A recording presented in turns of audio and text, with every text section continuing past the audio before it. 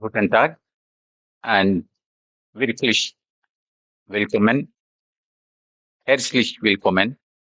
And we are very happy that we are gathered here. We, the Breath Energy Awareness Meditation, Germany, invites you all to Enlightened Echoes, Meditation and Cultural Fest on the occasion of Buddha Purnima in Frankfurt. I welcome you all.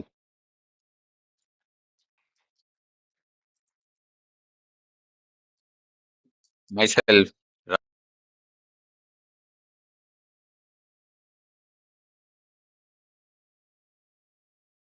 I welcome all the speakers. We have speakers coming from across the world.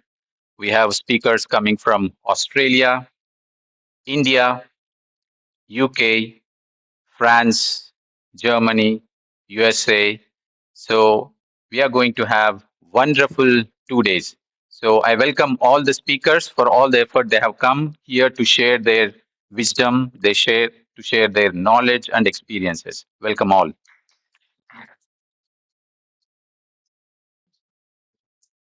So we welcome as well all the participants here. Thanks a lot for coming over here and making this gathering so beautiful. Thank you. And as well to all the online participants from across the world viewing on various online platforms. So this is a second Buddha Purnima event happening in Europe. The first one happened last year. It happened in Paris. And this is our second one in Europe. This event is happening in collaboration with PSSM Global, PSSM UK, PSSM France, and PIDA, and with a great support from VHP Germany. So I thank all these for their collaboration. So now before we move into the event, we would like to have the lighting ceremony. So I pass it on to Madhu to invite masters for the lighting ceremony.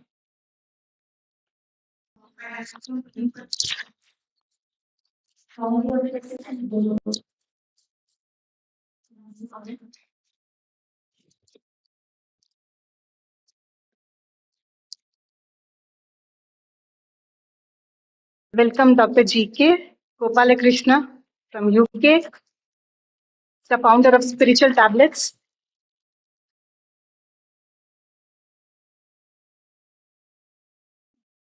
I welcome Hari Chris from Australia, the founder of Breath Universe.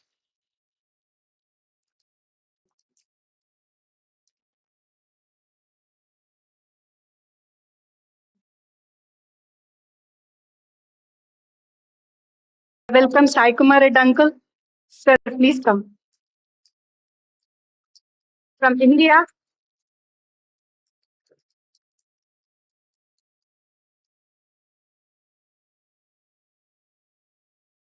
welcome Master Sri Lakshmi from UK.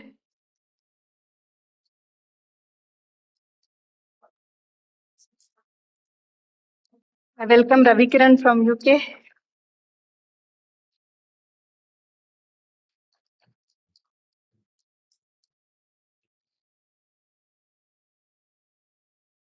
I welcome Ruchi ji and Usha ji from Germany. Please come.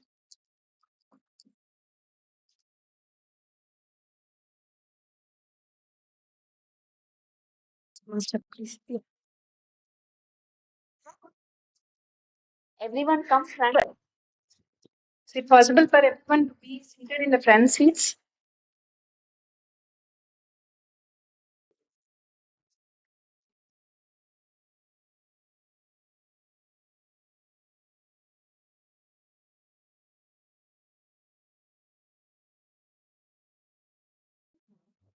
I welcome Master Dinesh Ji from UK. Master Dinesh, please.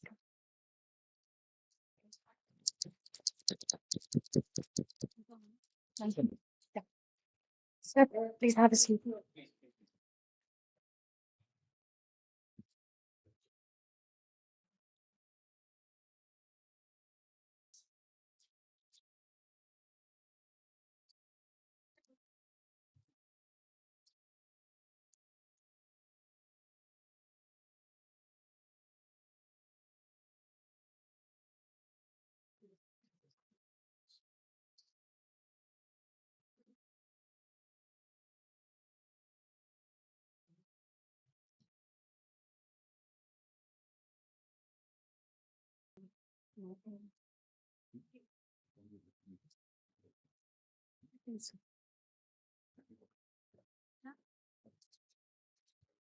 So I invite also Madhvi Makam from USA.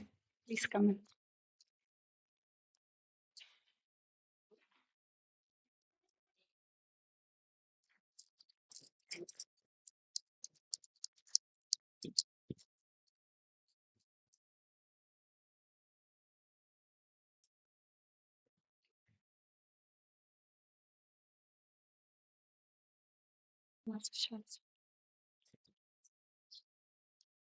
Master Shailja, please welcome.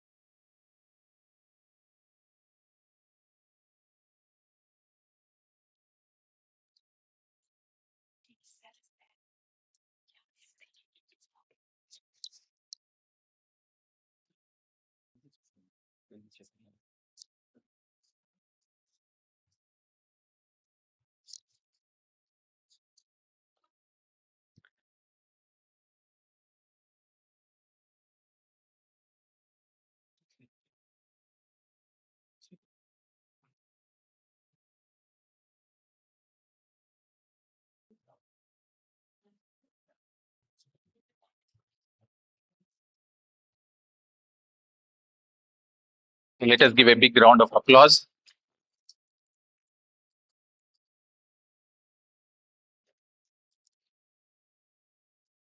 So,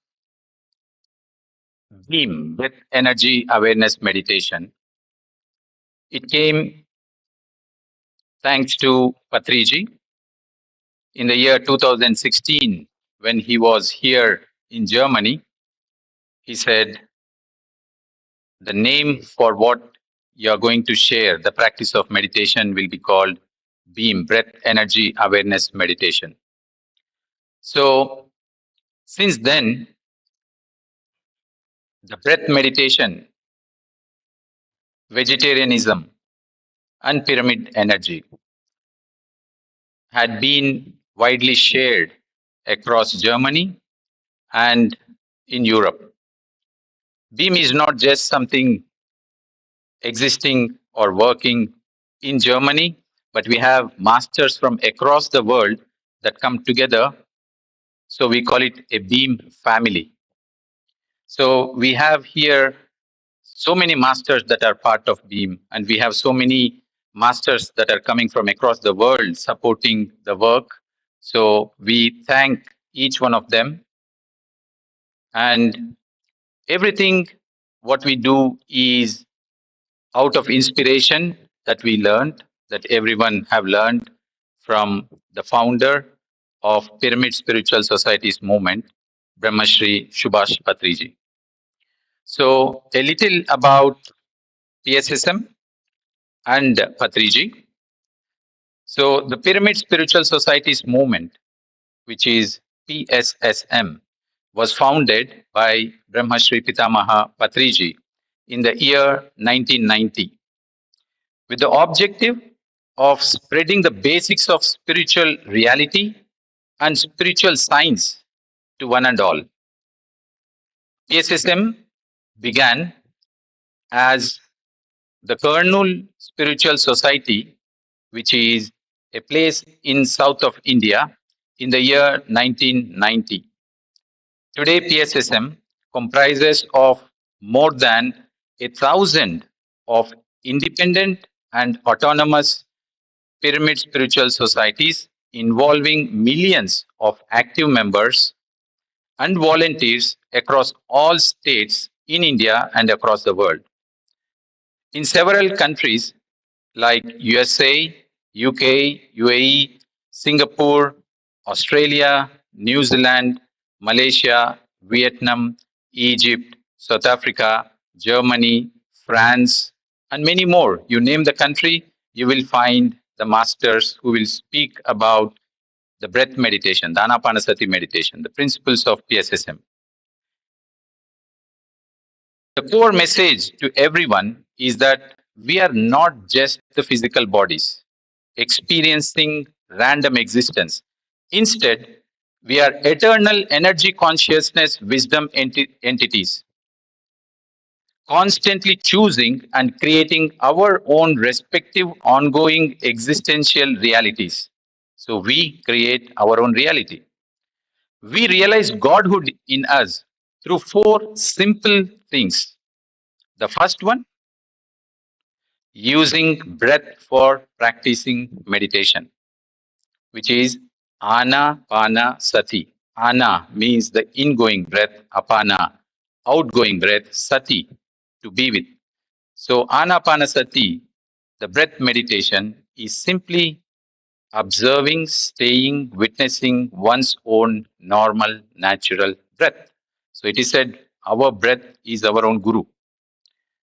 The second, utilizing pyramid energy for meditation. Pyramids are wonderful tools to enhance one's meditation experience. Pyramid, when used and meditated, is 3 times more powerful. And the third, trying to understand all the essential teachings of the world's spiritual masters. We have to learn from everyone. We are here today, we will be here tomorrow, and each one is a master for each one of us. We will listen to everyone, we will learn from everyone. And the fourth, being a vegetarian and being compassionate to all our younger brothers, that is, the members of the animal kingdom. We are talking a lot about PSSM and its principle. But do you know about Patriji? Who is Patriji? Let me share you a little bit. Patriji realized the power of meditation through his own profound experiences and attained enlightenment in the year 1979. Patriji is a multidimensional personality and a charismatic leader of a vast multitude. He is an example of how human life can be lived to the fullest with zest and compassion towards one and all. Patriji teaches and guides every single person with the same level of enthusiasm and friendliness as he does to thousands of spiritual seekers, and he is always accessible to everyone. Patriji identifies the best way that any person can serve society while giving him or her total freedom to perform and encourages them continuously to their best.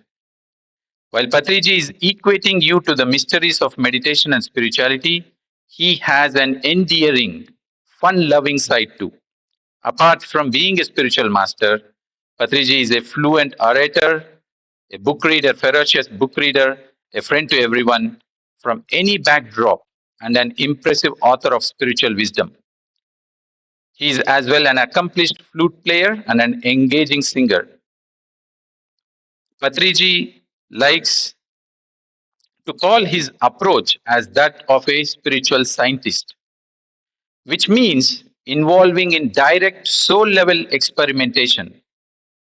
PSSM is a very significant part of current worldwide New Age spiritual revolution. It is a movement leading humanity from violence to non-violence, from blind religious beliefs to scientific and spiritual scientific experimentation, and spiritual-scientific logic, from bankrupt materialism to magnificent middle path, and finally evolving from animal level of eating to adopting vegetarianism. So Patriji had been a great inspiration in all our lives. In particular, we were greatly inspired by what he had done. And once we learned meditation, we realized that life is simple, life is beautiful, and everyone can live life joyfully. And the best tool to realize this is Ana-Pana-Sati, being with one's own breath. So, my dear friends, let us all now sit into meditation. How do we meditate? Very simple. Let us all take off our glasses,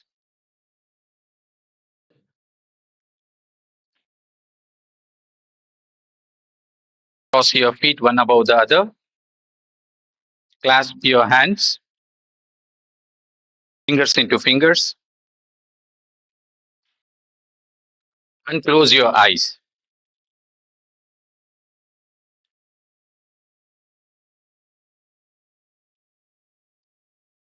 And just observe your normal, natural breath.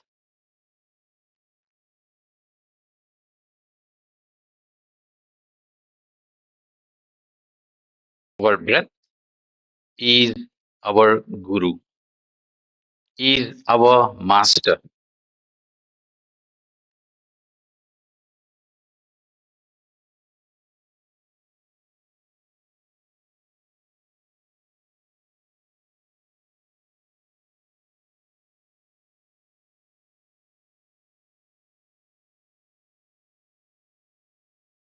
If you notice any thought, simply return to the breath.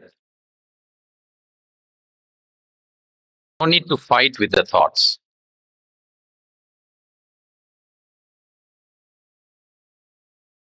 No need to think about our past. No need to think about what's in the future. We are here in a wonderful group meditating with a wonderful flute music from Patriji.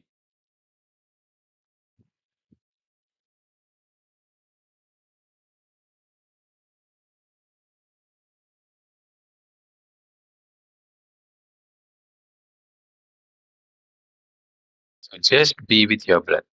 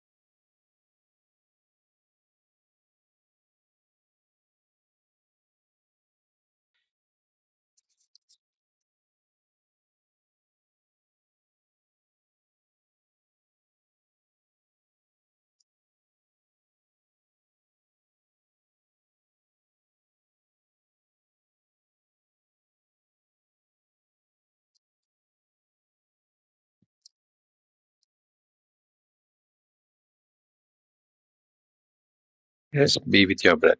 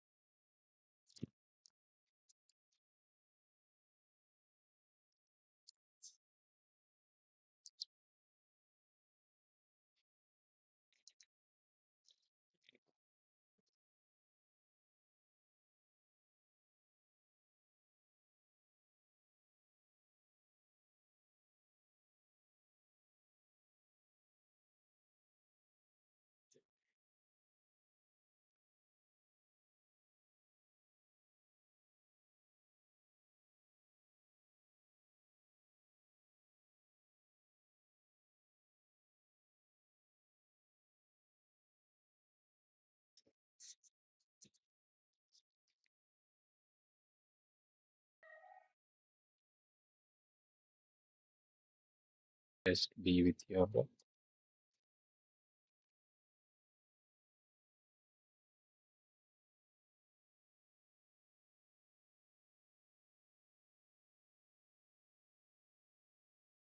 Observe your normal, natural breath for the last 1 minute.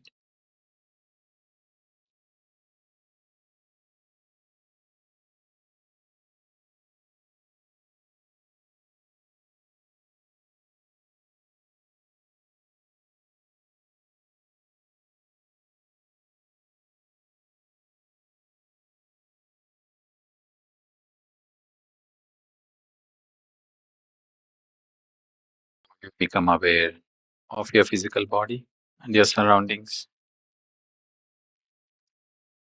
Last 20 seconds.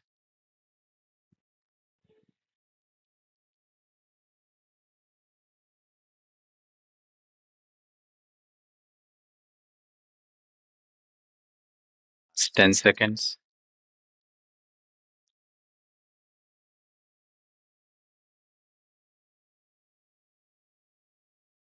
5, 4, 3, 2, 1, and 0. You may now place your palms over your eyes. Whenever you are ready, you may open your eyes and take off your palms.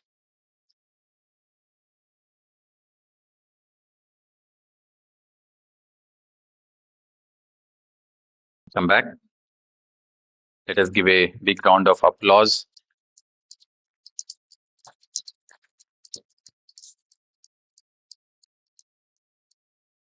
So we will now move on to the next program, and we will have a short video with a message of Patriji about Buddha Purnima.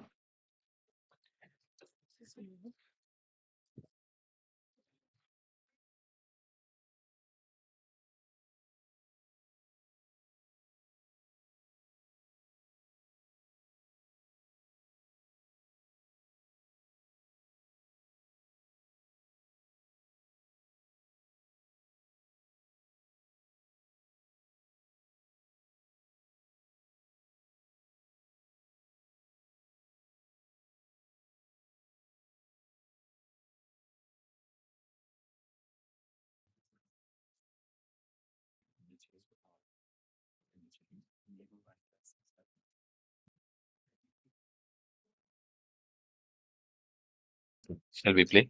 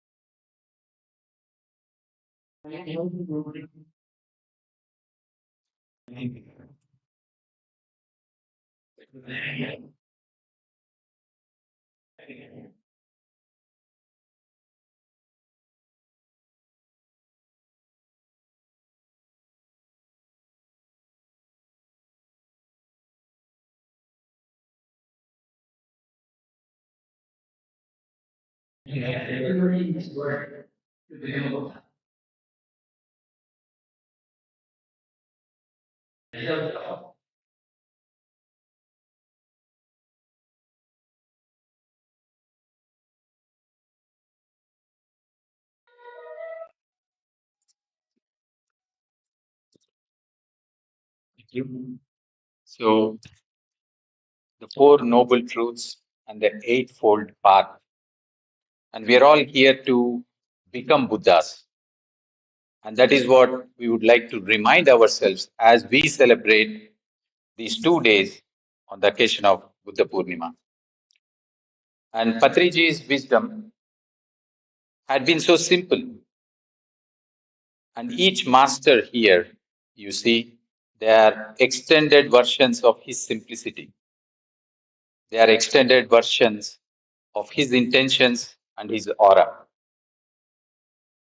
So we are ever grateful to Patriji, each master of PSSM, for adding such a beauty to this world, to every seeker in this world. And in our next program, we are going to listen to one of the masters who had spent great amount of time with Patriji, spending day and night for so many years. So I now invite Master Lakshmi. She will take over and take the proceedings ahead. Thank you. On this Buddha Purnima day, we remember the great Buddha.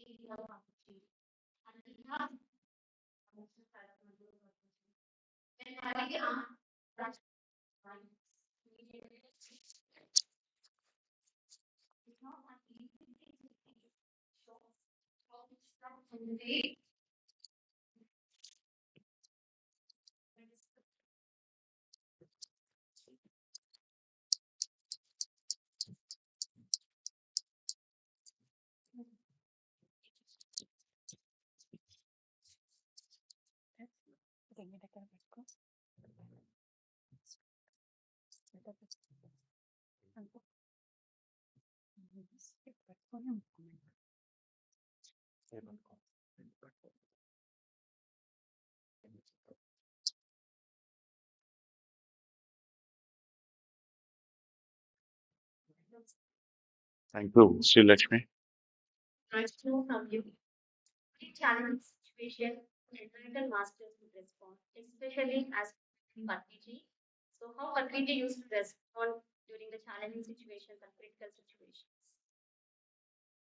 That is where the whole enlightenment starts. That's an exam for any master, as we call ourselves enlightened. Na sochati, na kaanchati, subha ashubha parityagi. That is a great statement from Bhagavad Gita. Whenever there was a session, Patri sir used to say that beautiful statement. From there, I can say about Patri sir. Any odd situations, enlightenment doesn't mean enlightenment has happened and we are free from this world and things go in our way. But it was not the situation. And this master was accepting all the situations. Instant, I will tell you, there is huge expectations. We do great things, work for it, invite thousands of people. And when we go there, there is hardly 10 or 15 people, not more than that, in spite of doing that. In the before class, there were more than 300 people. Now, in the second class, our expectation is more than double. And we do work for that. But when we turned out, there is hardly 10 people there. He was ready to share his wisdom. Even single person is there. He was traveling all the way to many places to teach single person. What he found that he, it has to go through everybody. In one statement, what Gurdjieff says, the world is sleeping. And we have to awake it. And these all masters have come all the places. And Patri sir is the one person who has awakened himself or socha, अरे पूरा दुनिया सो रहा है, everybody is sleeping. And it is my dharma, it is my dharma that I have to wake them up. And thanks to all these masters who have come there to awaken. And situations, many situations, if you will, many times we don't get any reservations to travel. But he was traveling all the night, day and night, just standing in the bus, standing near the restrooms in the train. That was the commitment. That was the simplicity of this person. Accepting all odds and taking the responsibility, not running away from the responsibility. We are very happy when things come on our way. But when things don't come in our way, we are not happy. But Patri sir, whether things coming in your way doesn't come in your way, his way, he was there always, round the clock, to spread this message.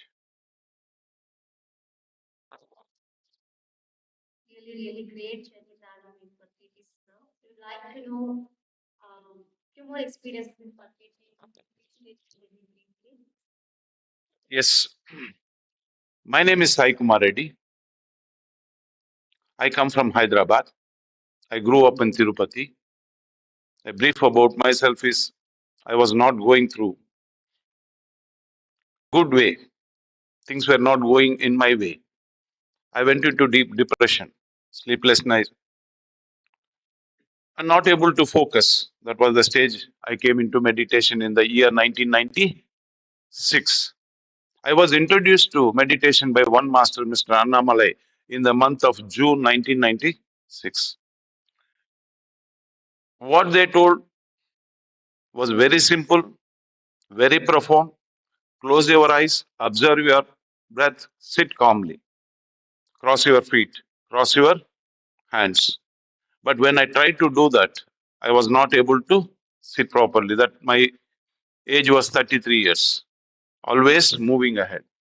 My eyes were naturally not closing.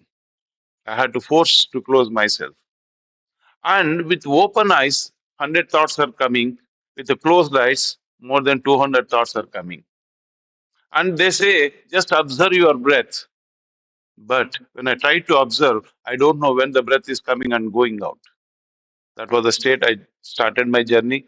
But my master told me to practice makes man perfect. It's after 4 months of meditation, I only got, I was sitting comfortably. For 30 minutes, 33 minutes, I was closing my eyes naturally. Nothing happened extra. The same thoughts, same thing. I first time met October 1996, Patri sir. The first question he asked me, why did you come to meditation? Then I told, this is it. I'm not happy with myself, not healthy.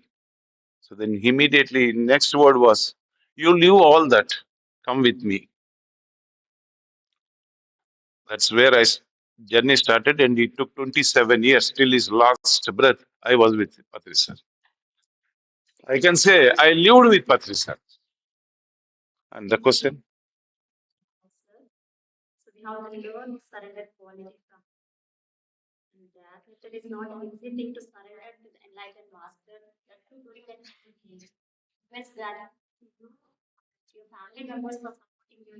yes, thanks to my wife, my children, who are patiently waiting for my own transformation.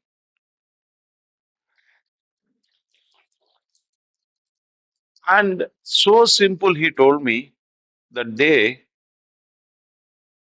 do meditation, do swadhyaya, do sajjana sangatya. This 4 hours a day in a given 24 hours of time, just keep 4 hours for yourself. As soon as you wake up, 1 hour meditation, 1 hour of reading books, metaphysical books, and 1 hour of hearing all the learned masters. There are many masters, so many masters are there. Then again, before you go to bed, 1 hour of meditation. That has kept me in a state of bliss. I too have challenges, but I am not depressed now, not excited, not depressed. I am in the middle path. And this 25, 7 years, I move from one place to another place. I have not gone to any doctor. I am always healthy.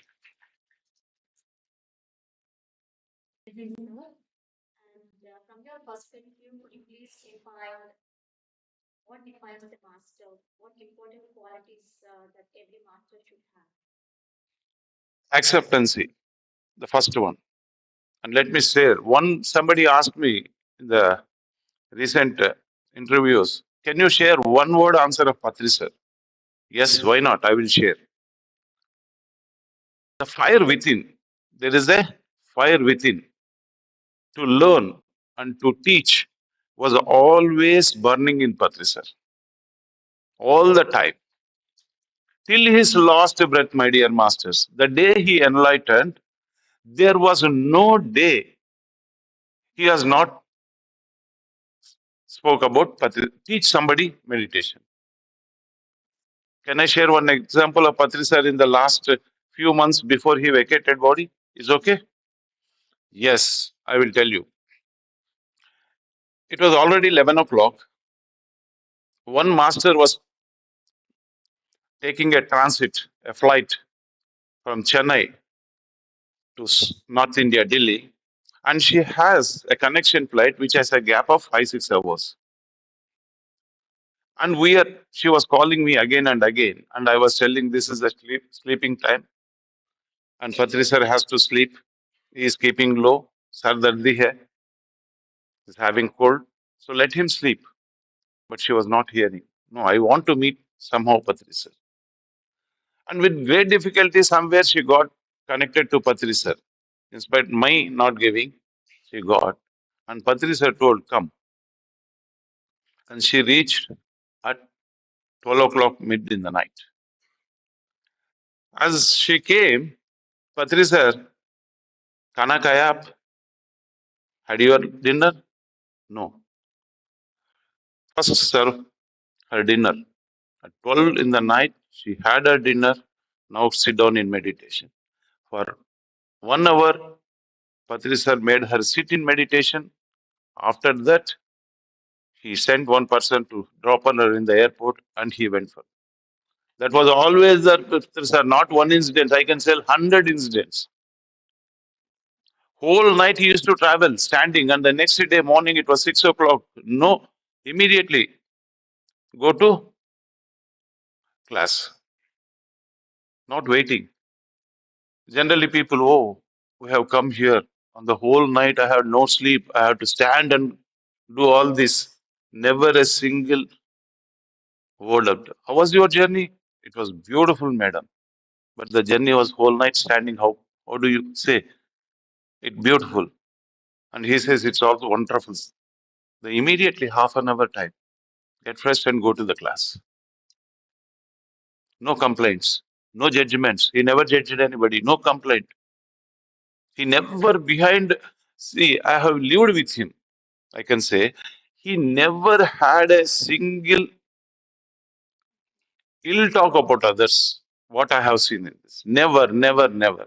Whatever the situation, he would have done any what physical abuse, whatever it is, but he was not. That's the quality of a master. The master is always ready to teach. Why so many masters? Why Pari? Why Gopal Krishna? All the way coming, so many countries. Australia, the other lady, Hari, coming almost 2 days, started the journey. Yes, it is my responsibility. As yesterday night, Padri Pari was telling, it is our responsibility to go and teach the world. That was what Padri sir has taught everybody. We learnt everything through this simple practice of meditation, swadhyaya, and sajnasa.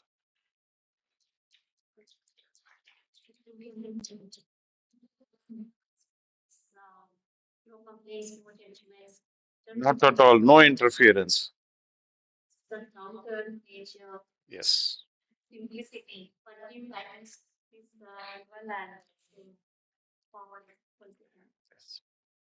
For 27 years, I have been with him. He never asked me, how many children you have. It was always surprising for me. अरे तो थोड़ा पूछ सकते हैं ना अरे Sai Kumar, what are your children? Naturally, when we met, sir, what are your children doing? No personal. Nothing personal. Every truth is impersonal. Speak truth. That's all. Such a commitment. And that commitment, one more thing, there is a bus that goes from Karnool. Still, sir was working. That goes from Karnool. Only he had 2 holidays or 1 holiday, that is on Saturday and Sunday. And Friday night, he used to take bus at 11 o'clock. And the destination, on the way, he has to stop at one place. The bus reached at 4 o'clock in the early hours. And there is only one meditator there. That's all, only one meditator. So his house was so small that he don't have a big house, a small hall and a kitchen, that's all. All the family used to sleep in the hall. And there was a broken chair. The chair had one leg broken and they put some stones and it was lying in the outside. And 4 o'clock, sir used to go from the bus stop all the way, walk 1 kilometer. That days, no mobile.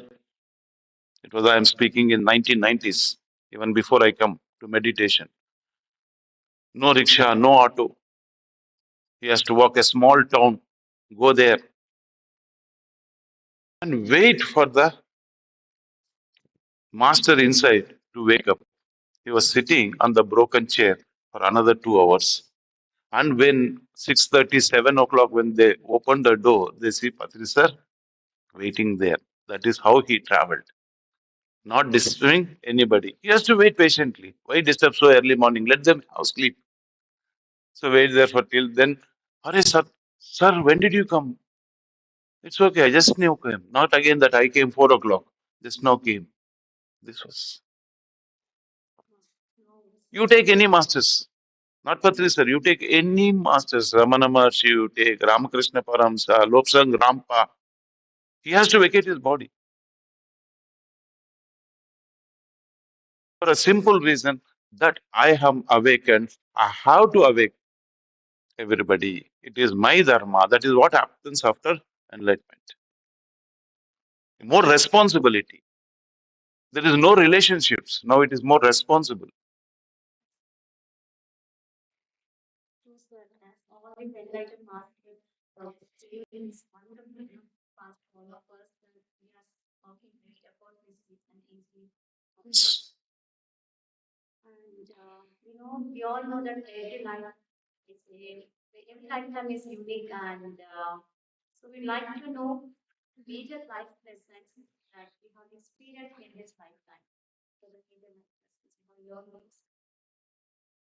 Again, the same word. Be in the middle path. Be in the middle path. Samsar mein nirvan. Generally, enlightenment, meditation, spirituality means living in the family and living everything. But enlightenment from Patrisas, any master's viewpoint, after enlightenment, be in the middle path, just Buddha.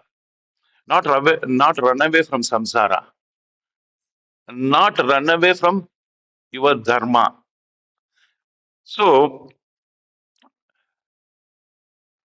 in the dictionary, before enlightenment, before Atmajnana, there are terms like coincidences, accidents, and one more great term, problem, boredom, which have been removed from the dictionary of Patrisar, and of course, any enlightened masters. Instead of problem, there is another word coined there that is known as challenges. We're ready to face the challenges, not run away from the challenges. And every enlightened master is there to support you, stand by you, motivate you, that you don't run away. I was a suicide case. I wanted to commit suicide. But my master told, no, no way. Don't run away. And that is where I have. The affairs of the world will go on forever. The affairs of the world go on forever. Not delay the practice of meditation. Not delay the practice of. Gar mein ek Ramayana. Every house has their own challenges. Now go with it. Patri sir too had many challenges in administrating the whole pyramid spiritual society movement. But he never took a back step. He was moving, moving, moving, in spite of all this. And that are the lessons from the master. आज करे, कल करे सो आज करे सो अब, फल में प्रलय होगा, करेंगे कब भाई? Whenever I told sir, tomorrow we'll go, sir. Day after tomorrow we go, sir. Even I was surprised with Patri sir, why he is behind this Shreyans Daga, one person. Every 2 months we are in Bombay. I was surprised with Nanda Prasad. There was one of the great masters of PSSM movement. Why this Nanda Prasad is going? Why is going? Like that he was to go for one master. Then over the years, I came to know their work, what I have seen. And it is immense work. PSSM movement masters, yes. Because this master was a great seer. Whatever that is happening now in the world in the PSSS movement was expressed by Patriji to many masters in 1996-7. He told Sai Kumar, keep your passport ready. The world will call you. Today we don't have enough money to travel in the local bus also. But see the vision. The world will come. The whole spiritual movement masters will sit on with us. Now we are seeing all these so many masters from different places coming. And I have traveled to more than 30 countries. This is my fourth visit to Germany. And the masters are calling. This is what I learned from Patriji. I always used to say, yes, sir, yes, sir, yes, sir. And whatever the situation was, and move, move, move. That is where now I am here after 27 years. So we always encourage us to not to focus on the external situation, only be miraculous. Yes. We are miraculous. Good things happen in our life. So many miracles happen in my life too. And you also rightly said about that. We have to be responsible. There are so many myths about meditation, like when we do meditation, it means that simply closing eyes means we are running away from the responsibilities. So could you please let us know about, let us know few myths, few more myths like in meditation, like, clarify. That is about, let me speak about Dharma. Patrisa's statement on Dharma. What is Dharma? There are three statements. Buddham Sharanam Gachami. The first statement. The second is Dharmam Sharanam Gachami. The third one is Sangam Sharanam Gachami. Buddham Sharanam Gachami means Dharma towards your own self, to your own meditation, to your own swadhyaya, to your own sajjana sangatya, upliftment of your own self first. That is Dharmam, Buddham Sharanam Gachami. The second Dharma, Dharmam Sharanam Gachami. Dharma towards your kith and kin. Not running away from the family, but staying there. Wife is there, children are there. There is a Dharma. Roti, kapada aur makan dena hai. And we have to do prapanchika dharma, we have to do business, whatever it is. Dharma, artha, kama, moksha. That is the second dharma. Then third is Sangam Sharanam Gachami. A dharma toward the Sangha. We are a social being. What is the dharma? I am awakened. What about the other thing? I have cleaned up myself. What about the other fellow being? Is not our dharma? We are a social being living in a society. And that is what happened. Patri sir was taking his own meditation, it is his own swadhyaya. And my dear masters, in this journey of 27 years, there is a no day I have not seen where Patri sir is not reading a book. He was always going through some other books. He has read more than 1 lakh metaphysical books on spiritual science. I have seen it. Last minute, just a few days, 4 days back, before I went and gave the magazine Spiritual India, the latest version which was printed, and he was passionately showing the magazine, whole magazine, what is the content we have put. That was his passion, reading books. The third thing, never a small invitation is good enough, or else he was already before going and teaching meditation. Sangha Dharma, he says. So Swadharma ho gaya, he's always there. Then he took care of their family beautifully. He has 2 children. Responsibility is that he never ran away from the responsibility. Wife was there, he was taking care. Then after this, he was there.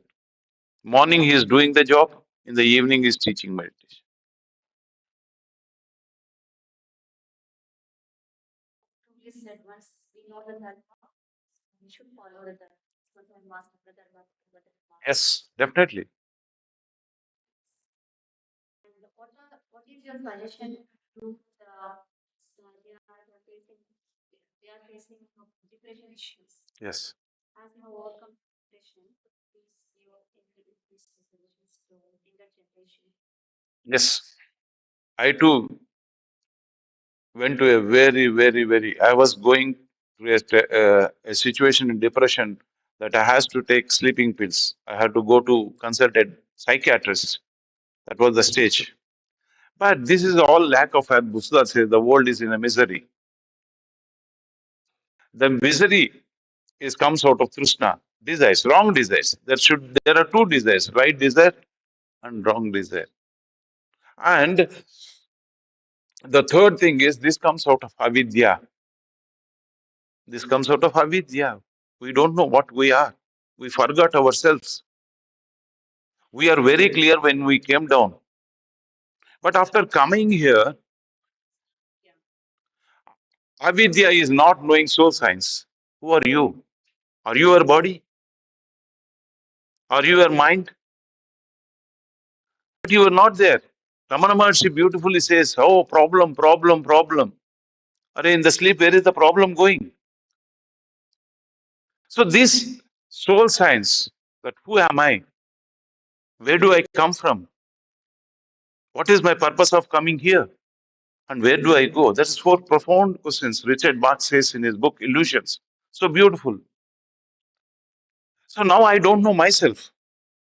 I think this is the only thing. Then my master said, forget what you know. Forget what you know. You will remember what you have forgotten. You will remember what you have forgotten. And meditation is that when you empty your mind, then you will remember what you have forgotten. It happened to me in 1998. The whole night I cried. अभी भी आंसू आता है क्योंकि मैंने पहली बार महसूस हुआ I was connected to my own source. I was very clear who am I was clear what is the purpose of coming and how I forgot my purpose. अभी software industry they say we go with a package. I do come with a package there, but I am not seeing my package. I am looking at Sri Lakshmi's package. That is the misery. You are not happy with what you have. When you are searching, when you go inside and find out that you have your package, you have come with your box, then I was seeing when I opened my box, that whole night, because what is not there, everything was there, but I am not content with what I have. I was always living in assumptions. My story is for the whole youth. I was comparing myself with others. Because of this, I don't know why, what I am, what I have come from. So once I realized there is comparison stopped. No comparison. Patriji never compared. Before him, there was so many enlightened masters. After him, there will be so many emperors. But whatever the dharma, whatever he understood, the truth, he has been teaching. And there is no comparison between all of us. Hari is teaching, Gopal Krishna is teaching, Ramesh is teaching, Madhu is teaching. And whatever their experiences they are sharing. There is a great collective consciousness, my dear masters. All these masters now are here, all these light workers, to see this transition happen. We are in the transit stage. That's why the whole consciousness, spiritual consciousness, soul consciousness is exploding like anything. And Patri sir has sown the seed. PSSM movement is working towards that oneness. Okay. We should come out of the assumptions and we should start living the reality. Yes. Friends, such an amazing session from Sai Kumar sir. We have last 4 minutes. If you have any questions, you can ask Sai Kumar sir. Yes, I am here today, tomorrow, Now, now. Any point which is I have gone through in the speech Please do. Okay. Sir, Yes.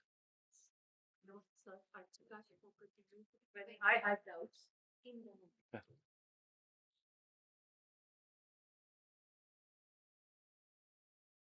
you were living with the Divine Master, Yes. which has changed many people's life. Yeah. And I heard your story.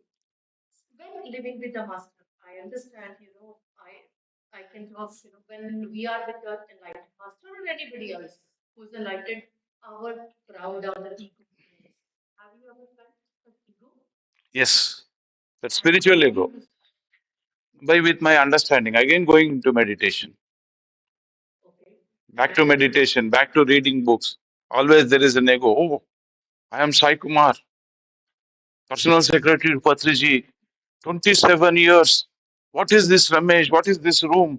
How did you resolve your ego? And does Master realize that ego? Because yes, Yes, I must. it is not like divine. We have to trial and error method.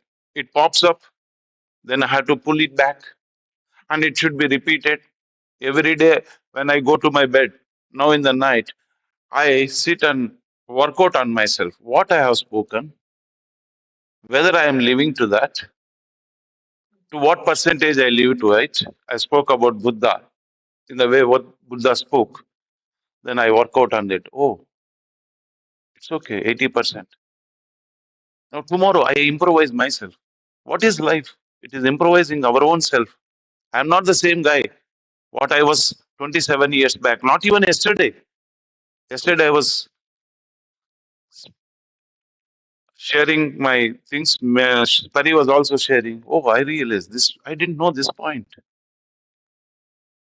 She showed up with the latest updated version of the conscious thinking. Oh, I corrected both. I have to move to the next level. This is how the open mindedness that helps me to go ahead, to move ahead. Sir, my another question is to be the secretary of a divine person. Okay, how do you discriminate? How do you decide that this and so person should meet Patriji and so person is not allowed? So how did you do that job? Was it fair? Birds of the, it is so simple. Birds of the same feather flock together. Birds of the same feather Flock together. flock together. It happens.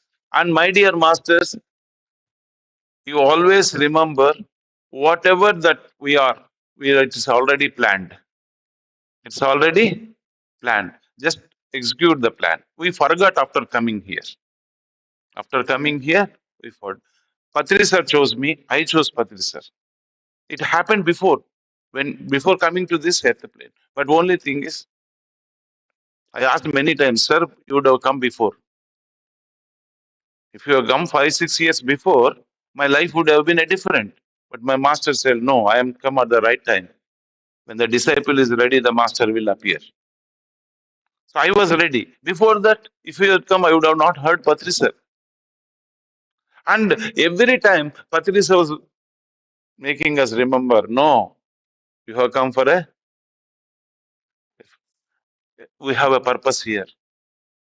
I told you why he is chasing one person, but he has some purpose. And after 5 years or 6 years, I see these people do a tremendous job for the PSSM movement and upliftment of the consciousness. More questions, more whatever I have experienced, I will share tomorrow. I am there here itself. You're always personally come to talk to me. Thank you, still. Thank you all, masters. Thank you very much. Great, really great experiences and the enlightening session. Thanks a lot. Thank you. Yes. Thank you. Thank you.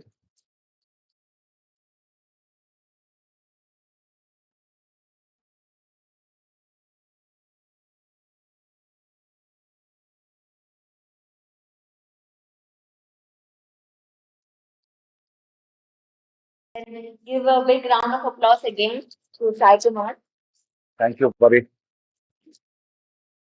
Living with a master is not easy. He has expressed it many times. traveling with him is not easy, but at times, last question, Ram, last question.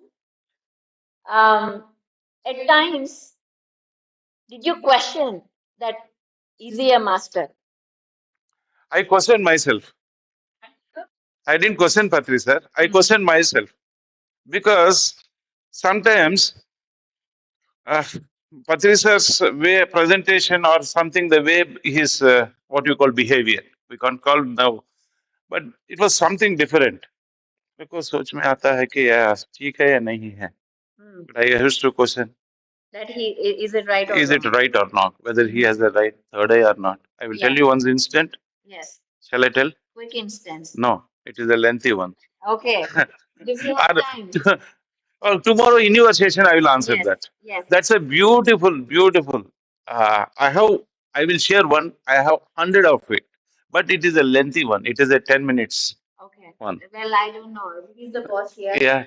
Tomorrow we can share in your session question answer. My question is a simple one.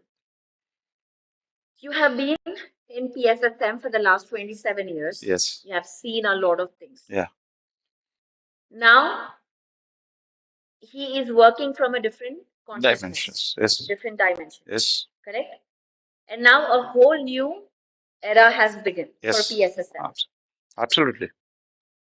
Are you ready to let go of your old self to Yes. become a new person? Always.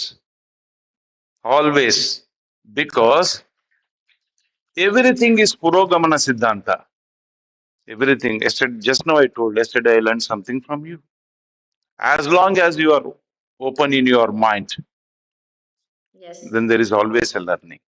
Let's give a big round of applause to this. Because this is the essence of a pyramid master. Is not getting attached to your identity of your successes. I have done so many things, so now this is what I deserve. That is not how we move forward. The great essence of being a pyramid master is to live at the right moment, is not to hold on to it, is to live, create and live. Let somebody take it forward. This is what we teach. This is the attachment in detachment. You create something. Until you create, get it success, you are attached to, you will. But the moment is right, you will know, okay, the moment is right, you step out from there without a hint of hesitation and being attached to that. And I've seen that with him last night that I've spoken to you. Yes, it's a great learning. I see what is life? It is nothing but improvisation yourself. And Patrisar is a master of his improvisations. Yes. His teachings, yesterday he has spoken something, but the next day he spoke in a different way. That's why every class, whatever I had 27 years, it was always different for me. Not the same one, but in a respect. Yes. And he was open to move, listen. Yes. This has happened to me that I learned. What is there? Pari may be younger, no problem. But she has come with something new idea. And it has opened in the yesterday night a new realm in myself. Come on. Yes. Remove that old coat, Remove the old identity. old identity, old mask. To become somebody new, Yeah. to achieve something new, we have to detach from the old self. If you stay with the old self, you will never become new. And that is what today he has taught us all, that it can happen, it is possible. And today, on this occasion, I would like to invite Ram as well. And we're going to make an announcement. Yeah, whatever And you India as well. Please come onto the stage. It's a big announcement, guys.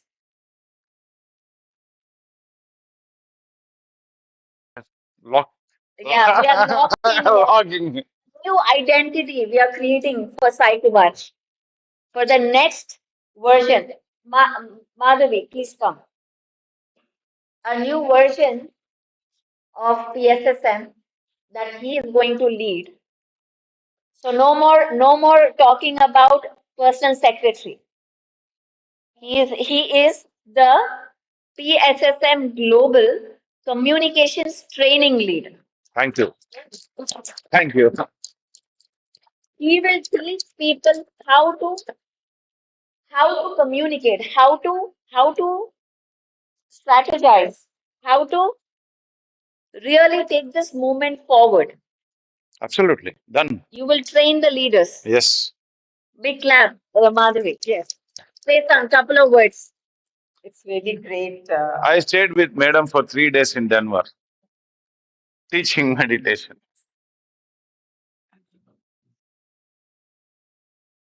I think this is a great initiative. I think Sai Kumar sir has tremendous amount of connections and then patience, and he has trained with the best master. So what more can we ask? This is the greatest thing for the global, for the PSSM as a whole. You know, For Dhyana Jagath. Dhyana Jagath, Shakahara Jagath. I mean, it's beautiful, beautiful decision for it. Is it a good decision? Great decision, amazing decision. GK. I know GK when he was doing his house surgeon in 94, 95. And my senior master, really, we learnt a lot from GK sir, I should say. Thank you, sir. So, Sai Kumar, started now. Yeah. Many times I asked GK, why don't you take me as your secretary? I have so many experiences. And I asked Shreyans Daga, why don't you take? I asked Chandra sir. But Yes. nobody was. This is the. You Now you got the yes. So congratulations, sir. Thank you, Ramesh.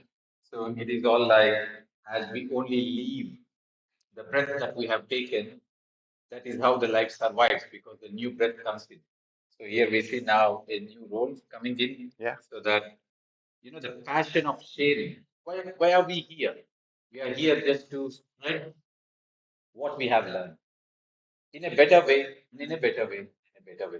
So all the best for your coming times. And yes, we will see more masters getting inspired through your sharings, Yes. listening to your wisdom. Thank you. Thank you. Thank you. I was doing this unofficially. Now it has become official. official.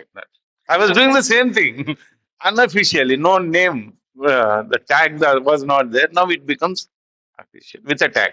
Thank you. Thank you. Congratulations. Thank you. Thank you. Thank you. Welcome. Thank you. Okay, let's go. Thank you, Bangaru.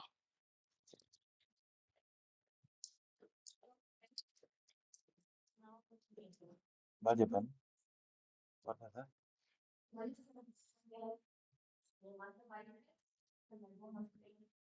Again.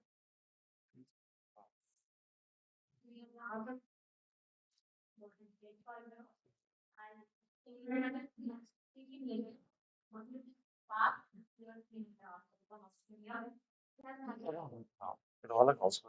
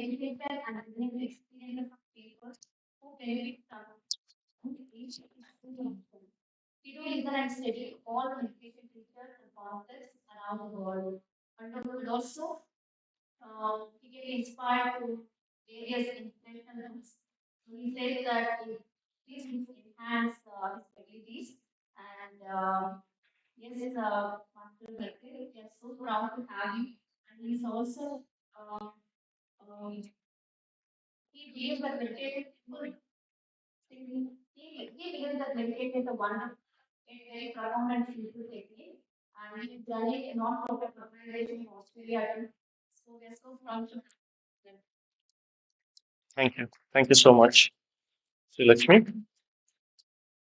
Thanks all. First of all, hello, Deutschland, Germany. Willkommen to Enlightened Echoes, the International Buddha Purnima celebration here in Germany.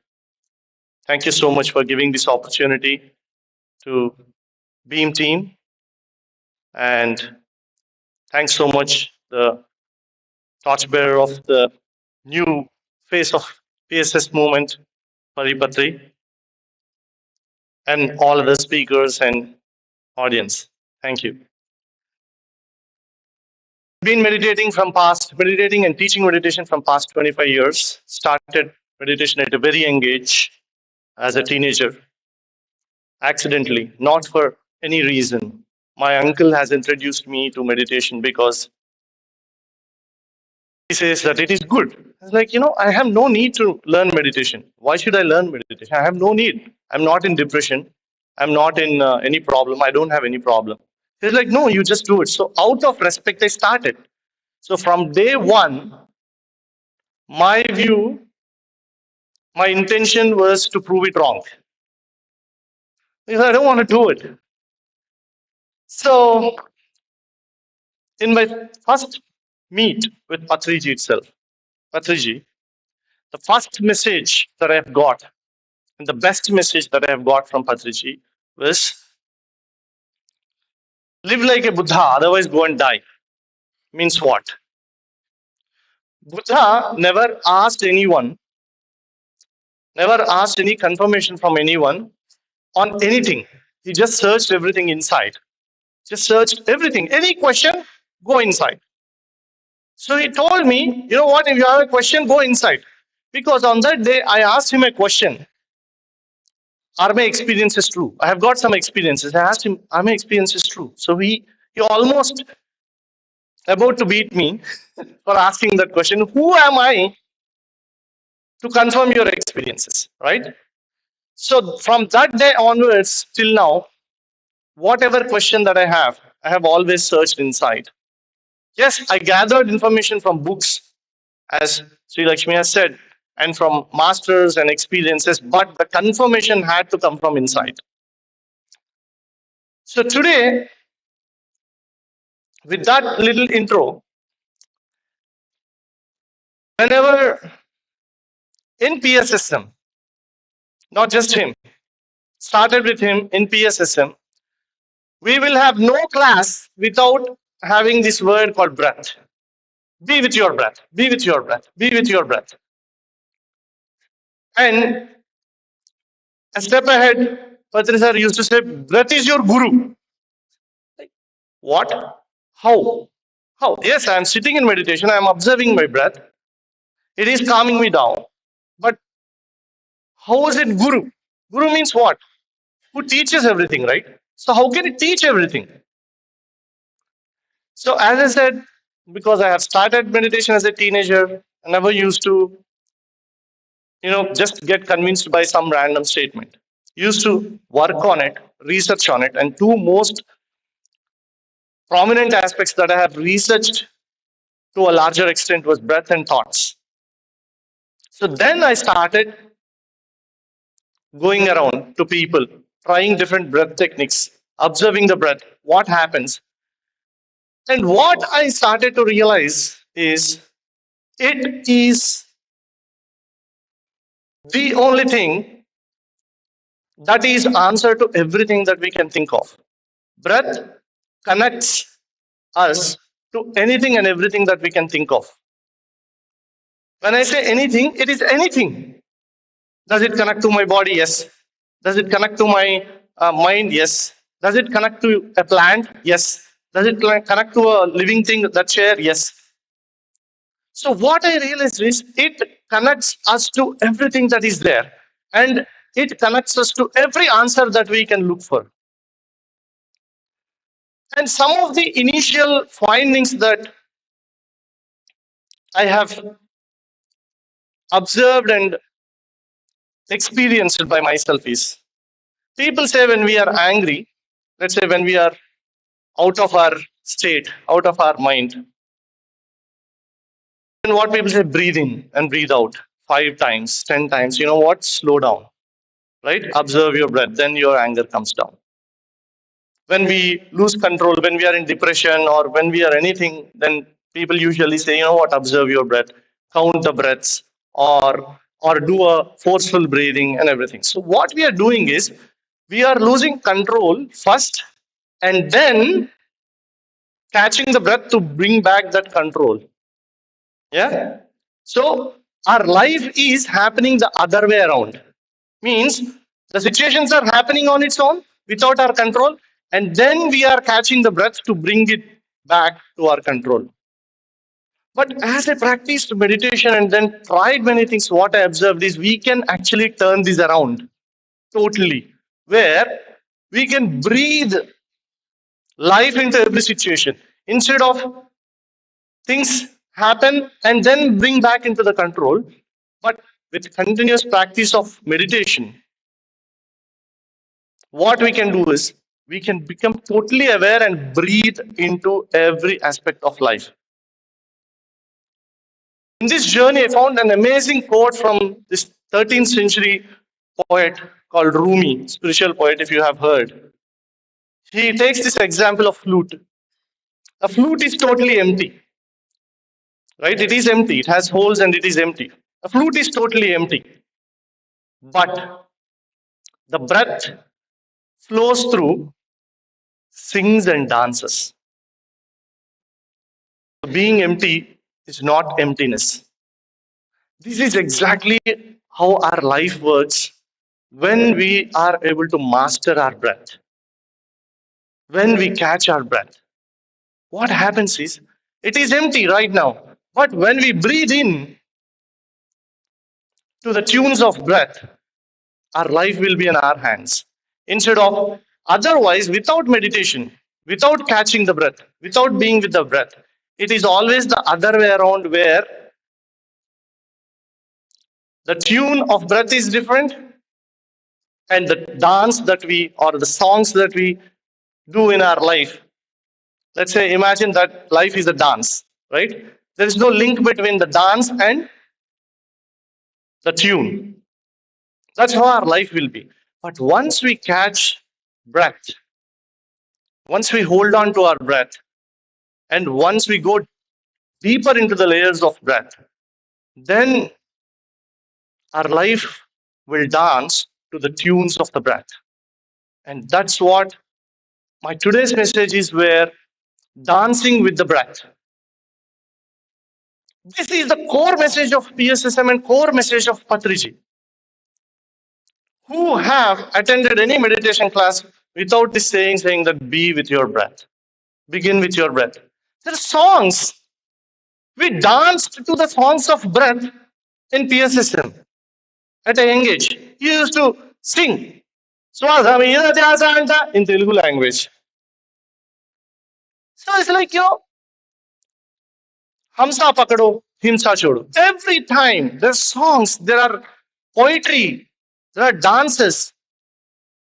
It's all around breath because that is the core message of Patriji and PSSM. And why I respect Patriji so much? Because who's a guru? Guru is someone who teaches, right? I call Patriji a Parama Guru or a greater Guru because he introduced Guru to each one of us. Until he comes into my life, I wasn't introduced to breath. Breath was there. Without meditation, breath was there, right? For everyone, even a person who's walking in the street right now, they have breath, but no one has introduced breath to them. And introduced breath as a guru. What can you say about a person who introduces a guru? He's above guru, right? So it is not just we meditate, it is our duty to introduce one's own breath to everyone. And that's the work that we are all doing. As Sai Kumar Reddy sir said, I have come all the way from Australia, or someone else come from US and UK and Belgium and everywhere. Why? Because we realized the importance of introducing breath to everyone. If we can do that, that is the greatest help that we can do to ourselves and also the humanity. And here, I am not limiting the possibilities of what breath can do, saying that breath can heal, breath can, bring down your depression, breath can do this. It can do anything and everything, anything and everything. And it is proven in my experience and also in my past 25 years of experience. I always throw this challenge at people where catch your breath. If it doesn't work, never, ever, ever go back to your breath. Leave it, let it happen. There is not even one person who has come back to me and then said that, you know what, it didn't work, whoever has tried. Then that is the authenticity of this topic that Patrizar has given to this whole humanity, where it never fails.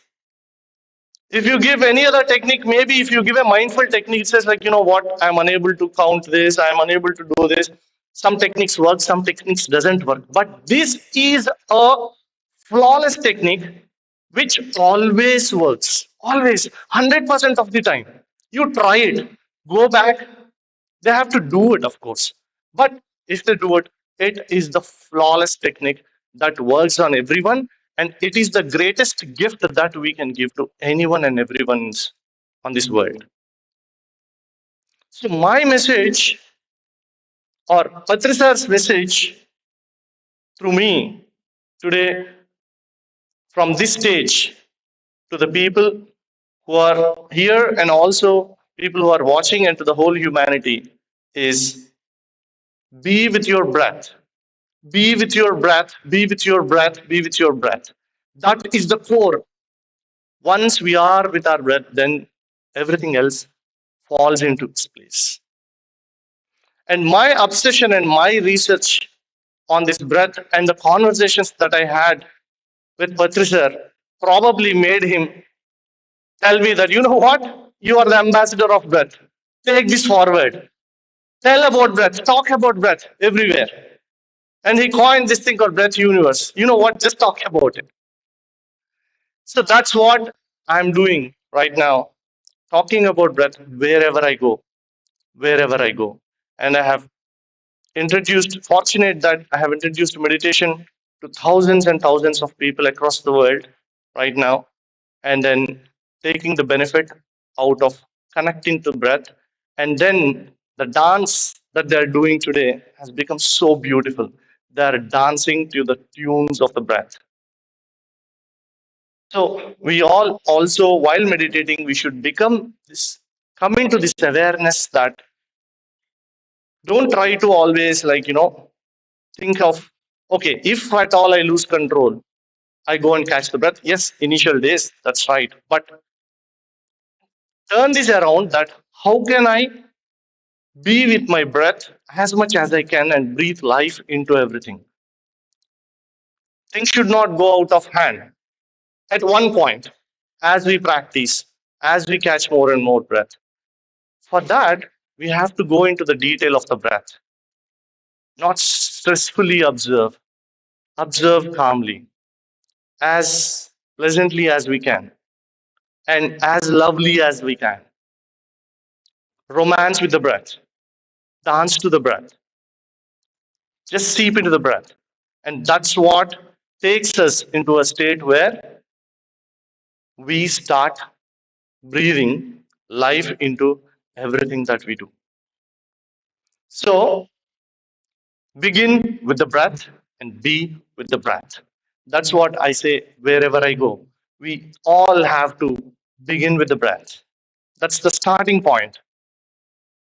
Not philosophies, concepts, everything else follows, but we have to begin with the breath. And then be with the breath always. Never, ever, ever, ever drop being with the breath. But Sir used to say, why do you talk? If necessary, talk. Sir, otherwise, be with your breath. Do something useful. Okay, if there is nothing useful, be with your breath. Why are you talking? Be with your breath. That is because he knows to the point the importance of the breath in one's life. and importance of breath to the humanity as well. So, with that short message and straight message, I would say be with your breath and meditate daily. I've got some gifts from Australia to everyone here with a straight message to remind everyone be with your breath and meditate daily. I have over 100. I'll hand over to the Beam team who will distribute next 2 days. So never, ever, ever drop out of your breath. Breath is my message today. Breath is Patrisa's message today to us. Let us all give big clap to Patriji, the grand guru who has introduced to our guru. Thank you so much.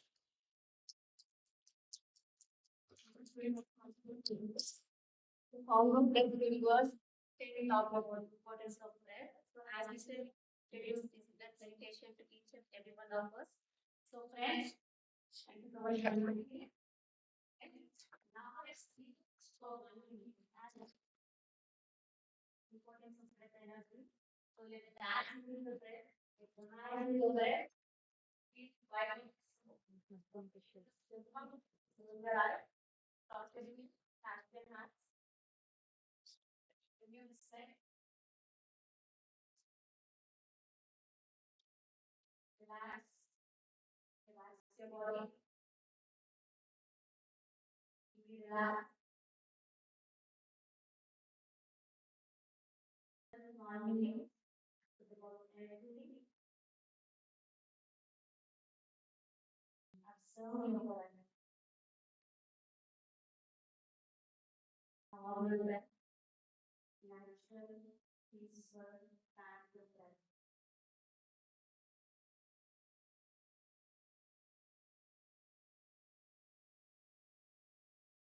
Feel your breath.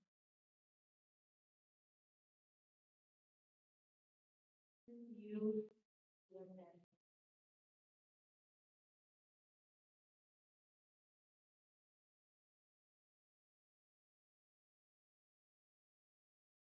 You and your breath. At the pause and move.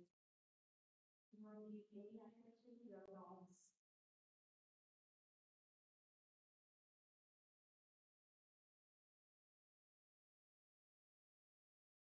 Experience the positive vibrations. This is the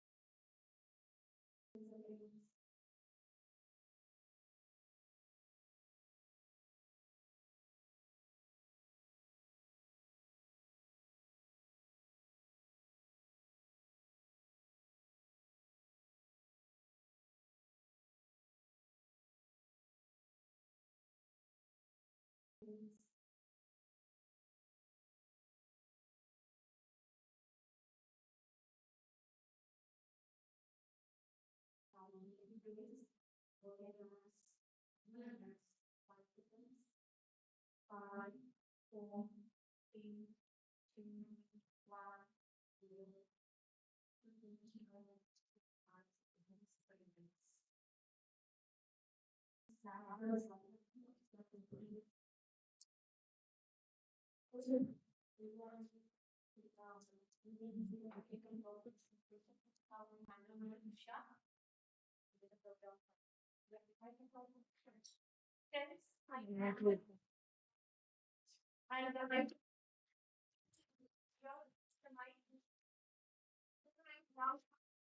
Thank you so much for being without the mic.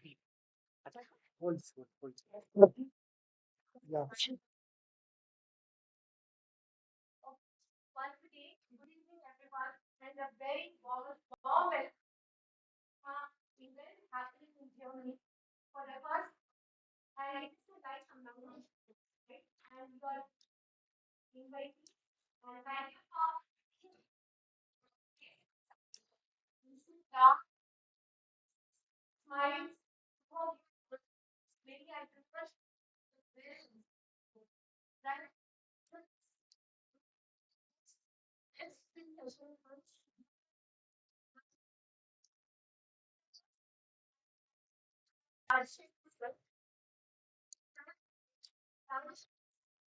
introduction about living, okay, and video,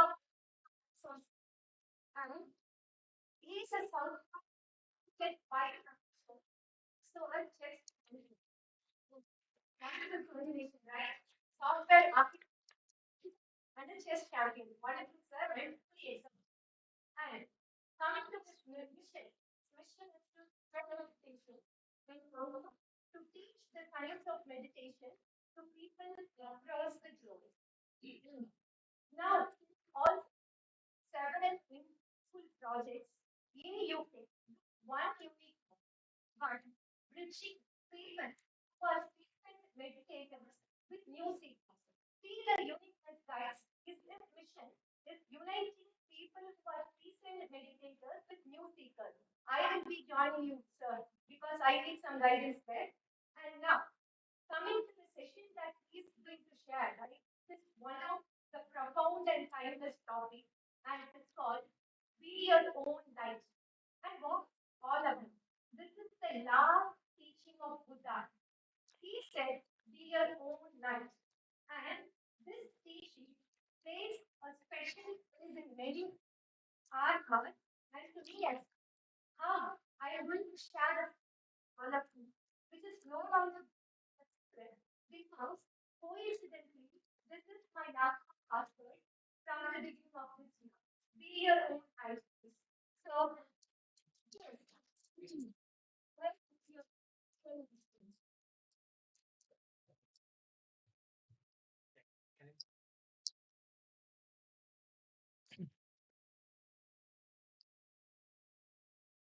Good evening, all. Thank you so much for having me here. And thank you, Usha Madam, for nicely describing about myself. And happy Buddha Purnima. This is a great occasion we are having through PSSM and Patriji. So I was a bit of my background on before coming to meditation. I came to meditation through Patriji. So through his one of the his disciples. I am from Visakhapatnam, a town from there, Anakapalli. So I was studying my graduation, and one day I was passing by, and my uncle has taught me. He is very calm and peaceful, unlike many other people who are confused or being conditioned with a lot of fearful thoughts in the society. And so from since then, um, I started I didn't started meditation. I understood what is meditation. I saw pyramids and I did meditation couple of times and a lot of transformation happened after I came to, after a couple of years, I finished my graduation and I started my work. And since then, lot of transformation. I did 6 months of continuous meditation every day, at least 1 hour meditation. I sincerely practiced myself and invested time with me because I wasn't getting enough traction outside. There is a lot of happening outside, but nothing is making me happy. Everything is boring to me. So I thought when I go within, there is a lot of wisdom coming out. So after 6 months, my work, career performance has boosted up uh, from 10% to 90%. So in that sense, a work which I used to deliver for a week or 2 weeks time, similar amount of work I started delivering for 3 days, for 2 days. So what happened? I was nobody can explain, the happiness that is emanating from me. Nobody in my background, my family, no one taught to go and do this meditation. So it's only me in my family, but I am so fortunate. They are proud of me. They are proud of Patriji. For him being a light, uh, for telling that you are, you are the light, right? So I have been experimenting in my life a lot throughout my journey. Since that point, I would say my growth is exponential. Even though my, people say I have 10 years of experience, 20 years of experience in IT generally, but I feel I have, 60 years of experience. That much profound development we will feel in ourselves. That's what I'm trying to say here. So today topic I would like to talk about the, be a light unto yourself. So we Gautam Buddha gave his final words to his disciple. That is the final words. He said, "Apo Dipa Bhava." In Pali language, it means be a light unto yourself. So what does it mean? So light in Buddhism represents spiritual illumination, wisdom, compassion, and inner radiance, guiding individuals toward enlightenment and inner peace. And in the process of enlightenment, only you can help yourself. So, friends, we try to, when we try to learn something, we follow people and, we make gurus believe that it is an external entity, external object.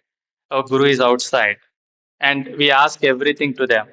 Because in that process, we become victim conscious and we start believing in everything. We keep everything into the hands of others. Where we believe as a guru. But we need to understand what Gautam Buddha or Patriji is, bringing the point here. You have to become your own source of light, right? How do you do that? So we have to go within, meditate, then that transformation starts. So Patriji used to say 4 things when I was, initial stage of meditation. Meditate, read books, Sajjan Sangitya means discuss with people around, with like-minded people. I read that book. In that book, Buddha said this, or Jesus said that. Okay? So what does it mean? Like that, contemplate, talk about it, so that you get your orientation will develop in that area. So you develop. Even the Bhagavad Gita, many of us, very seniors in by age, but we keep on talking. It's a lot of information. It's evergreen. So we need to Sajjana Sangatya is a forever, lifelong. Enlightenment is continuous. Patriji says continuous enlightenment. If I am enlightened, no, it is not a completion of my life. So it keeps on coming. So we constantly develop. So that attitude is very important. Being a very good student. So I have been very sincere throughout my life. I learn from everybody. It's a ageless wisdom, and we need to understand the wisdom coming. I have grown up, and I don't want to listen to young people. It doesn't. It won't work like that. We should. I see all of you as the souls, brilliant lights here. I'm not seeing as the elder or younger. No, you're all illuminating. You're all great people. Yeah. If I see anybody less, it's my illusion. So we're all or high consciousness people. So if anybody is crying, it's suffering is due to individual ignorance, right? So it is that is why I feel so happy that Patri sir, where I am in a rural city, now it's a district, but from that state, there are a lot of spiritual organizations. But what I feel gratitude about Patriji is his light has transformed, to touching everybody. He come to that place, and who is interested to develop in his life, want to transform. Like me, I am looking for something, and that has helped me a lot. So and I have transformed completely. I has reborn. So my past self is completely different. I am every day. I am dying every day. Fresh morning. I forgive everything. I love everything about it. So, right. So one need to, yeah. So be a light unto yourself means one need to find one's own job. Nobody else can help. So if you are jobless, or if you are trying to upgrade yourself, we need to work on ourselves. Our career, we need to build. So a lot of people ask, I am doing this, I am doing this career, I am doing masters in this topic, but you know they don't know how to grow. This the lectures giving in the university or routine, they are not getting out anything. So we need to understand, we should choose our own choice. People who are going to universities or who wanted to grow need to identify what are our likes and dislikes, need to meditate, go within and understand, and from there you choose what you want to become and invest in time, then you constantly upgrade. I want to ask something. How many of you play sports even though you are working in different areas? Any interest, hobbies, any sport, any hobby? Yeah, can you name it? Any sport? Just I wanted to. What is that?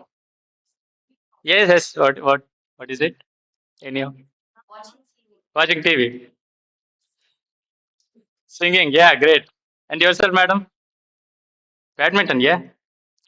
So why I'm asking is, uh, what I believe in is, I am, let's say, in chess I am here. Okay, I'm just exaggerating maybe. Okay, in chess I'm here. Okay, in other sport I'm here. In a new subject I'm here. So the point we have to take is, in one area I have reached a top level. In all other areas, we can grow faster to that level. In chess, there are levels like international master, FIDE master, grand master levels. Okay, so if I become an international master, in other areas I can very quickly become international master within 10 years. To become a grandmaster, it takes me ages now. I need a lot of effort. So in the same way, most of you in sports struggling to become from this level to that level, and and our age is growing like decades. How many decades we have in our life? So we need to create. So we need to decide carefully, choose what sport you want. If you want to become from here to here, or you just go and play badminton every day, okay, make just like a club player, that's okay. But wherever you go, you should develop.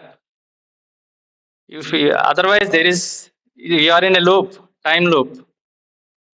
If you meditate, you understand how much time loop you are in, right? We don't just encourage our tamogana. Like that means we just repeat same life every day.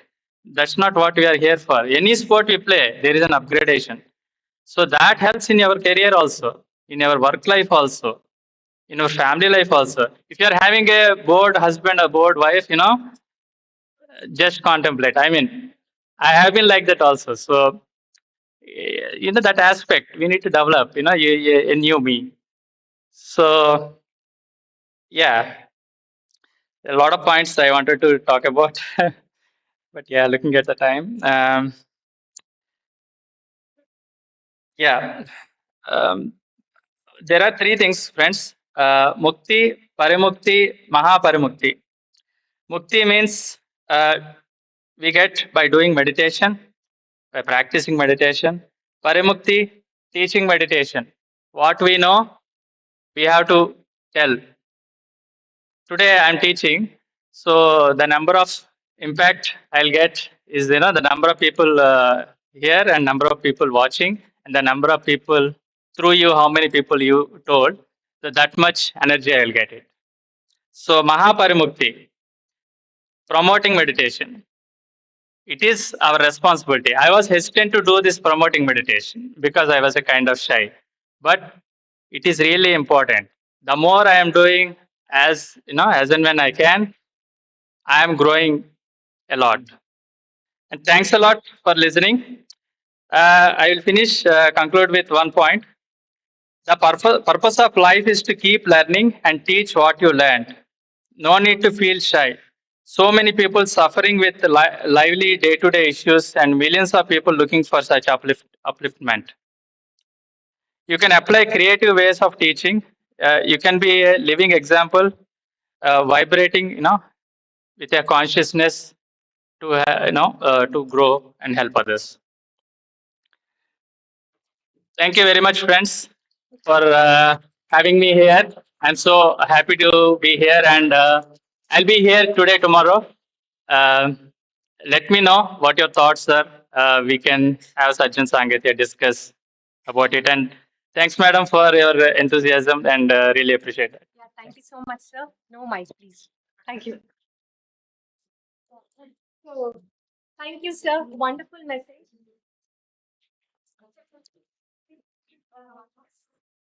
Pleasure. Right. Any situation that you do not know how to say. Yes. You are good at it. Yeah. Figuring out what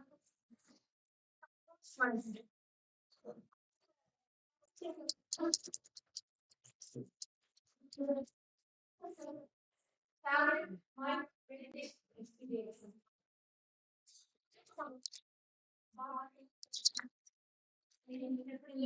Means it is to share my meditation experience because it is gone into every cell of my being. I am glad to be now.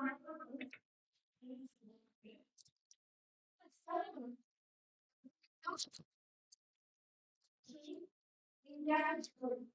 And all that is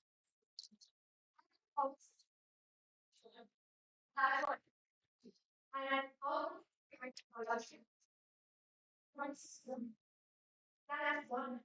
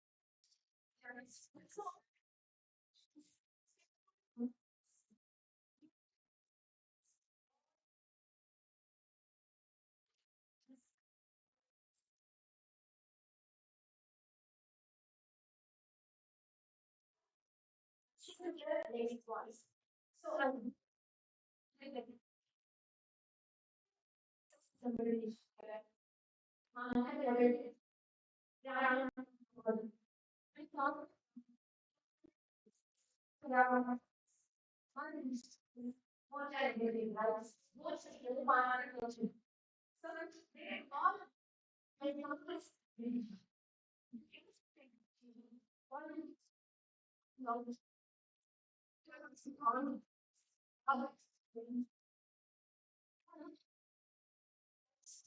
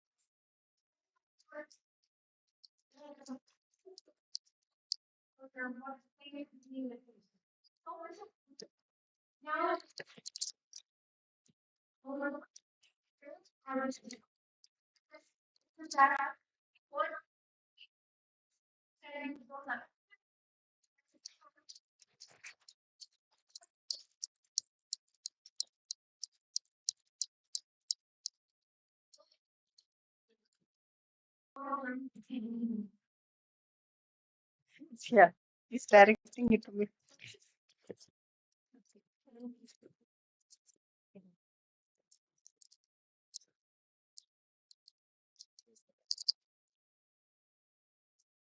Thank you so much. We have to come and feel bring a lot of things to us. Your enthusiasm and your commitment. Ready for the it's not only thing like this, it's also everyone of us, when you share that it's not for the hearts. Which always says, share is very important. When I was in the podcast,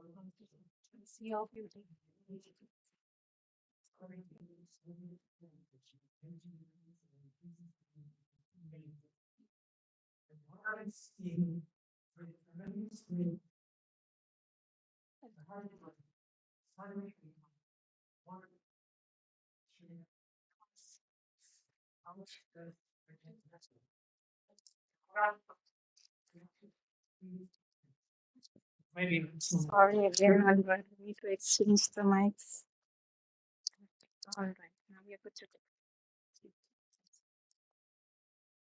Yes, I said that I found out that there are three things we need for connection. The first one is honesty. And there's a verse in the Bible that says, the truth will set you free. And it's probably meant differently, but I think when we start telling the truth and being honest, then miracles happen. Then the second one is vulnerability, to really put our feelings on the table and to be honest how we feel, how we are, like I have done, that I'm really scared, and that creates a lot of connection. And the third thing is curiosity. No, it's the second thing. The second thing is curiosity. We need to be curious about the other people.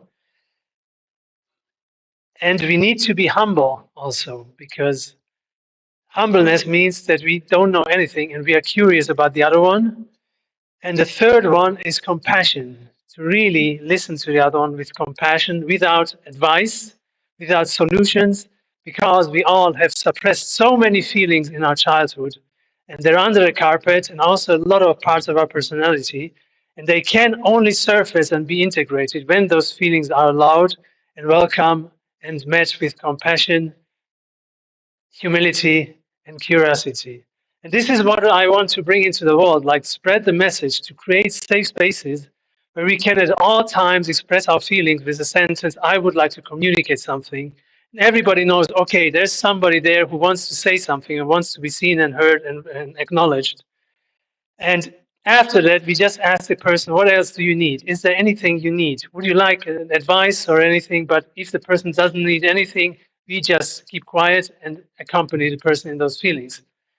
And that's, I think, a big deal in our world, because if we start integrating those feelings, we stop the search in the outside world, because we want to compensate with fame, money, wealth, and power, like all the politicians. And to save our world apart from meditation. And yes, today I've decided that from tomorrow on, I'm going to have a meditation discipline and meditate every morning for at least an hour to overcome my fear of public speaking and to be more able to bring this message into the world. Thank you for listening. Thank you. As promised, the third session now, and it is a session from Sudhakar sir, coming to us from France. There are very interesting aspects about Mr. Sudhakar, right?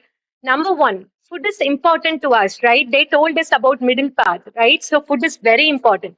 So if you are looking for very good vegetarian and vegan restaurant in France, then go visit his restaurant because he has established one in France. So I am looking forward. I'm happy that you have something in France and we are visiting France this summer. Okay. I will come there. And number two, guys, we all know that pyramids are tool for meditation, right? When Ram shared his wisdom in the morning, he said, when we meditate with pyramids, the energy that we get is about 3 times, right? So as after Sudhakar experimented with pyramids, he is also doing something wonderful that year on year, he is taking Bosnia in a pyramid tour, right? So second thing is very interesting aspect. If you're looking for a pyramids tour, forward for the announcement and he's and third, more important thing, and which is very key for all of us, something exciting happened just yesterday, friends, and that is we are even thrilled to announce this wonderful news to all of you because after several months of hard work and by the hard work of Sudhakar sir, GK sir, and many other masters, we are now in a process of a non-profit organization being approved in France, right?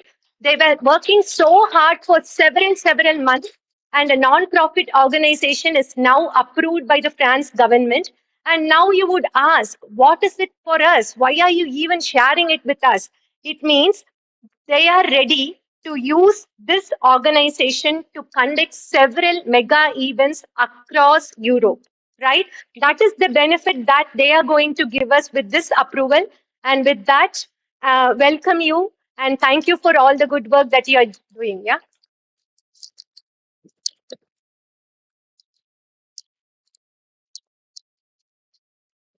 First of all, thank you very much for the wonderful opportunity. Thank you very much for a nice introduction. My name is Sudhakar. I live in France. So, coming to the spiritual path, I started practicing meditation in the year of 2020. I do not know about the meditation. I do not know any person who does the meditation. So, it was the time of pandemic. So, I was in my room. Then I got one message that meditation sessions are going in Zoom platform. Then I joined in Zoom platform. Then I taught meditation. I learned meditation. Then first day itself, I understood there is a lot to learn. There is lot of things need to learn in the spiritual path. Then after a couple of months of practicing, intensive practicing meditation, then I realized about the pyramids. I do not know about the pyramids. I know mostly many people know about the pyramids in Egypt. Even I too. Then after practicing the meditation 3 hours, 4 hours, 5 hours, then I used to get some experiences about the pyramids. So initially I didn't care anything because yeah, it's normal. The second time, third time, fourth time. Then I understood why I'm getting these experiences, why I'm getting this connection to the pyramids. Then okay, anyway, there is power in the pyramid. It looking very simple, you know. When we understood that, when we know that the power of the pyramid, it looks very simple. It is not a machine, but still, how we get the energy? Even I do not know. I didn't know the what is energy. So I thought the energy is outside, but I didn't believe that the energy is inside of us. So it will amplify the energy. So pyramid will amplify the energy. I did not realize it. Then I brought one pyramid from the India. Then I started practicing meditation by using the pyramid. Then when I start practicing this meditation, after 5 minutes I understood. So it was very difficult to enter into the thoughtless state. It takes around 30 minutes to 1 hour of time. By using this pyramid, it was very easy to connect into the thoughtless state. That I understood. Okay, anyway, this is good. But after few other experiments into the meditation, I understood there is something more. Not only for the this pyramid is not only for the meditation. Then I went to India. I went to Bangalore Pyramid Valley. I met Brahmarshi Pitamaha Patriji, who is the founder of PSSM. Then I was there for 15 days.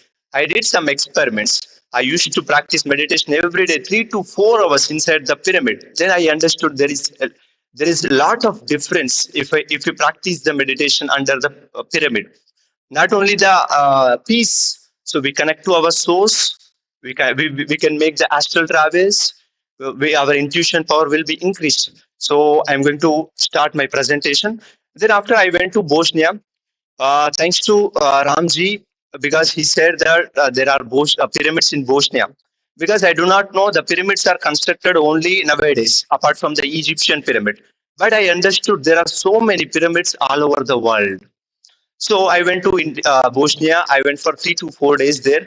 Then after practicing the meditation, I got connection to the Egyptian pyramids. So my intuition was saying to go to the Egypt and do meditation for practice meditation for 15 days. I went there and I practiced meditation for 15 days inside the king's chamber and the premises near to the pyramid. Then I got a great connection. Okay, this is the pyramid can make changes in our world, make change betterment in our lives. So here, what is a pyramid? Backslide, please. Yeah. So pyramid. Normally we can see many temples, churches, all are like in the pyramid shape. We can observe why it is the pyramid shape. So why not like this flat shape? Because the structure gives energy. So those are the powerhouses for the cosmic energies. And pyramid. What is pyramid? Pira is means fire and made it indicates a position into the center. The name itself showing the energy inside the pyramid in the center. So now also you can make experiment. There is pyramid you can practice, and they are going to offer some pyramids. You can practice them. Even when I understood the power of the pyramid, I didn't believe it blindly because there is no need to blindly believing. So after practicing the meditation, then I'm here. Yeah. So the structure of the pyramid is 51 degrees, 51 minutes, 52 seconds. So there are lot of angles. This is the perfect angle to receive lot of cosmic energy. And when the energy is focused at one point, so it amplifies. However, if we can take a magnifying glass, so we can keep energies everywhere. But how it focus at particular point, it make the fire. So it creates the fire. One magnifying glass creates the fire. This pyramid is amplifies the energy. It generates the energy. It generates the negative ions. So which is very beneficial to our body. So and also pyramids are energy portals channeling cosmic energies to benefit humanity and Earth. We can connect to our source. We can connect to our soulmates. We can make astral travels. We can do many things by using this pyramid. It is possible. Next slide, please. So as we know, there are only few pyramids, but pyramids are everywhere. We can see here in Peru there are 300 pyramids, Nubian pyramids, 224, Cambodia, Iceland, and Greece, northern Spain. There are thousands of pyramids all over the world. Why they construct thousands of years of back? Why they construct? What is the purpose of constructing the pyramids? Because it heals us, it helps us, it connects us. So here we can see there are so many pyramids. Next slide. So there are some scientists who conduct the experiments on the pyramids. The pyramid story is running since hundreds of years. In the year of 1970, there is a book called The Secret Power of Pyramid. So you can read it and you can know the lot of benefits by using these pyramids. So they made some experiments recently. So in Russia, they constructed around 36 pyramids and they started making the experiments how it works. So pyramids in agriculture, seeds placed inside the pyramid for 1 to 5 days showed 30 to 100% increase in germination. And seeds do not sick. Sometimes they are unaffected by droughts and sharply decreased. Toxins in the plants are sharply decreased. Here we can see. So pyramids in agriculture, there are a lot of benefits. If you keep some seeds under the pyramids, if you plant it, so we can see the improvement in the quality of fruits or vegetables, anything. So this experiment, when I heard about this stories about the benefits of the pyramids, straight away I went to India in the year of last year. So I went to India, I constructed a pyramid. Then recently, 1 week back, I got call from some of my neighbors in India. They are saying my agriculture, the pyramid, there are some agricultural land. My crop is field is very high, like it's around 30 to 50%. I am getting benefit this year. I don't know why. She started practicing meditation. So there is a pyramid. So that pyramid energy is showing many improvements in their fields. So that I did in the agriculture basis and ionizic radiation. Here we have Wi-Fi, we have cell phones, we have so many radiations. So what happens if you use this pyramid? It minimizes the radiations. It cleanses. It helps us a lot. Next slide, please. Pyramid power rejuvenates the entire body. Even if you keep some water under the pyramid, so it changes the molecular structure of the water. It gives energy to the water. If we drink the pyramid water, it makes many changes into our body. In mental health and physical health, there are so many benefits if we drink the pyramid water and meditating under a pyramid. So as I explained to you, so initially it was my experience because pyramid gives so much of energy which cleanse our body, which cleanse our mental body, which cleanse our blockages. Then we went to Bosnia with my brother. So what happened? He was like driving the car. He was with me. So he was in depression. So I want to know more about the pyramids. He was with me, and he used to meditate for 2 to 3 hours with me for 3 days. Then after coming back to Paris again, people have started asking you, what happened to you? Where did you go? You're looking so energetic. You're looking so powerful. What happens into you? So he suffered for 2 to 3 months because of his personal issues. After one visit into the Bosnian pyramids meditations, he changed. He completely come out from the depression and he can see changes into his life. Even the pyramid which I constructed in India, there is one person, she is not educated, do not know, she doesn't know the power of the pyramids. Then she started practicing. After few weeks of practicing meditation, her third eye is opened and she was able to see different dimensions. So then I understood. She doesn't know anything. Even sometimes she practice meditation in the home. But when she practice the meditation under the pyramid, that too group pyramid meditation.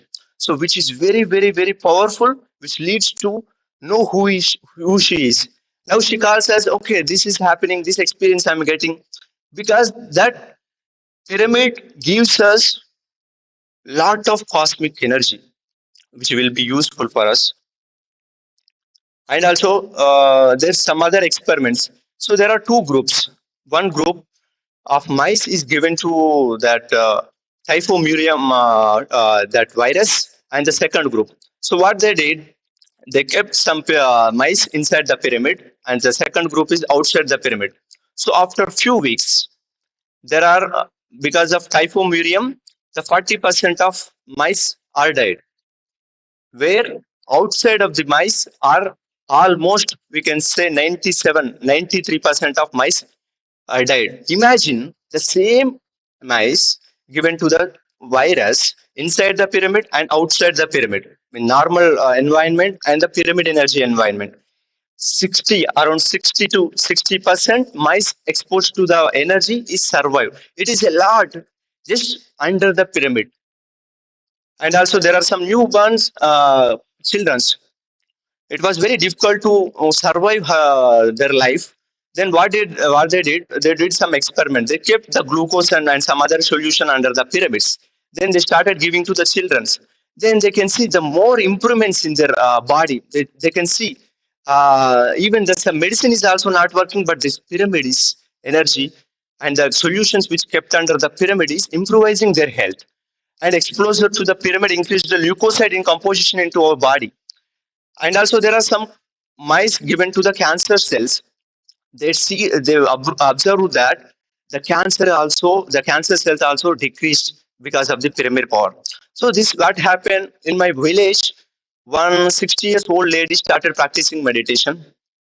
So since 3 months, then 2 months back I got a call from her. So she's last stages in her life. Then she's saying that she's very energetic. She's feeling very happy.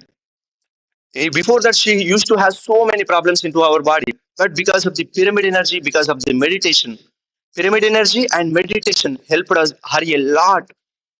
to see the new life into our life.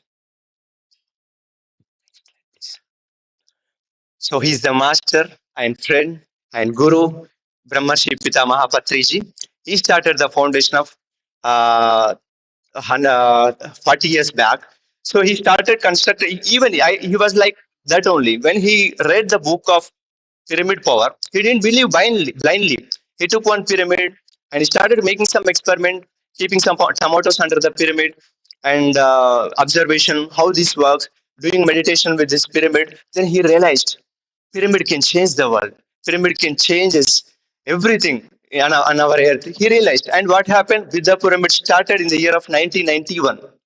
That is the first seed of pyramid where in Andhra Pradesh. Then we can see thousands of pyramids all over the world.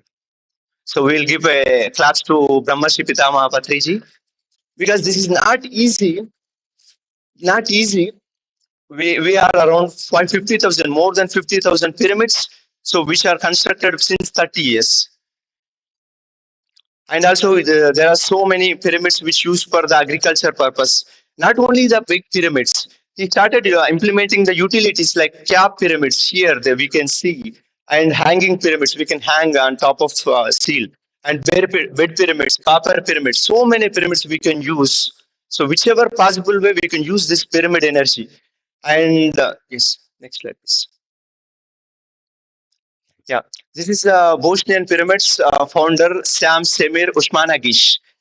And he's a foreign member of the Russian Academy of Natural Sciences. So what happened? I will give a small introduction about the Bosnian pyramids. So he went to Bosnia. He visited a museum. Anyway, he's doing some experiment on pyramids, 20 to 30 from 20 to 30 years. Then one day he saw a hill. So he understood it's like a pyramid shape. It's north south to position, and he started digging that. Then he got some cement. Then he said to government that there are some pyramids. They didn't believe it. How it comes? Today you came and saying there are pyramids. We are here since so many years. How you are judging that there are pyramids? Then anyway, he started a non-profit organization, which is the Bosnian Pyramid Valley. Then he started digging all the places, the pyramid. Then he found the cement. The cement he found, which is constructed before 30,000 years ago. Imagine before 30,000 years ago. So we can see the Egypt. Some people are saying the Egyptian pyramids are before 4,000 years, but Bosnian pyramids are far more older than the Egyptian pyramids. So there are so many scientists who came there to just disprove the power of the pyramids. But after their research for several weeks, they agreed that yes, there are not the natural hills, there are the pyramids, which is constructed before thousands of years. And we can see the height of the Bosnian pyramid is 2,220 meters. Even when I went to Bosnian pyramids first day, just I sat there. Then I understood the energy. Even I didn't start practicing the meditation. Just I sat simply. Then I can feel the energy. Oh, okay, there is lot of energy here. There is a big park where the energy is surrounded. And the electromagnetic beam has been detected at the top of the pyramid having 28 hertz frequency. So it is too high. It's too high. When we are able to spend, when we give our time to spend under the pyramids or surrounding the pyramids, we can see great changes into our life. My grandfather is the best example into my life because before I go to the India, he called me. So I have some problems. So doctor is saying that I need to be injury. So surgery need to be done. Then I said, okay, you just wait. You can continue practicing the meditation. I will come and will do something. Then after constructing this pyramid, he started practicing meditation 2 hours, 3 hours, 4 hours. Then now, no need to make the surgery. He's completely healthy. He's 76 years of old, who was suffering with so many diseases. Now he's saying there is Shakti in the pyramid. He's not educated. He didn't know anything, but he can feel the energy. He found that sometimes, you know, the medicine used to take the medicine every day, every day, every day. Then he stop taking slowly, stop taking medicine because of using the pyramid power.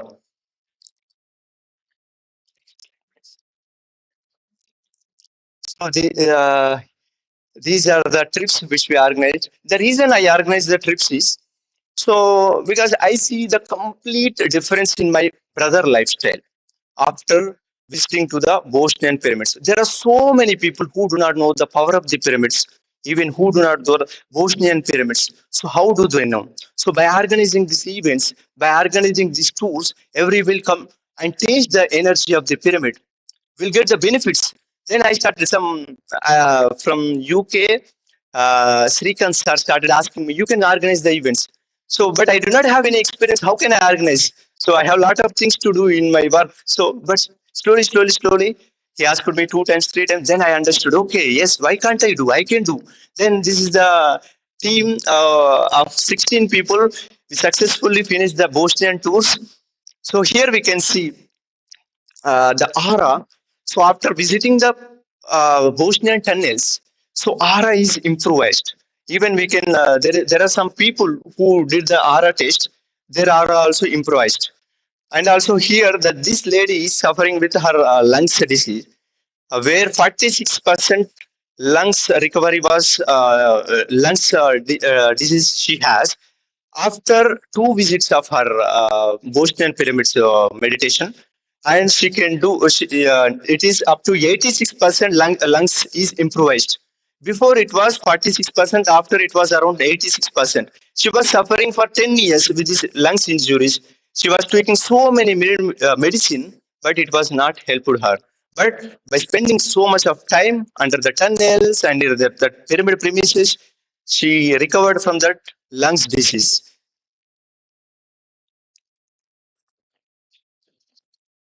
Yeah, so in the conclusion, we can see application of the energy, placing the pyramids within your living area. We can keep in our halls, in our bedrooms. So it will give a positive energy, and also it will give the fresh atmospheres into our room. And using this agriculture benefits, using this for agriculture benefits.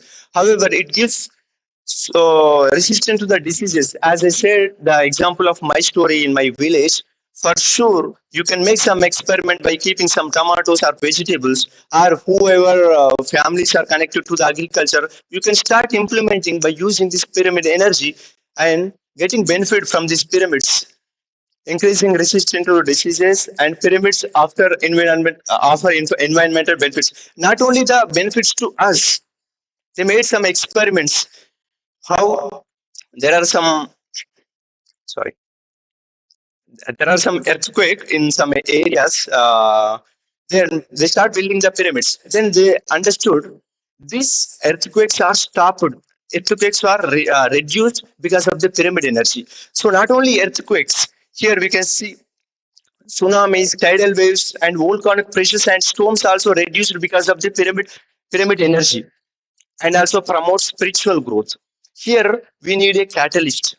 So we have so many things. We have stress.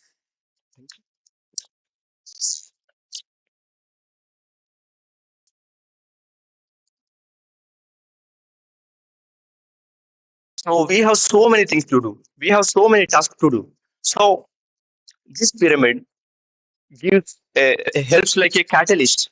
It improves our inner strength. It improves our quality of life. It connects to our purpose of life.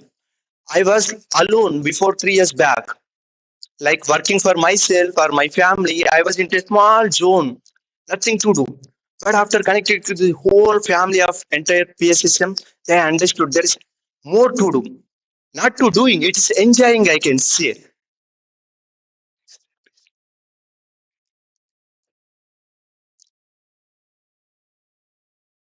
Here, this is the pyramid we constructed in India.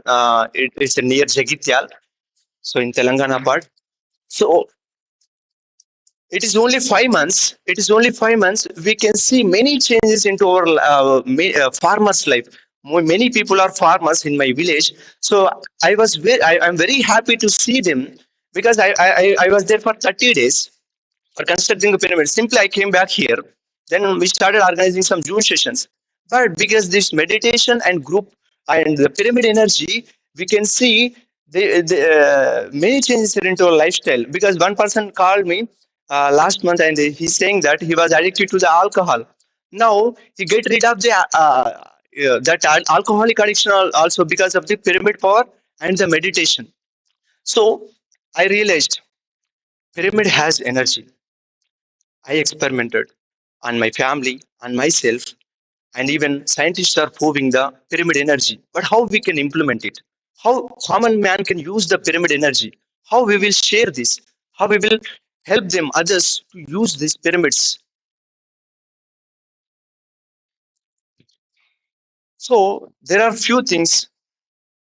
The information I shared about the pyramid is very little because there is lot to know about the pyramids. There is lot to know about the pyramid. There are few things which I chose and I'm talking here. So by what we can do, we can use this pyramid utilities. So we can use these caps and we can use many pyramid utilities and we can implement in our life. And also we can use this pyramid geometry for constructing the houses, hospitals, public gardens, train stops, schools and other facilities. Anyway, we are constructing same. But what is the difference? Just changing the shape. What happens? What happens? We can see great changes. So we can do this. We can simply adapt into our life. Even so, before I thought that I have to do something for my village. I have to do something for my family and relatives. Then the pyramid. Now I'm little happy because the pyramid is helping them. The pyramid is boosting them. The pyramid is healing them. So what else? I'm not there, but still the pyramid is there. I have confidence on my pyramid. Not my pyramid, it's our pyramid. So so we can have some villages and we can construct the pyramids and corporate office. Even corporate office also they can collaborate with the pyramids, or else they can launch some pyramid companies. Why can't? Because it's completely scientific. It's not superstition. So they can come forward, make some experiments on them, make some experiment on public, and they can use widely these pyramids in our society. And every individual contributes energy to provide pyramids to those in need. However, so we can help. For example, there are some people who call me, so we need to test the pyramid. So can you send me? Yes, I can send. Sure, why you will send? They were saying I will give money. No, no, no need. I will send you. Just test because we need to help somebody. If we help somebody, then they will come to know the power of the pyramids. Then governments can take steps to harness pyramid energy and make it accessible to every individual in every possible way. So even government, so if they know, I think they know the power of the pyramids, so even they can go forward to make so many experiments. Is it really worthy by having a pyramid? Because we are using so many technologies nowadays for our physical benefits. Why can't we use this pyramid energy for our physical and spiritual growth? It is possible. It is in our hand. So here we can see, we can keep a small cap, pyramid cap, and before that top of that pyramid can, and we can make some paper pyramids. Here we can see these all are the pyramids, which is completely free. We can do instantaneously now. We can find a video in PMC Telugu. So you can type like how I can make the pyramid. You can simply take a paper and you can do it. You can experiment on it. And here, if you have some places, especially it is little difficult to construct the pyramids in Europe. My target is, like, my aim is this pyramid should be accessible to everyone in entire Europe. So how it is possible? How it is possible? So this one is very easy. It is possible. If we have some space in our gardens, then we can do that. We can benefit from it. And also, if we have some space in our bedroom, we can use the copper pyramids. Here you can see youngster how she's benefiting the pyramid energy, and also the food. So we can place some food. Can I have 2 minutes, please? Okay, 2 minutes. Okay, thank you. So even there are some scientists who made experiment on prisoners because they kept some salt under the pyramid for few months, 2 to 3 months, black salt, and they started, they gave in the kitchen. They started cooking the food by using the pyramid salt. And after few weeks, they noticed the violent behavior in the prisoners are reduced. They are so day to day they are becoming very friendly. There were so many fights in the prisons. Then they noticed that there are so many changes in their behavioral patterns. Even sometimes they started to read the books instead of the fighting.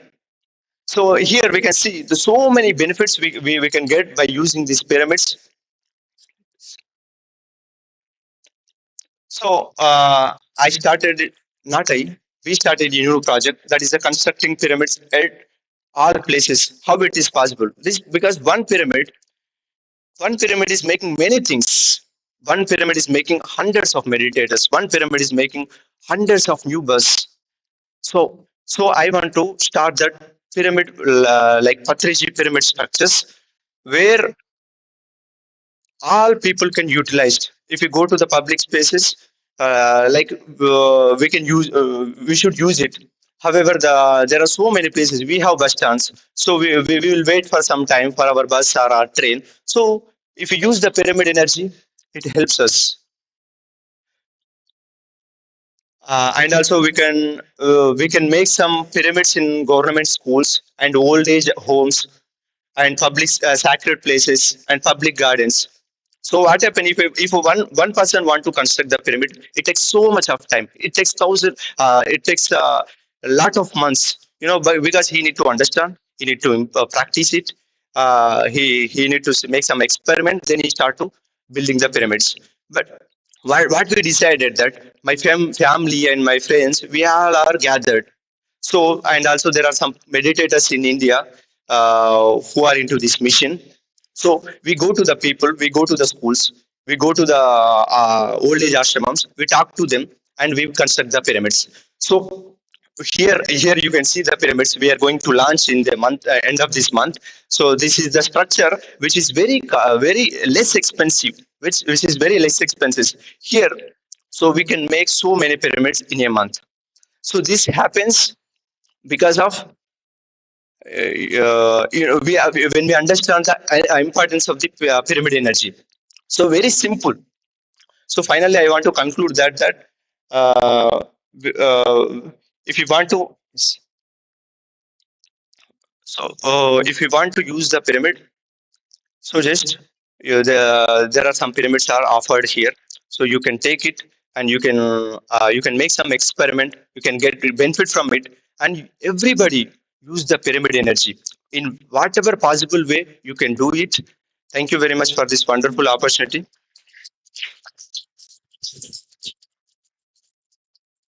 Thank you very much.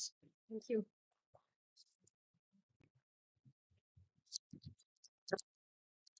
So friends, don't think that I did so bowing down in front of everyone. No, not that is not the reason. Something fell down and I need to take it out. And yeah, so suddenly, do you notice that we see pyramids everywhere, in the front, in the back, on the side? Meaning that everywhere we have pyramids, right? And these pyramids have come to us all across the globe. I was informed that it came from India, France, everywhere. So pyramid is everywhere. And Sudhagarji, we saw your research, we saw your passion. We will start using pyramids as much as possible for meditation and for everything. Thank you so much. And with that, I would hand over the session to Shailaja ji. She is my friend. We both of us come from the same location, and she's doing a lot of great work there, teaching meditation to many people. And I am truly excited to invite her as an anchor for the next couple of sessions. Thank you. Thank you. Thank you so much for introducing me. It's always a great fun and always happy go to be with you. Thank you. Friends, now we have listened so much about pyramids. isn't it so? Like we have to also experiment it. Just listening will not benefit us. We have to definitely experiment it. We have few pyramids. It will be distributed now. So we will have a live music meditation. Yes. So we will have live music meditation by Master Ram and Madhu. So before going into that, I just want to share a few words about both of them. As you know, Master Ram and Master Madhu are staying in Germany since 2017. So before that, they were in Egypt. They have conducted n number of meditation sessions in Egypt. Right now, in Germany, under the platform of BEAM, that is Breath Energy Awareness Meditation, we have lots of online meditations being conducted both in morning and evening. So I have seen Madhu and Ram like always the same. There is nothing, always in the witness mode and in the calm state. During the preparation of our Buddha Purnima event, whenever I was getting a little bit tension if something is not working out or something is not on time, if I call Madhu or Ram, they always say, all is well, it will be taken care. So I think I have to learn a lot from them. So they'll be having like live music meditation with the help of singing bowls and handpan. So please wear your pyramids on your head and experience the energies masters. And we would like to hear a lot from you about the meditation session. Welcome, Ram and Madhu.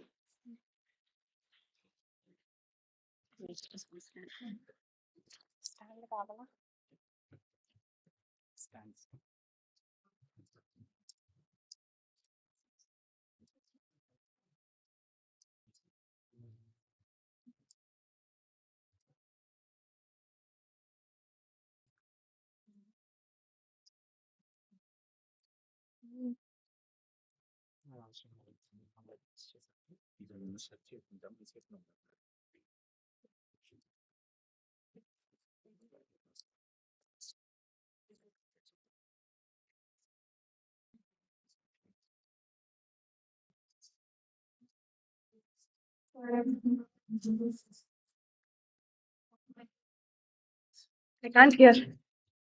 I can hear only with the claps.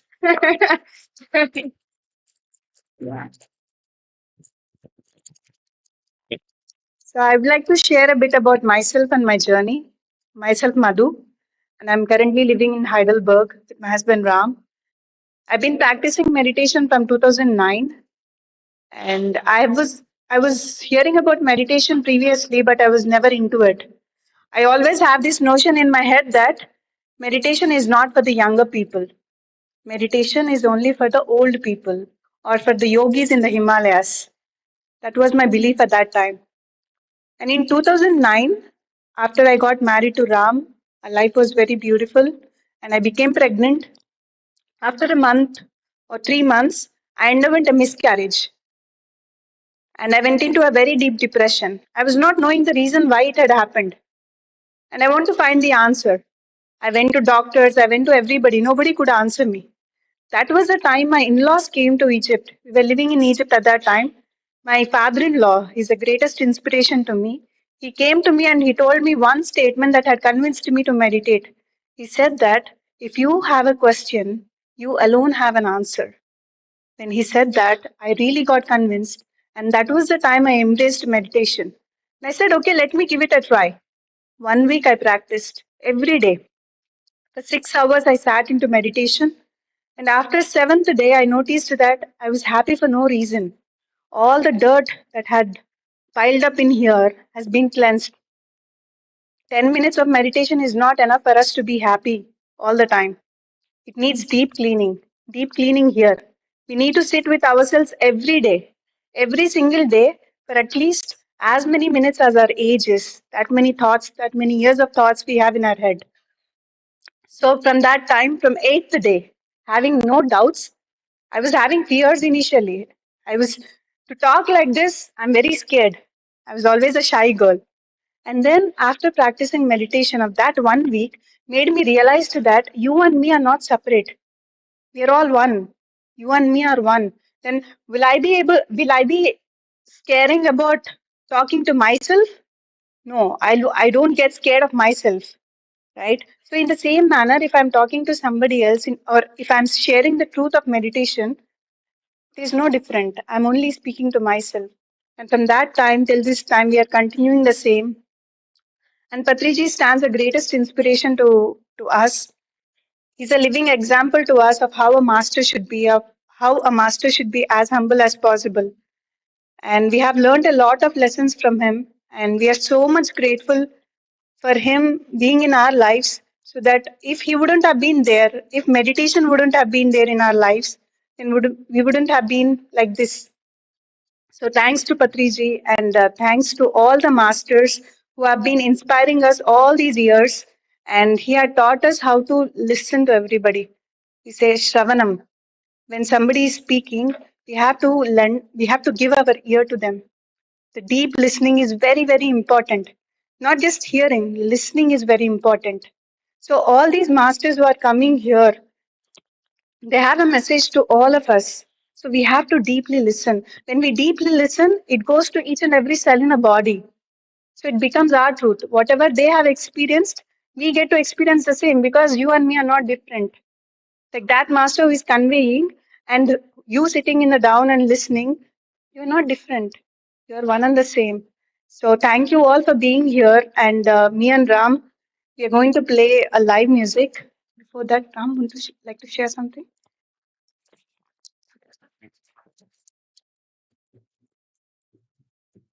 Thank you, Madhu. So,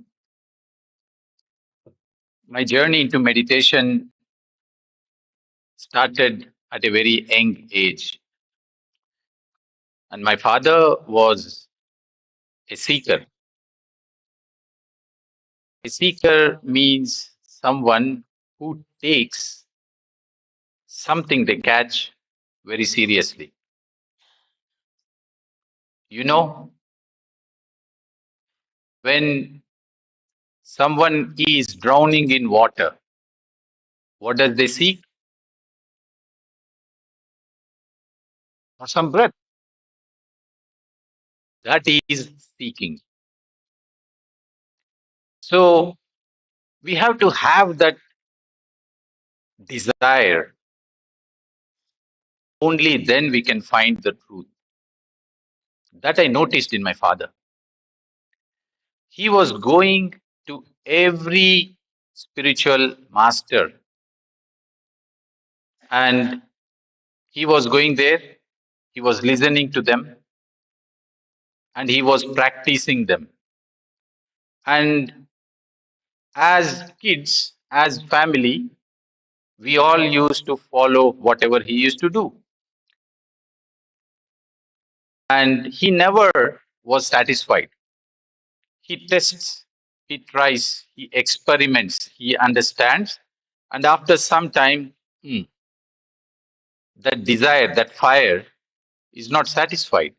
So then, another guru, another spiritual practice. And then that way, all through my childhood, I have seen so many spiritual practices, tried so many things. And then on one fine day, he was on his way to a job interview. And when he got down in a bus station, on the floor, he found a leaflet and it said, "Do you want to know your life purpose? Then come to so and so hotel because there is Master Patriji." And what did happen? He forgot his job interview and he went to the hotel. So that is the definition of seeking something. Means knowing what is important. We all know that we want to be happy. We all know we want to be healthy. But we have to seek for it. We have to work for it. We have to go for it. So he left his job interview and he went in search of this hotel, in search of Patriji. So there his search stopped. The moment he came in contact with his own guru, which is his breath. So every seeking outside stops when you understand that that which you are seeking is very close to you. Wherever you go, in the end, you have to come towards you. You have to come closer to you. So he started his practice of meditation, and as a routine, we as a family also started practicing meditation. I was very curious. I said, let me experiment. So I had asthma, and whenever I take ice cream or any cool drinks, I used to get sick. And after just less than a month of practice of meditation, 15-20 minutes every day, I noticed that that disappeared. So I realized there is something in this practice.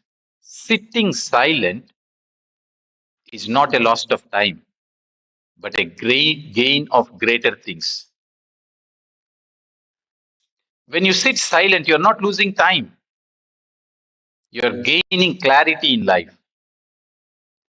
So that first experience of mine was enough. You know, when there is a statement, when you need to know if the rice is cooked, you don't need to press every single grain. One grain is enough. So one experience of that was enough for me. And since that day, I did not leave meditation. And then I realized, it is so simple. It is so very simple. And it is that with which we have come into the body, and it is that with which we leave this body. The only thing. So sit with it. I realized I should start sharing this because if it had benefited me, I should as well share it so that everyone around can experience happiness, can experience, clarity in life. We all have so many questions, isn't it? Is there anyone who don't have questions? There is no one in this world who doesn't have questions. The only thing they don't know is that the answer is much closer to them. And the answers are found when they simply sit silent, observing their breath. Everything can be known by just simply sitting with our own breath. There is no doubt. If you have doubt, you have to experiment more. You have to experience the power of meditation more. You see, so many masters, why have they come from different parts of the world? Traveling for 2 days, leaving their families, arriving here just for a weekend, to be here, to share their wisdom, not for one full day, for just 10-15 minutes, because they have experienced the power of meditation. They want to make sure that each and everyone can make their own lives beautiful. So 2010, I realized my purpose of life. Greater clarity came in. So whatever happens, I realized I must be sharing the practice of meditation. So since then, friends, when I did meditation, if the benefit was this much, when I started speaking about meditation, the clarity I gained in my life was unmeasurable. So I invite each and every one of you, practice meditation. Try it out. We have lived so many years of our life. We are going to live much longer. Why don't we experiment half an hour every day, 10 minutes every day, 5 minutes every day, 1 hour every day? Sit with your closed eyes. Do it for 40 days. Experiment. And trust me, anyone who experiments it for 40 days their life is completely transformed. So, friends, let us all now sit into meditation. Can you just a minute? Can you explain us about what is that of the spirit? So, when we do meditation, is it that we lose everything? No. What is deep inside us awakens. So don't think that when we do meditation, we stop working. No, we stop working better. If you are a cricketer, you play cricket better. If you are a chess player, you start playing chess better. If you are a good orator, you speak much better. If you are a writer, you write better. If you are a photographer, you photograph much better. If you are a singer, your singing gets better. So everything gets better with the practice of meditation. So in that journey,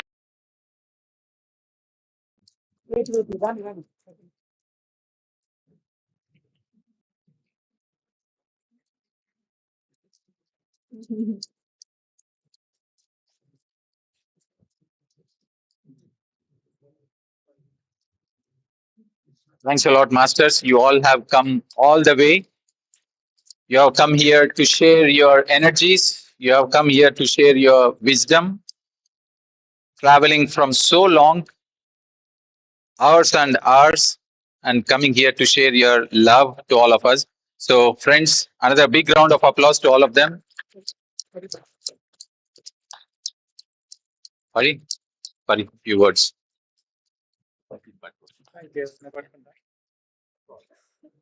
Well, first day is super successful, and let's congratulate Ram and Madhu for organizing such a wonderful event, taking care of everything from food, from banners, from brochures, flyers, promos. What else I'm missing? Accommodation, receiving, hosting, cooking, and music. Let's give another big round of applause to them. It is, we all talked about sharing meditation. This is called spreading of meditation. It's organizing events. So tomorrow we'll share more about it, the importance of organizing events and spreading meditation. And thank you so much.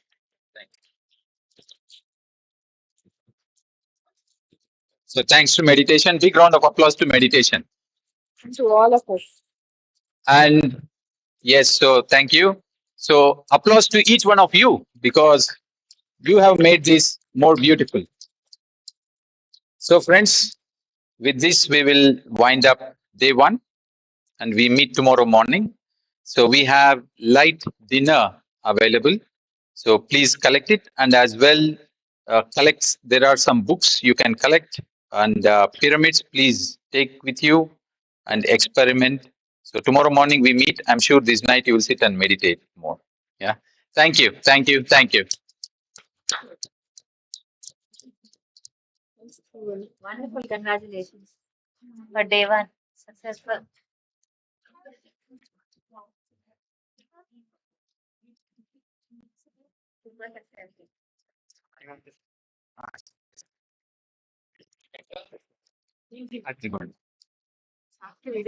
Aditya, Aditya, good. Fantastic. That's wonderful. You spoke so well. So proud. Thank you. Really spoke so well. I mean, I did my best. No, you did perfect. That's I was so introverted. I was jealous. Yeah, thank you, thank you. Great job. And I have to talk to you also. I'm like amazed with the information you share. Yes. We have to talk. Madhavi and I will have a meeting. We will wrap this. Let's sit together. But I need half an hour. Okay? And this is our question now. Okay,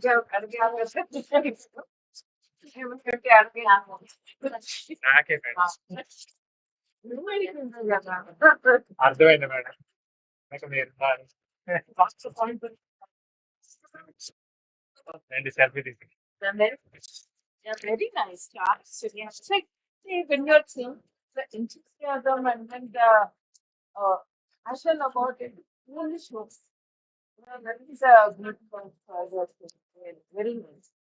And at this Madam. young age, మీరు మాట్లాడండి are you married? No. Okay. That's good. Eligible batch. Inside that. Okay, not eligible batch. Next time we are going to have 100 volunteers. Sir, Kundawalan stuff. We should look at it, sir. We are busy, we are discussing on for it. Very good. I have very English, you know, we have this is from the bring a very easy. We got that mistake. It's very good approach. Okay, it's one celebration. Yes.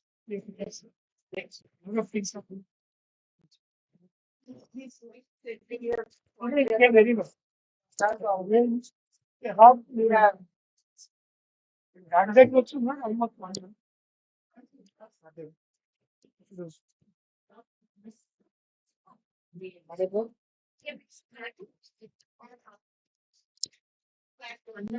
What is Patriji watches. In all the directions, it's of the seriously.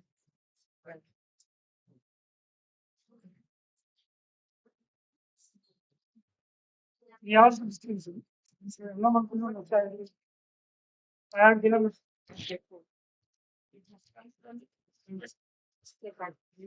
beginning which had most. You have a restaurant.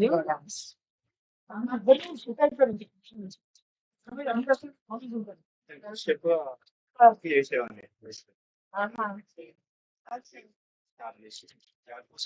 చాలా కష్టం ఉంది vegetarian బయట to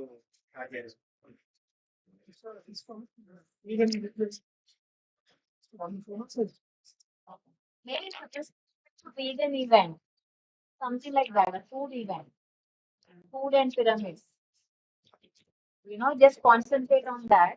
Okay, even me, Padma can also, all the Arpita is there, so many passionate people are here. So any living leader, like Brazilian, vegetarian, even different, వాళ్ళందరూ రానికి just event is on that.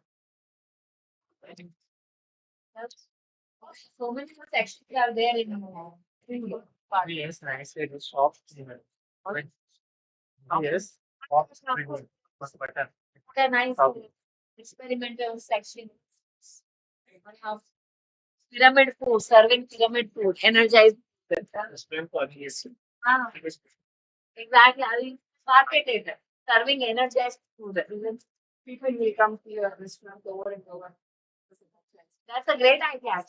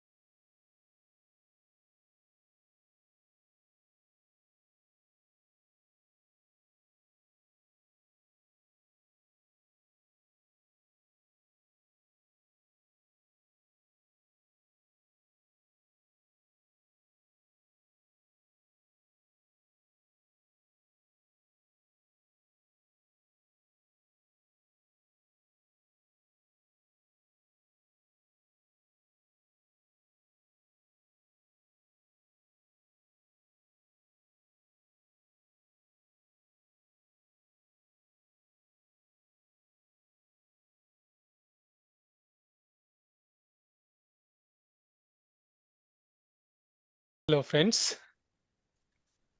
Welcome, everyone. Welcome, Ma'am Echo. When I Thank say echo, something is echoing in me.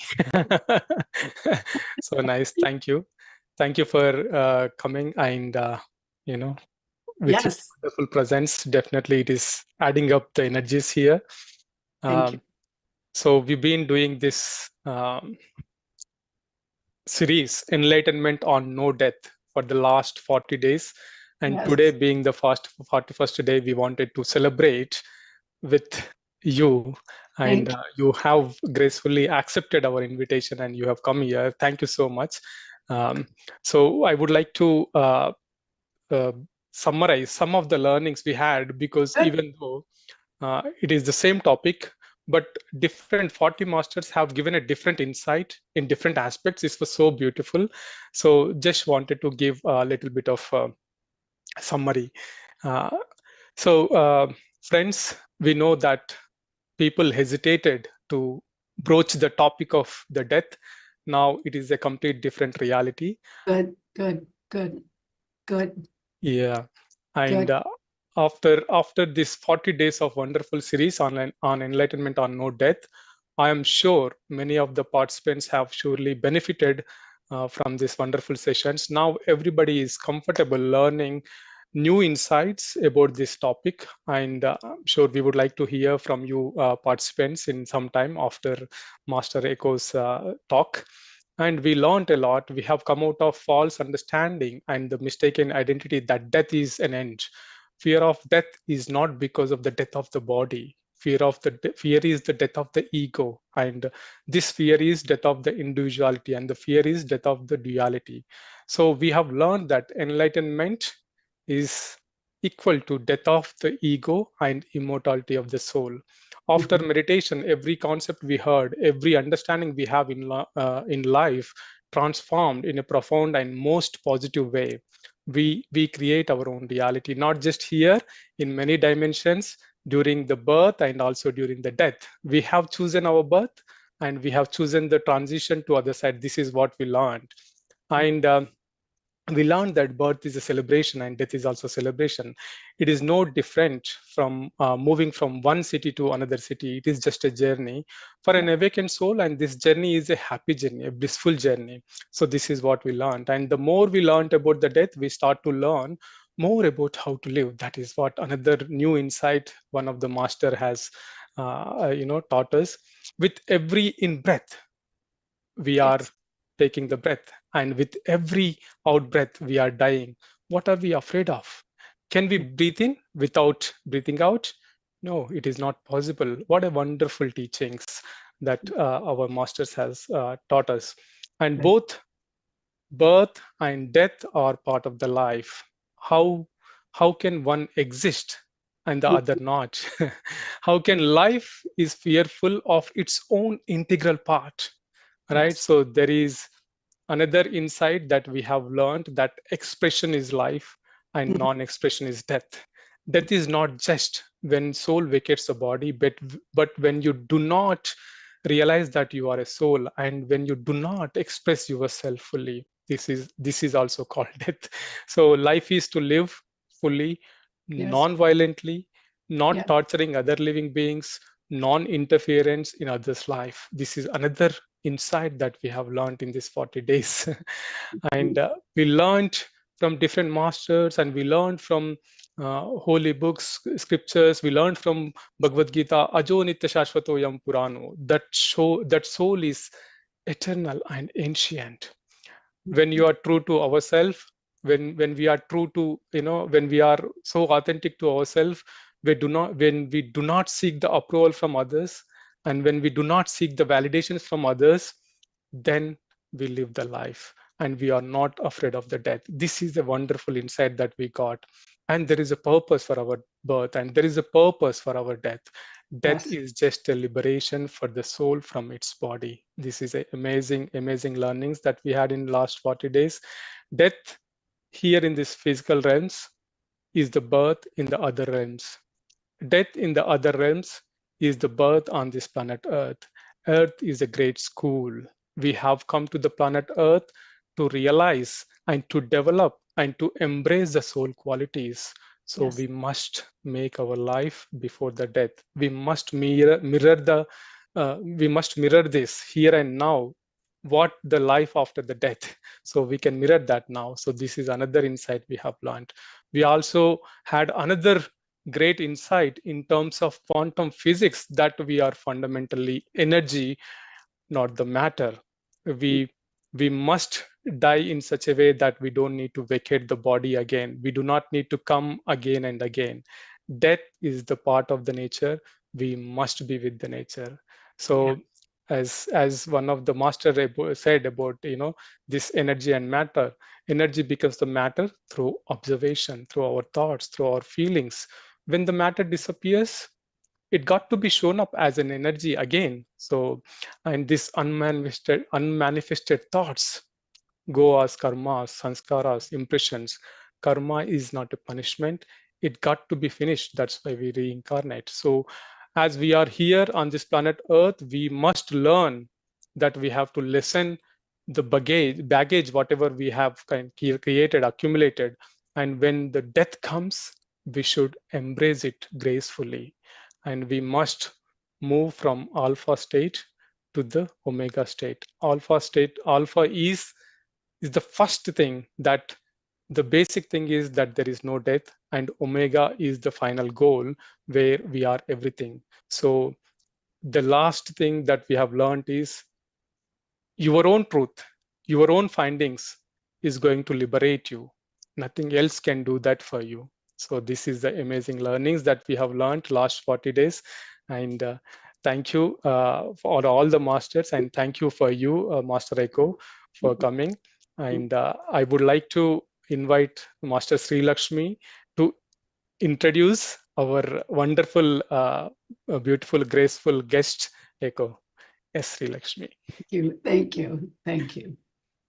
Thank you so much, Master Ravi Kiran, for sharing insights from all these 40 masters. Thank you so much. So, my dear friends, I feel so privileged to introduce today's speaker, Echo Bodin. So, she is incredible and amazing. I read her book, Echoes of the Soul.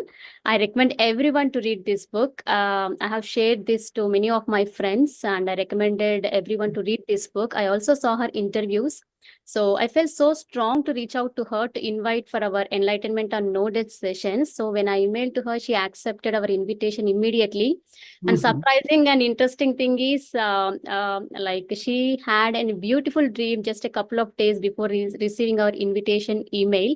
In the dream, she found herself in a meeting with Patriji in the heaven, engaged in a very important discussion and meeting. So when she woke up curious to know about the meaning of the dream, she said that she received our email about the no death sessions, and she felt so happy. Everything is divinely orchestrated by the divine beings. Thank you so much, Master Echo, for accepting our invitation. So Echo Bodin first discovered she was born with psychic abilities and the gift of healing at the age of 17. Her abilities include clairvoyance, clairaudience, clairsentience, and clairgustance. And she took psychic classes for 2 years and practiced on friends and family for 12 years before beginning her full-time practice as a psychic, healer, ghostbuster, and teacher in 1979. In 1981, Echo began teaching classes on psychic development and spiritual healing. So she has appeared on numerous national television shows, including Sally, Jesse Raphael, Sightings, Beyond with James Van Pra, NBC's The Other Side, The Unexplained Mysteries, NBC's Today Show, and so many news channels and interviews. And Paranormal Borderline did a feature story on her family, calling them the world's most psychic family.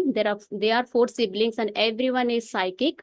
So she also has she has also been a guest on numerous radio shows throughout the country, including Coast to Coast. And Echo hosted her own cable TV show called New Age Perspectives for 2 years. She had her own radio show on FM 107 in Minneapolis for 3 years called Intuitive Living and Paramount Pictures solicited her services for the promotion of the movie Ghost. So from 2003 to the present, Echo has been the director of the Center for Intuitive Living, where she teaches numerous classes on spiritual development, living by intuition, ghost busting, psychic development, and laying on hands healing classes. And she organized one class with our beloved Master Patriji in her center. In 2010, she began doing online psychic development and intuition classes. She is a field representative for the Edgar Cayce ARE and had a bi-monthly podcast with Bobby Sullivan called Intuitive Living for 10 years. Currently, she has a TV show on Bold Brave TV every Tuesday night called Enough is Enough. So these are all the shows and wonderful contribution she is doing to the planet Earth. Thank you so much, Master, for accepting. Yes, over to you. Yeah. Thank you, honey. Wow. Okay, is it my turn? I think it's my turn. Okay. Well, all right. First of all, thank you for inviting me. I was really, as Shri said, I had a dream, but you know how when you have a dream, but you think, this seems more real than a dream. And really, in my dream, I dreamt I was on the other side with Pratiji, and we were discussing something. And I just saw the two of us going back and forth. And again, like she said, I woke up wondering, now, why did I dream that? And in came Shri's email, and I couldn't even believe it. But it was really cool because it just made me look at things a little bit different, you know? Okay, so I have been talking to Pratiji for ever since you sent me that email, honey. And I have been feeling him around. I asked him this morning if he was going to come today and be with us. And I saw a picture of him with this big, huge smile on his face. And so here I go. Now, after listening to Ravi, and honey, I'm sorry if I'm misspelling your name.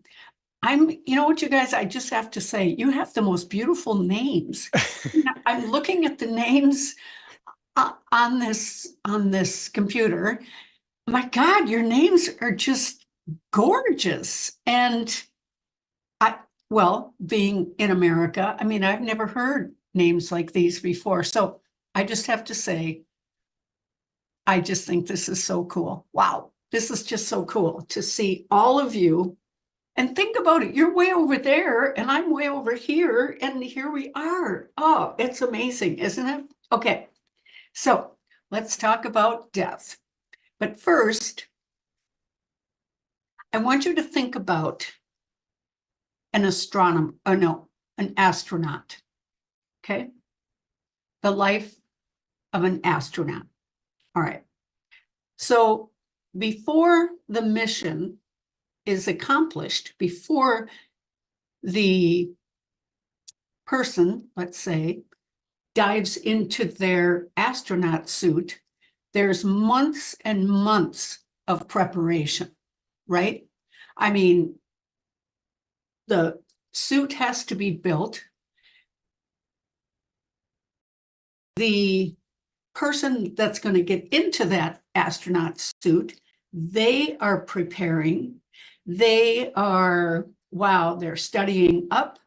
They're putting all of their thoughts and attention into this big job they have ahead. And that is to, at some point, put on that astronaut suit, and then they take off for a new journey. Now, that's what it is like for your soul. Okay, so you're on the other side, which is home. Heaven is home. And you're there, and you know that you can feel that something's coming, something's changing. You can feel that you're going somewhere to learn more and to grow more. But it's a brand new experience, something you've never done before. Well, maybe, okay? So you are preparing for this journey that you are going to take. Okay, so you're at home, and you're taking all kinds of notes and all the things you want to learn on this new journey. Okay, and your body or your suit, your astronaut suit, is being built. Okay, and it's very interesting how they build the suit according to what you over here in heaven, what you need. All right, because they want to match your astronaut suit as much as you. All right, I hope I'm making myself clear. Okay, because what goes on is that you live on the other side. That is your home. And you are preparing for another journey someplace, okay? And this suit, this astronaut suit that you're going to wear for 40, 50, 60, 70, 80, 90, 100 years is being prepared. All right, okay. The day comes, it's time for you to get into your astronaut suit and take the trip. And that is the day that you are born. Okay, so you go, you've got this suit on, and you're in a new territory. You've never quite been there before. And for 50, 60, 70, 80, 90, 100 years, you are on a journey. And that's what this is all about. So that astronaut suit, that's just your physical body. That's just your covering, all right? Your personality, is your soul. And your soul loves home. Your soul misses home. Your soul, several times when you're on this journey in this physical body suit, you wish you could go home because you feel sad. You don't know why you feel sad. You don't know why something's missing. I want to go someplace. I want to be back someplace, okay? Your soul yearns for home. Okay, so you come here, you're here, and you're having all kinds of experiences, all brand new experiences. You're living in a new home. You have possibly a new family, okay? There's an order to your birth. Everything has been set up for you, okay? When you take on that physical body, you start a brand new journey. And you know what? Sometimes your journey only lasts maybe 6 years. And then you get to go back home, okay? Sometimes you live to be 100. Again, this was figured out before you even took on this physical body, all right? And all these experiences that you wanted to have. Now, on this journey, the body, the mind, a lot of times it wonders, why did I have to go through that? Well, that was a terrible experience. And depending upon your religion, let's say, and depending upon what you're taught, you might be taught that all the bad stuff comes from this deity called God, okay? And you might grow to fear this God, okay? And part of your journey is to heal that fear and to realize It isn't this deity that makes all these bad things happen in your life. This deity wants to help you to heal from all this pain, from all these scary experiences, okay? Oh, so that is part of your learning, is to find out that your soul, you, okay, just remember that your personality is actually your soul. The physical body is just a covering for your soul so that you can get around. You can have a completely new life in a place called India. Okay, maybe you've been here before, maybe you haven't, but it's a whole new experience. Okay, now remember, before you came in, you took lots of notes, lots of people that you want to meet up with this lifetime. Maybe from previous journeys that you've taken to this place, there were some problems that never got resolved, that never, maybe you didn't like the person you were married to. And so maybe divorce was impossible. So you just walked away from the situation. So it's like, okay, I'm just going to walk away and just never go back to that relationship again. Okay. Well, the problem with that is that you have to make amends to that person who you left a big hole in their life, okay, and a big hole in their heart. So you need to make amends in one way or another. And so when you were making plans for that life, for that journey, you had that written in your notes. We all have a book. We have a book. I'm sure you've heard about your book, the Akashic Records, okay? And everything is written down. Well, it's probably computerized by now, but everything is jotted down, the things that you wanted to experience, the people you wanted to meet. They say that anyone who is more than an acquaintance is someone from our previous journeys on Earth, okay? And that's why some days we meet someone that we feel unusually familiar with, okay?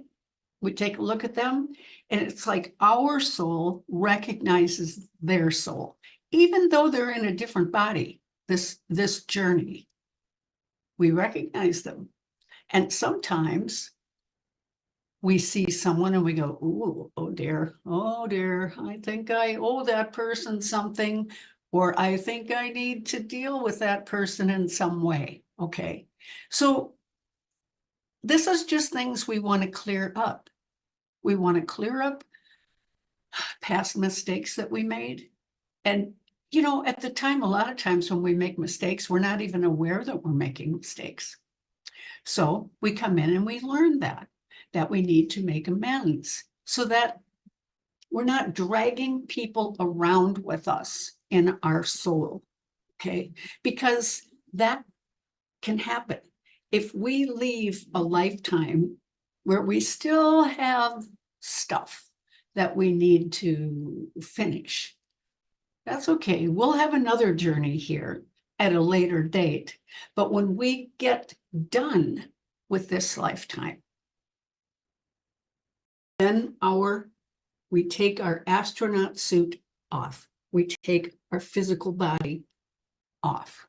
So this body, it's a temporary situation. Just like when an astronaut puts on their astronaut suit, it's temporary. It's a temporary journey to come here. And all over our globe, there are there's a million places we can come. And each place that we come, we learn a whole different perspective, okay? So we have to look at, well, we don't have to, but it's best when we can look at life as an opportunity. Everything is an opportunity, okay? And Okay, sometimes our astronaut suit breaks down. Our physical body gets sick. Okay, and we think, oh no, now what? All right. It just takes a little bit of time to fix it. Okay, instead of going into a panic mode, just fix it. Just pull back, fix your astronaut suit. Okay, and then when you're ready, you come back out into the world and you live some more. Okay. Now, sometimes when it's time for us to lay our astronaut suit down and go back home, to us, to the astronaut suit, it doesn't really understand, you know, what, no, I'm going to live forever. Okay. That's how our bodies think. I'm going to live forever. I'm going to be the one person that never dies. Okay, we get kind of goofy in our thinking, and we think I'm the one person that's going to get away from death. I'm not going to have death, and no, it just doesn't work that way, because the more journeys we take, the more experiences we learn from. I mean, we learn. Oh my goodness! Think about how many journeys to Earth you may have had by now.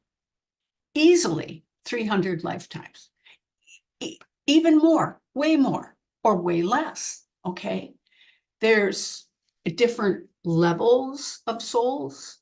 The first, or let's say the younger souls, a lot of times they come to Earth and they don't know how to act. They don't know what's important. They haven't learned morals or values yet, all right?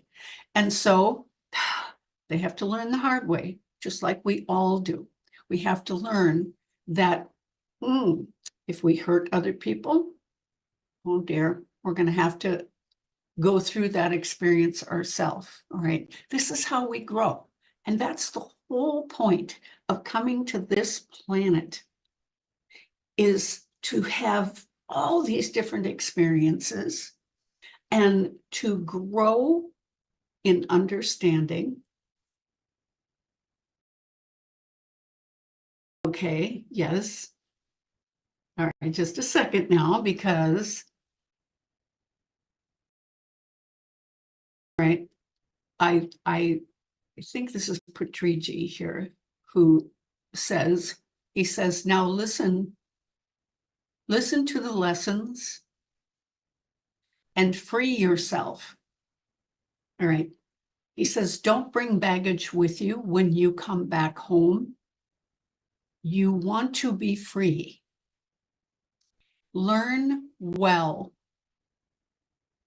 the language of your people. You are having an experience now in this lifetime. And then when you are done and you have learned everything that you can, and he says, and I mean everything, look at everything as a way to gain wisdom, because that is what everyone comes to Earth for, is to gain wisdom. You are in a temporary situation now, and you will get to come home like I did. I love my life. I can see all of you. I can visit you. I can speak to you in meditation. I have helpers here on this side, which is not that far away from where you are now. This place,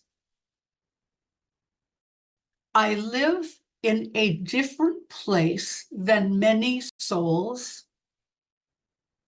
I am considered a man of knowledge on this side, and I try to bring information through to the masters there on earth. I chose her to end this 40-day workshop because she can communicate to me. I want all of you to be free, to feel free in your soul. There is so much on earth that can jumble your mind. So much. And thoughts are going in and out all the time. And you pray for guidance. You pray to be enlightened. You pray for guidance.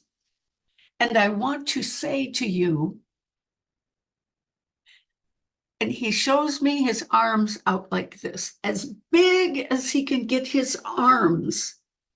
And he wants to bring love to all of you and acceptance to all of you. He says, my heart connects with your heart. And I feel your love for me. And I want you to feel my love to you. And this is why she is speaking to you today, because we are connected. And she is not afraid to speak like this.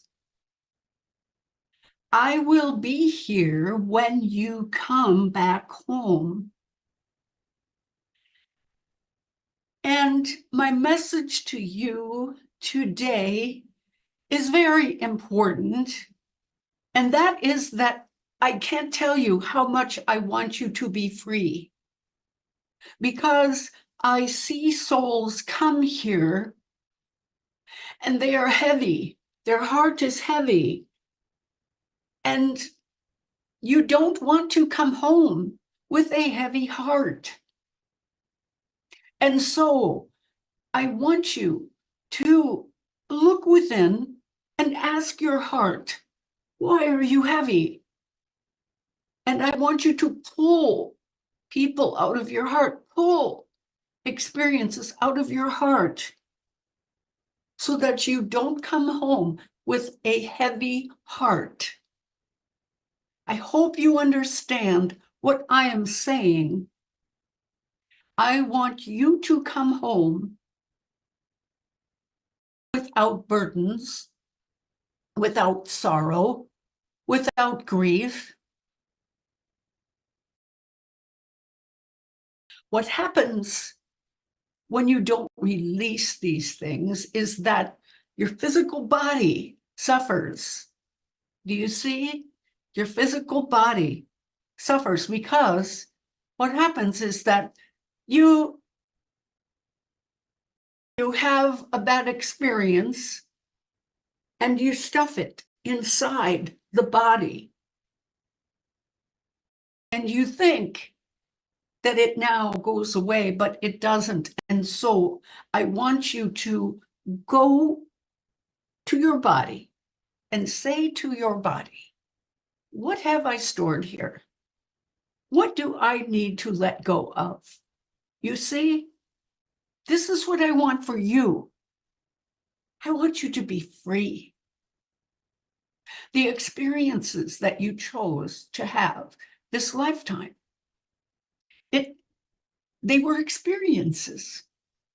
And what you are learning is your response to your experiences.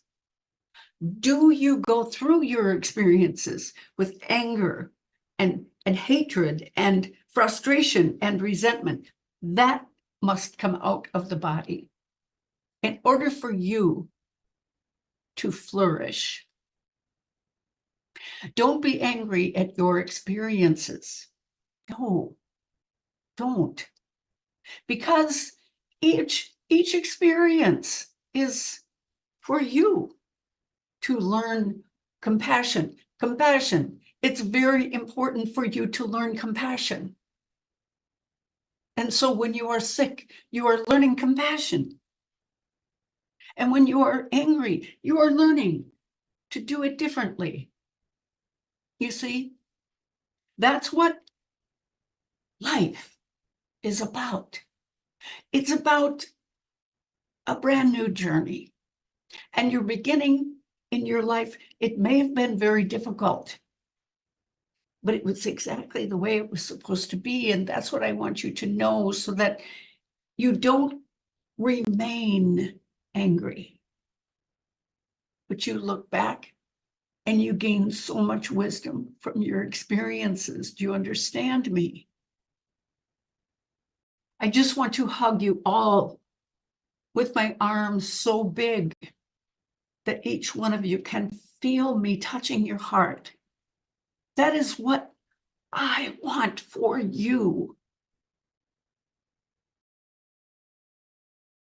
I will welcome every one of you home when it is your time, and not until, because I want you to get as much life as you possibly can from the body that you now live in. Yes. Experience life. Look around and say to yourself, what more can I experience? How can I experience more in this body? And I want you to look in your heart and ask yourself, what more would I like to experience this lifetime? What's important to me? What haven't I experienced that I would like to experience? You see, this is what I want for you. And you have learned a lot from the masters. And I want you to take it all into your heart and know the truth. I also want you to know how important you are on this planet. You may think that your existence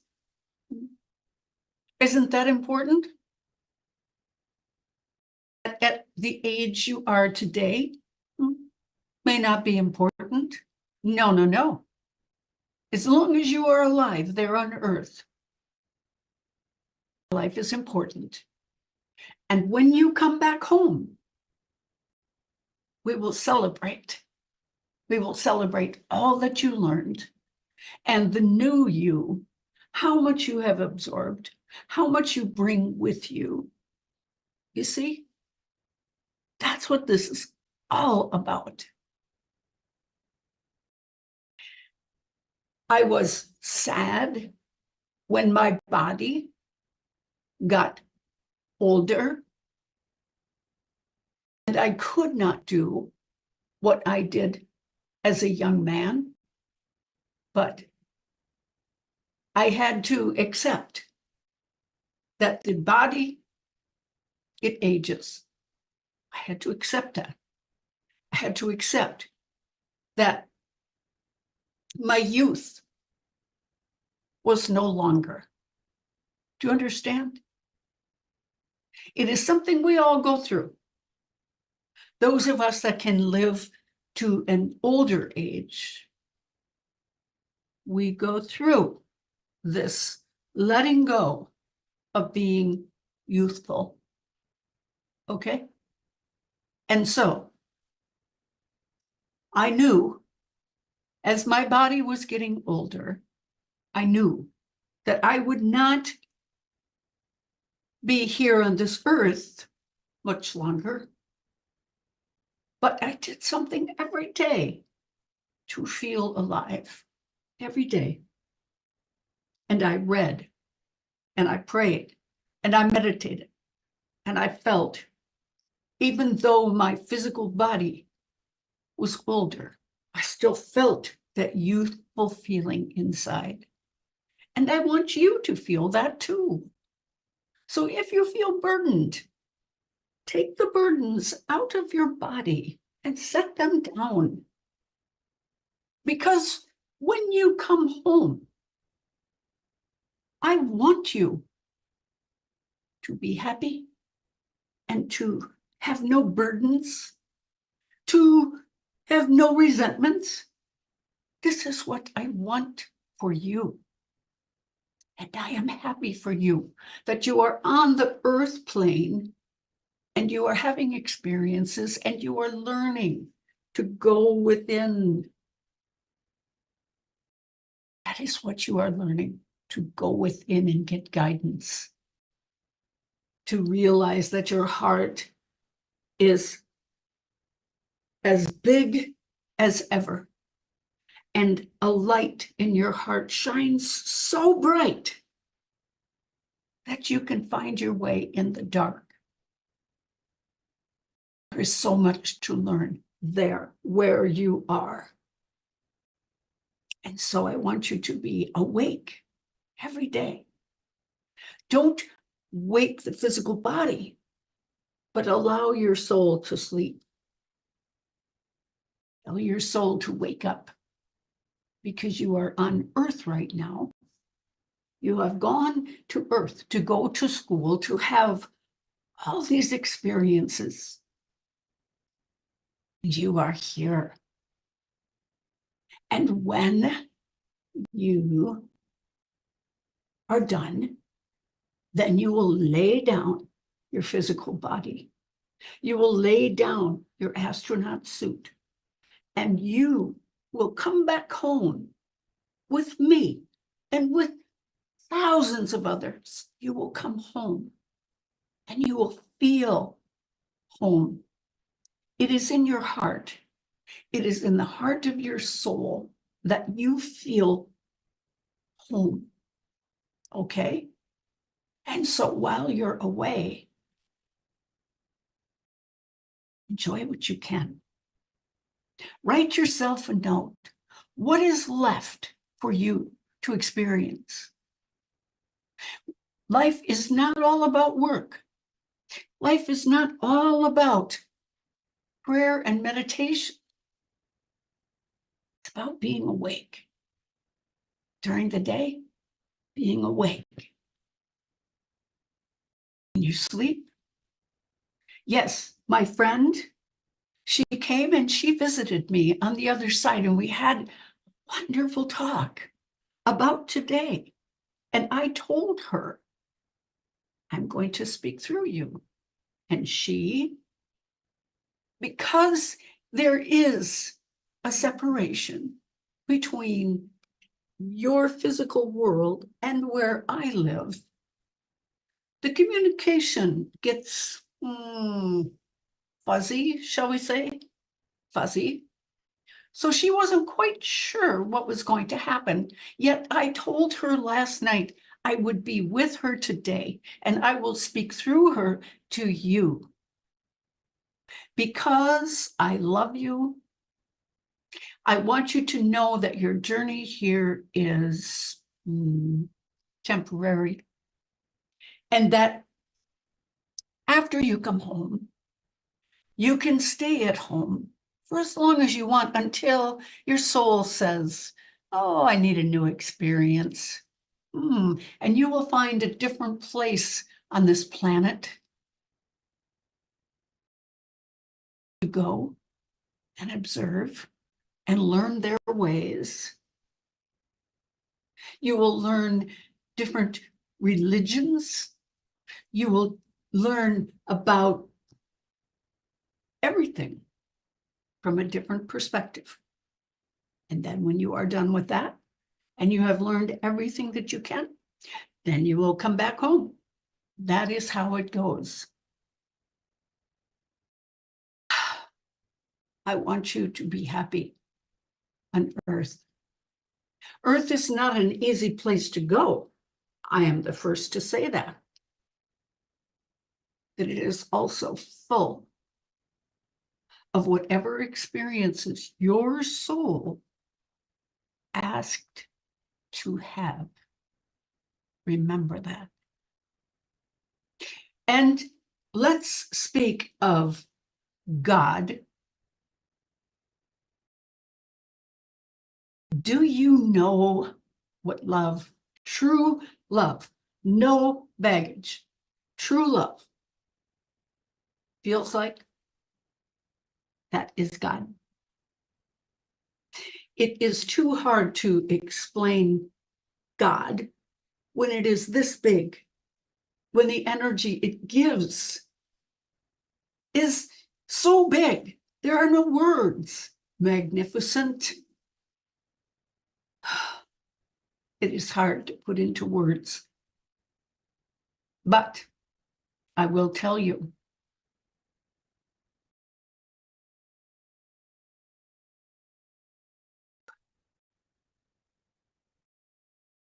this energy that created you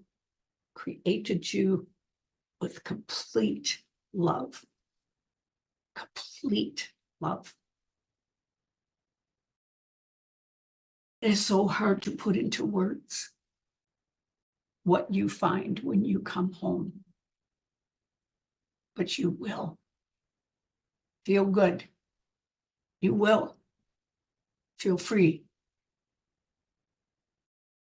So look at your life as a temporary situation.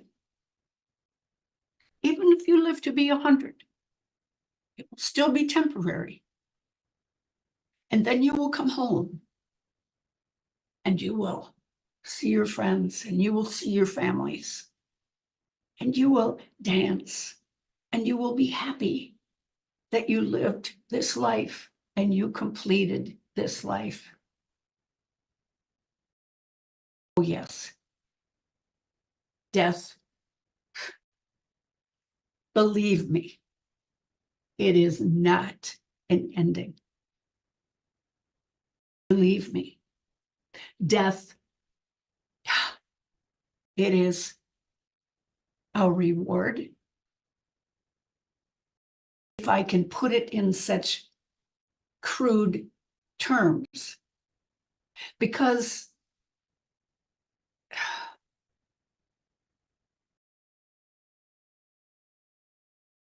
oh, there is so much to say. And I don't want to make it sound like death is the big reward, because life can be its own reward. Do you understand? And then you will come home and you will be so alive and you will be proud of yourself and you will be happy in your soul because you completed another journey on this planet. Do you understand? I know that you do. I know in my heart that you know what I am saying to you.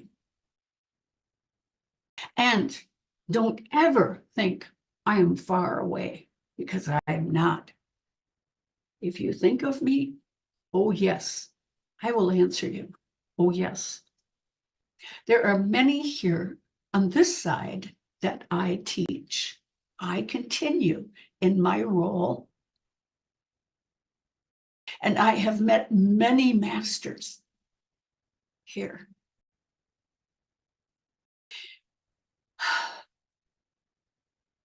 It is interesting for me to be able to talk to you this way, to reassure you, to let you know you're so much. There is so much to you. And this is what I want you to know also. So take an inventory of yourself and look at yourself and see all that you have overcome. Look in your heart. Are there burdens? Take them out and heal them. And release the people that have hurt you. Release them. They're no longer your business. They came, they did what they did, and they moved on. I don't want you to hold on to that pain or hurt, okay?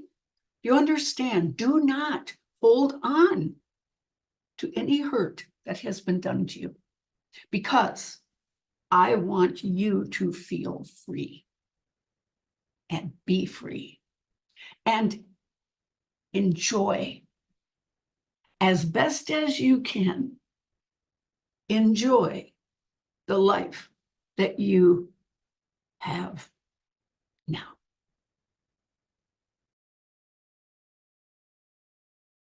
Okay, my friends, it has been my pleasure to speak through her and talk to you.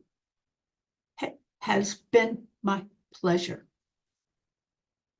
Oh, I will go now. But as you can see, I am not far away. And don't ever think that I am, because I am not. I have not forgotten you. I love all of you in my heart. There is a part of each one of you that I carry in my heart. So, again, be happy. Be happy. This is a journey that you wanted to have. And your physical body, it is just a suit you put on for this adventure. But you are so much more than your physical body. So take care of your physical body so that you can continue on the path that you came here to learn. And I will see you in due time. Understand? Okay, good. Be well. Be well.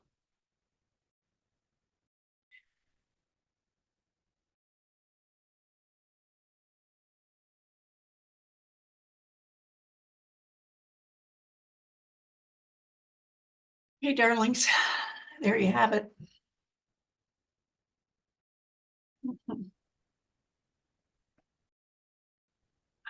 Thank you. You're welcome. You're welcome. Thank you so much, You're welcome. Master Echo. Thank you. Yes. Thank you for bringing Patriji's energies here. Yes. Thank you for the medium for this wisdom direct from Patriji today. Yes. You're We welcome. feel his presence. Yeah. And I can see everybody is typing there. Everybody is feeling his presence. Good. Good. And it is making us so happy that all of us are like having the, shedding tears of joy for this incredible experience that everybody is having. Good, honey. Good. Immense gratitude to you. Our gratitude knows no bounds. I cannot really express the depth of the feelings that we are experiencing now. It's lifetime experience. Yeah. And every time after the session, we summarize, but I will not make any attempt to summarize what Patriji has given today, because it's a feeling everybody's experiencing. I know. Yeah. And him too, honey, him too. He was just bursting with love. I mean, he's just as happy as all of you are. Yeah. It was really sweet. Really, really sweet. Yeah. He's just full of love. Holy smokes. And he wants all of you to be so happy. Oh my goodness. Monica, is your hand up, honey? Yeah, Monica, I'll unmute. Let's make it quick, everybody. Yeah, please go for it. Hello, thank you so much for sharing your wisdom. I myself is a psychic, And Mahavatar Babaji, during the session, he came in the beginning, and then later on Patriji, and all the archangels were standing behind me during the session. Okay. And I was feeling that intense energies when you were saying about the Patriji, talking about everything, and I was like, these abilities which we have is so wonderful. We can solve the mysteries, Yeah. I'm so blessed to see these things, experiencing is completely different. I was listening to you, and then I was like, means I'm feeling their presence, so I feel so blessed, and thanks to you. Because of you, I got this opportunity. So much energy. Thank you so much. So much love. Thank you. You're welcome, honey. You're welcome. Thank you. Wow. Thank you, everybody, for having me here today. Okay, now I will make a mess out of your first beautiful name, Madhavi. Okay. Sorry. There Good you evening, are. madam. Good evening. Good evening. Good evening so much. And thank you so much for your wonderful wisdom. It is so pleasure to see you. And I am a very great fan of yours. And if you can see that I have almost all the books of the souls, actually. Oh, good. Yes. Good. and Wow. Echoes of the Soul is one of my favorite books. Yeah, that's yes, Each and every sentence what you have written in this book was like really connected for me, and I'm really glad to meet you today virtually. Good, honey. Thank you. Thank you so much, honey. How do you pronounce your name? Madhavi. Madhavi. God, yeah, correctly. Nice. Your names are so beautiful. Wow. Wow. Yes. Well, yes. Okay. Your name also very beautiful. This is the third time I think I've read your book, and almost. Good. Good. Thank yeah, you. it's wonderful. Thank you so much for your wisdom. My hearty gratitude. Thank you. Thank you, everybody. Wow. Thank you, friends. And Echo. So we have another wonderful guest. So our dear Pari is here, daughter of Patriji. So I would like to welcome her. Pari, you here? Yeah, I can see her. Let me just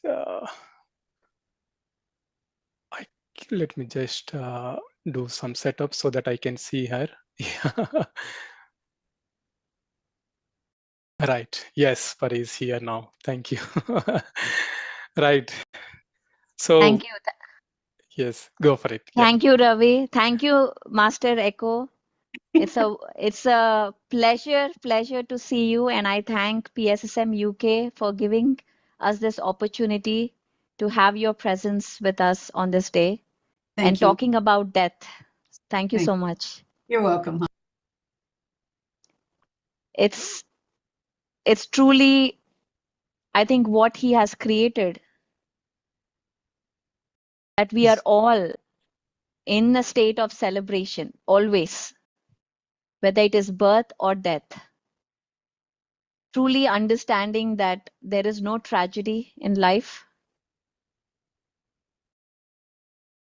And I don't see Master Echo. Yeah, I think something happened. I think she will join now. Maybe let's until she joins. Maybe yeah. I think there are so many new members here, Pari. So we did this for last 40 days. And I'm so happy I'm here for the 40th day, and I see wonderful masters. I see Balraj ji, Sri Lakshmi, yes, Ram here, GK. Wonderful to see you here. Finally, thank you, Sri Lakshmi, for inviting, so I can meet everyone here on this platform. So wonderful to see, and talking about death for 40 days. I think only PSSM masters will do this. Only pyramid masters will do this, celebrating death, talking about death. And I see Kula Ratnam master. Hello, sir. So happy to see you all this today. And Ram, I'm excited to be in Germany pretty soon, celebrating the Buddha Purnima. And I hope to see all Europe masters there. It is truly a big achievement started by GK last year in Paris, celebrating Buddha Purnima in Paris. and now in Germany. What a great achievement. The vision that we all hold in our hearts to see a world of meditation, to see a pyramid world, to see a vegetarian world. By the end of 2030, I'm here to remind all of us why we are here, what we are doing, why we are talking about no death. This is for us a whole reminder that we have to hold this vision strong in oneness consciousness, in Patriji oneness consciousness. When we say Patriji or when we say PSSM, it's only compassion, as Echo just mentioned it today. She talked about compassion. And that is PSSM, that is Pyramid Master, is compassion, is freedom, is friendship, inclusivity, and only going towards what we want, leaving what we do not want. Do not even look at what we do not want. We don't want to even talk about it, think about it,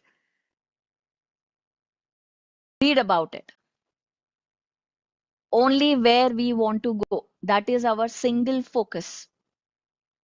Our focus is Dhyana Jagath.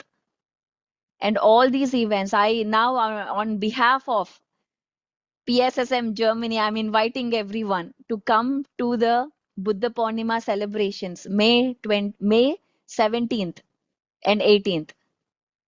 I will be there. Master GK will be there. Yes, I don't know if he'll be there, but I'm saying he'll be there. And everyone should come. This is not, do not think about, okay, flight, hotel, I have to spend. No, it is about coming. When we meditate in a group, when we meditate in that collective consciousness, it takes away your 3 year of struggle to becoming a master. In 2 days, you will be there because of that group energies. So do not, it is priceless. Meeting high vibrational people, being amongst them physically is priceless.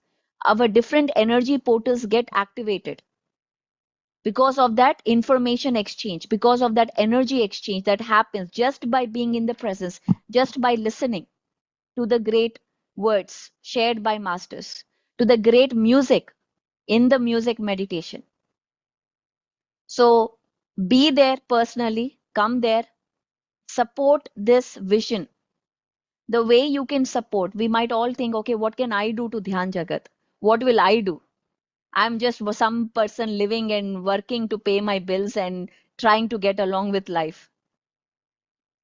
Our thoughts are very powerful. Just a thought, just an intention for the evolution, for the humanity, for the shift of consciousness.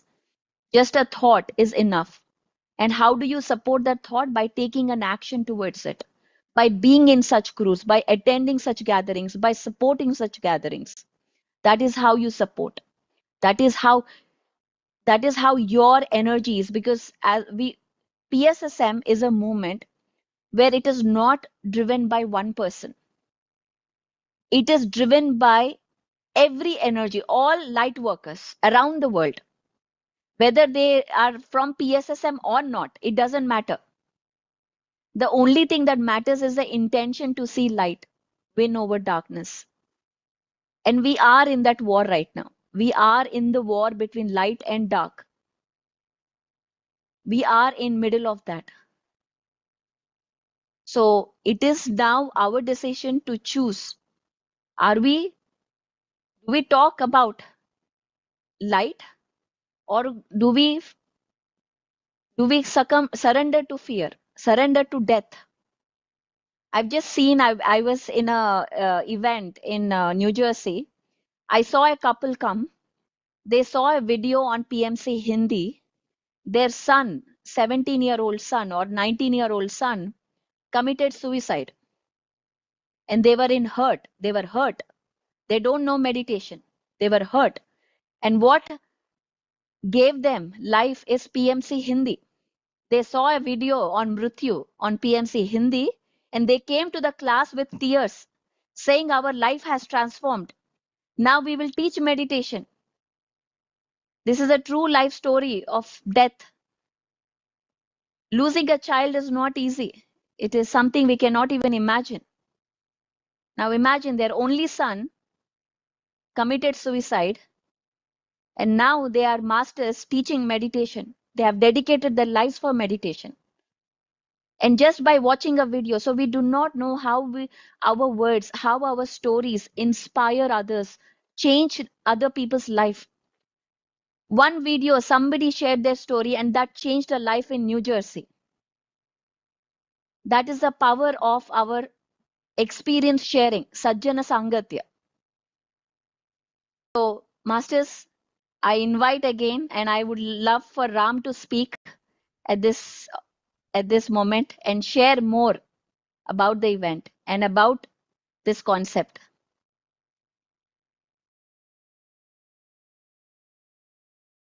Yes, Pari. So it's wonderful. And Masters, I welcome you as well to Germany. Although it is happening in Germany, this is an event, a place, a time for all of us to be here, because whatever we do together is for everyone else. It is to the common purpose. So we have masters coming from everywhere, and we all must be gathering here.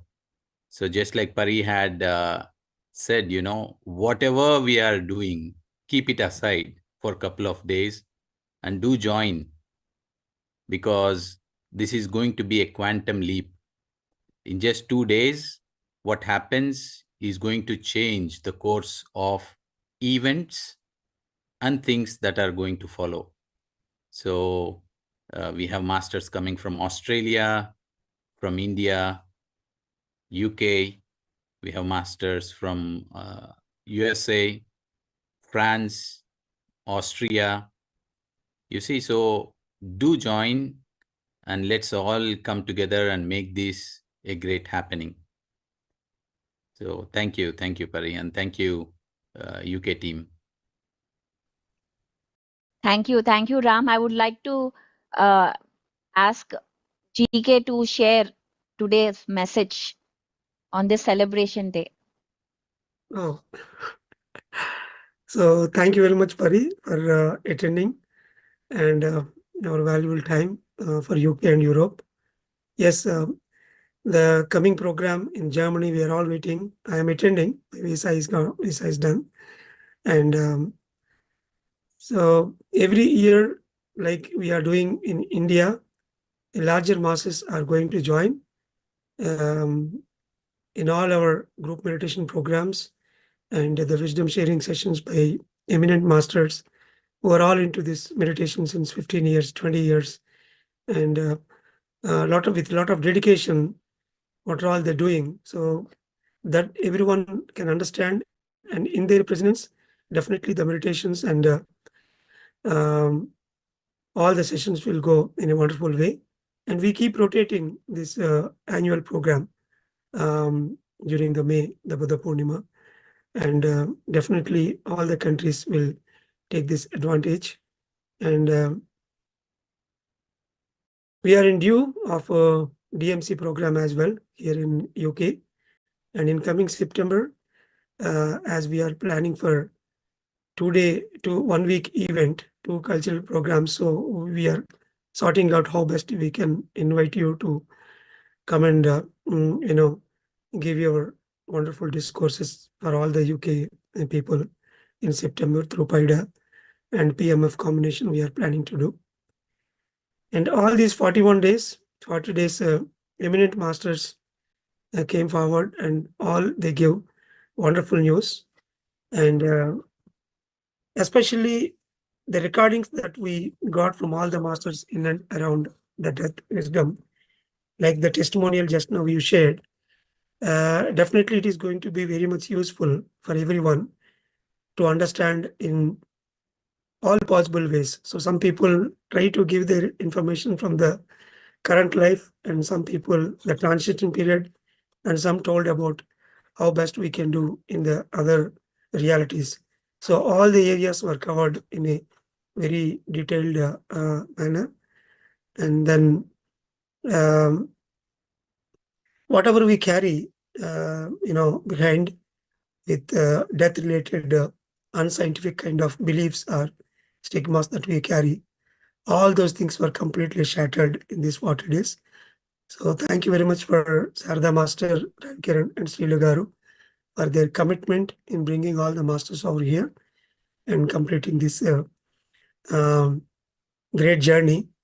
Today is the death celebration. I already announced yesterday. The return gift is NDE experience, whomsoever participate in little meditation today, if it happens. So thank you very much for coming, and thank you all. Yeah. Thank you. It's always wonderful to hear, and I'm looking forward for more PIDA events in US. So yes. Yeah. It will happen slowly. Yes, Ravi. And Sri Lakshmi, your message.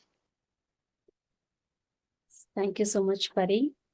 This is Patriji's family. Patriji's created this wonderful soul family, and I feel so happy to be associated with all of you globally. And I look forward to meet you in Buddha Purnima. And thank you so much, all the masters, for your commitment and dedication to participate in these no-rest sessions for continuously for 40 days and encouraging us to do more sessions like this. And thank you so much, Pari. Yes. Thank you, Sri Lakshmi. Kula Ratnam sir, we just finished Reinvent Tamil. How did it go?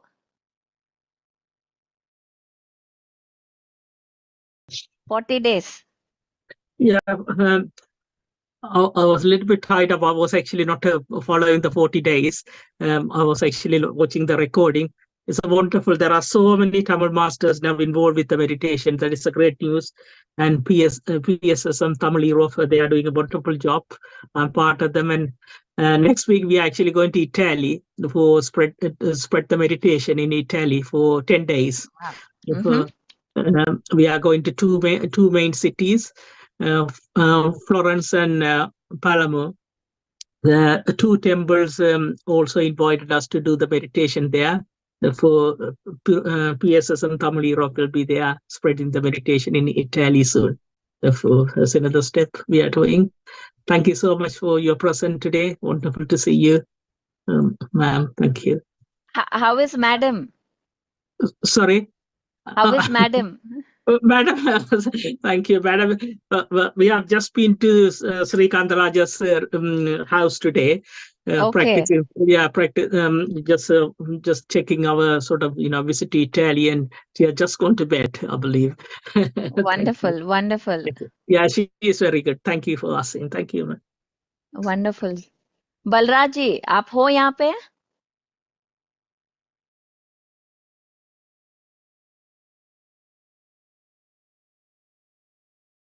Mute, आप muted हो. हाँ. Yes, I'm always here. Yes, sir. I have to hear your voice. This is. Well, Pari, what do we say?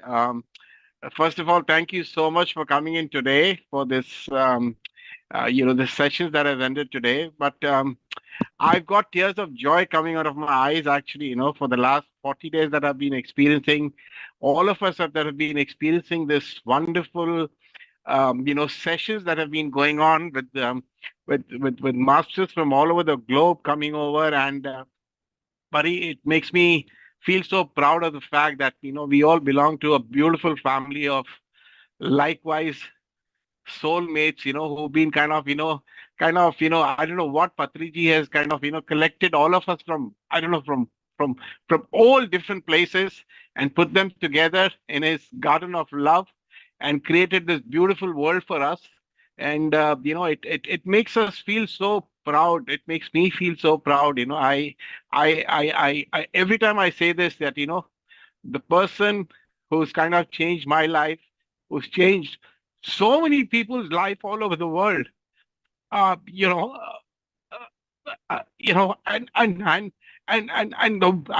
the place that he's created for all of us to experience is so beautiful, so blissful. Every time I say this with immense gratitude to every person who is associated with this family all over the planet. And it is the best thing about it is it's increasing day by day. It's kind of getting momentum. Look at Kolaratnam.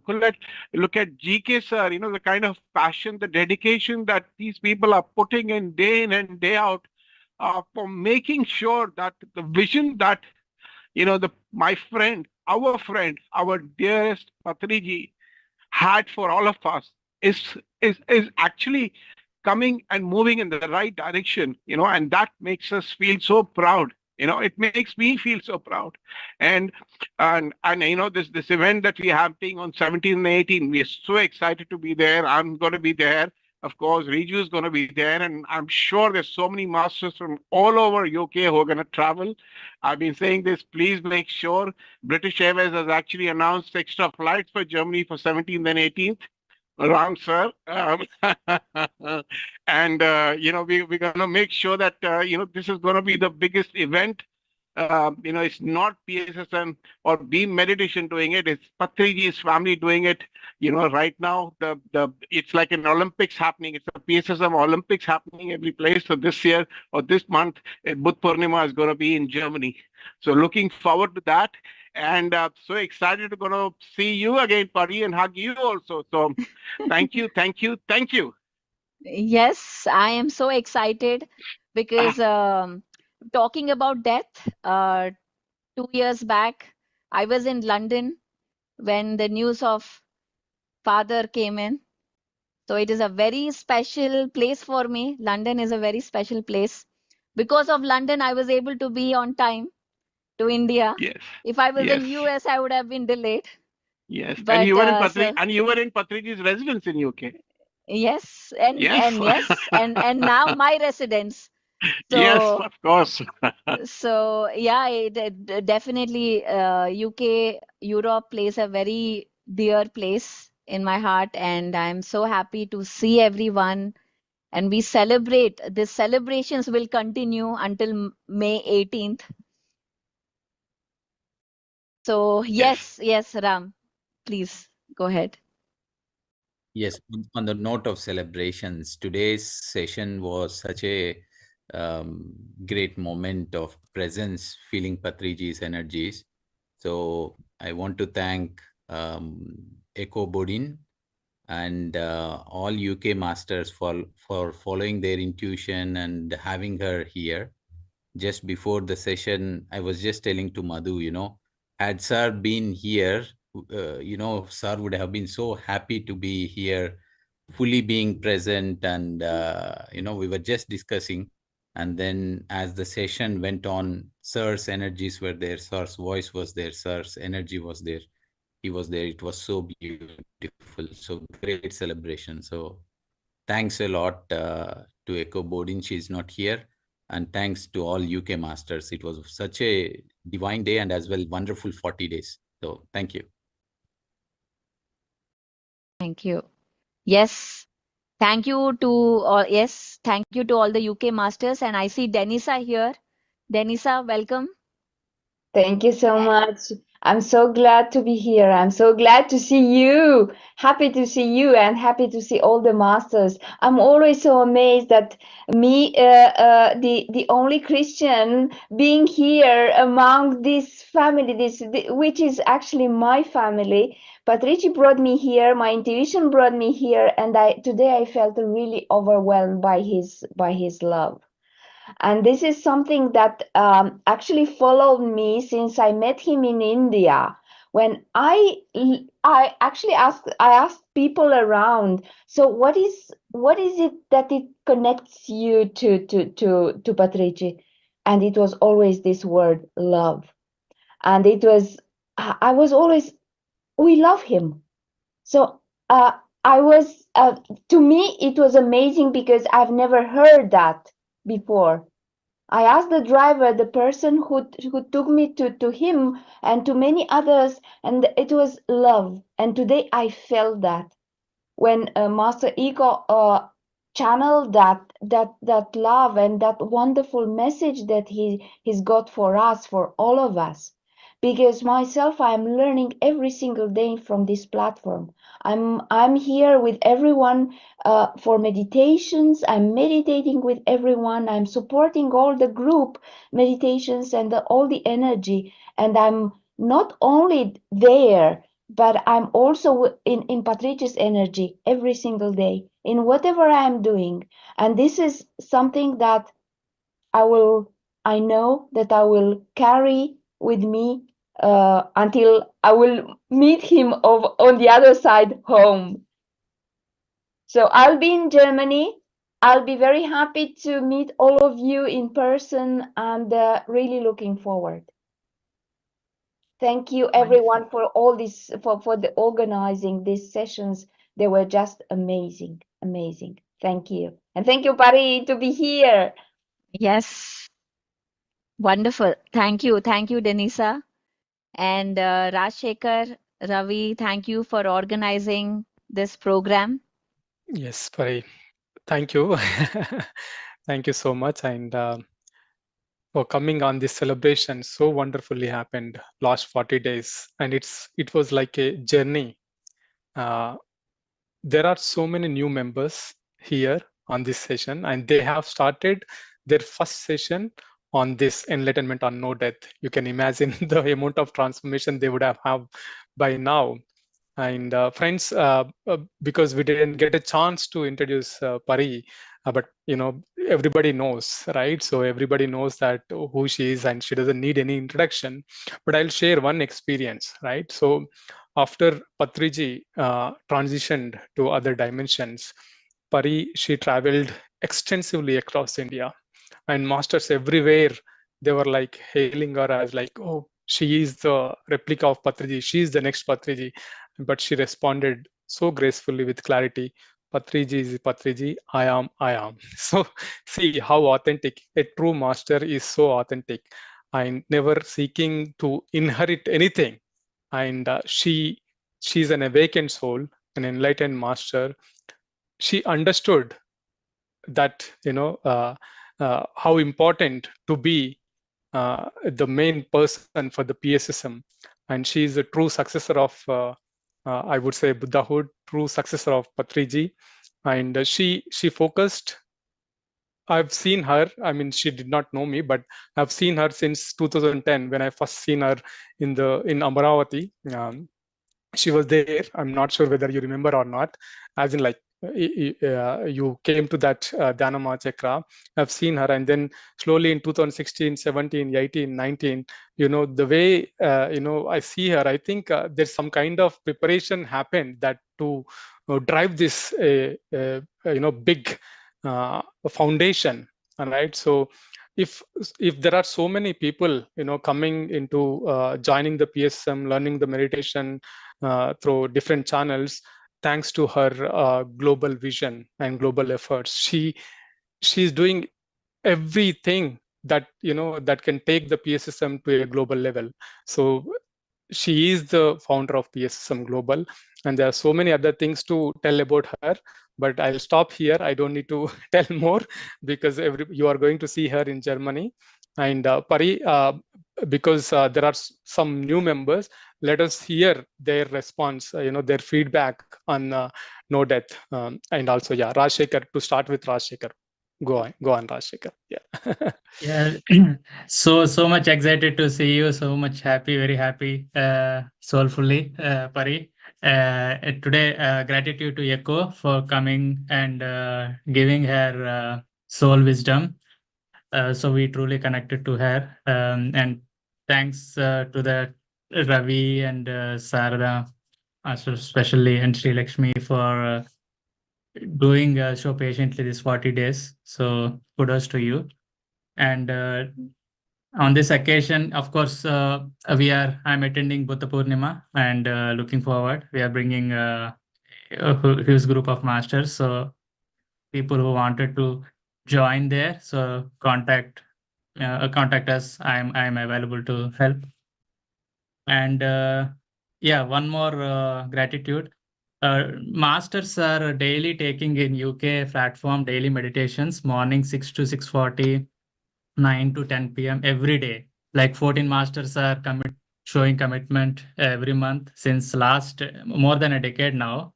So on this occasion, I would like to thank heartfully their unconditional love and doing this service, And so please, whoever wants to take sessions, please contact us so we can guide you how to take, There is a lot of miracles happening in life since we started doing that.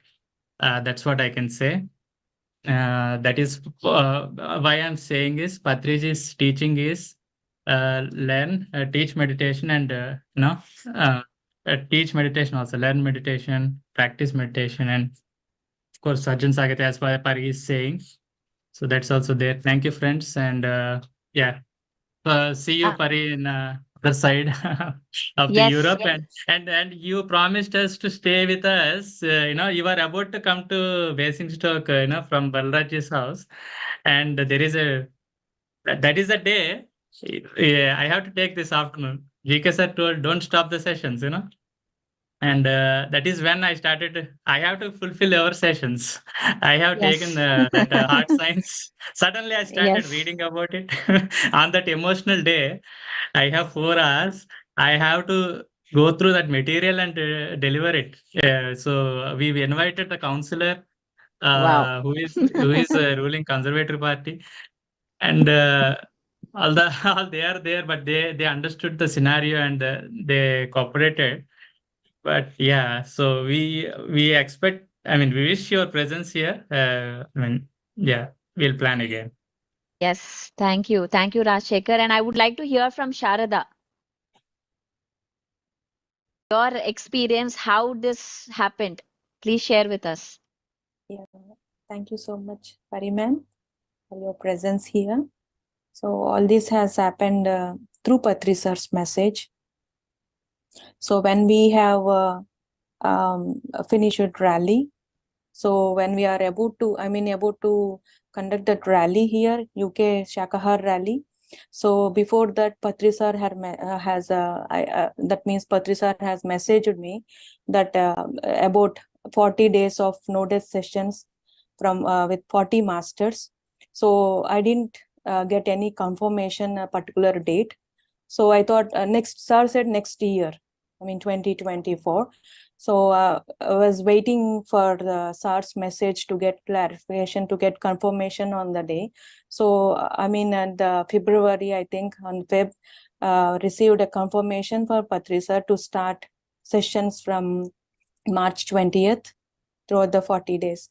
And these 40 days were amazing, ma'am, that though it's the same concept, no death, but we have seen that concept in different angles, and the way we see the death is completely has changed our perspective of the way we take the experience of death.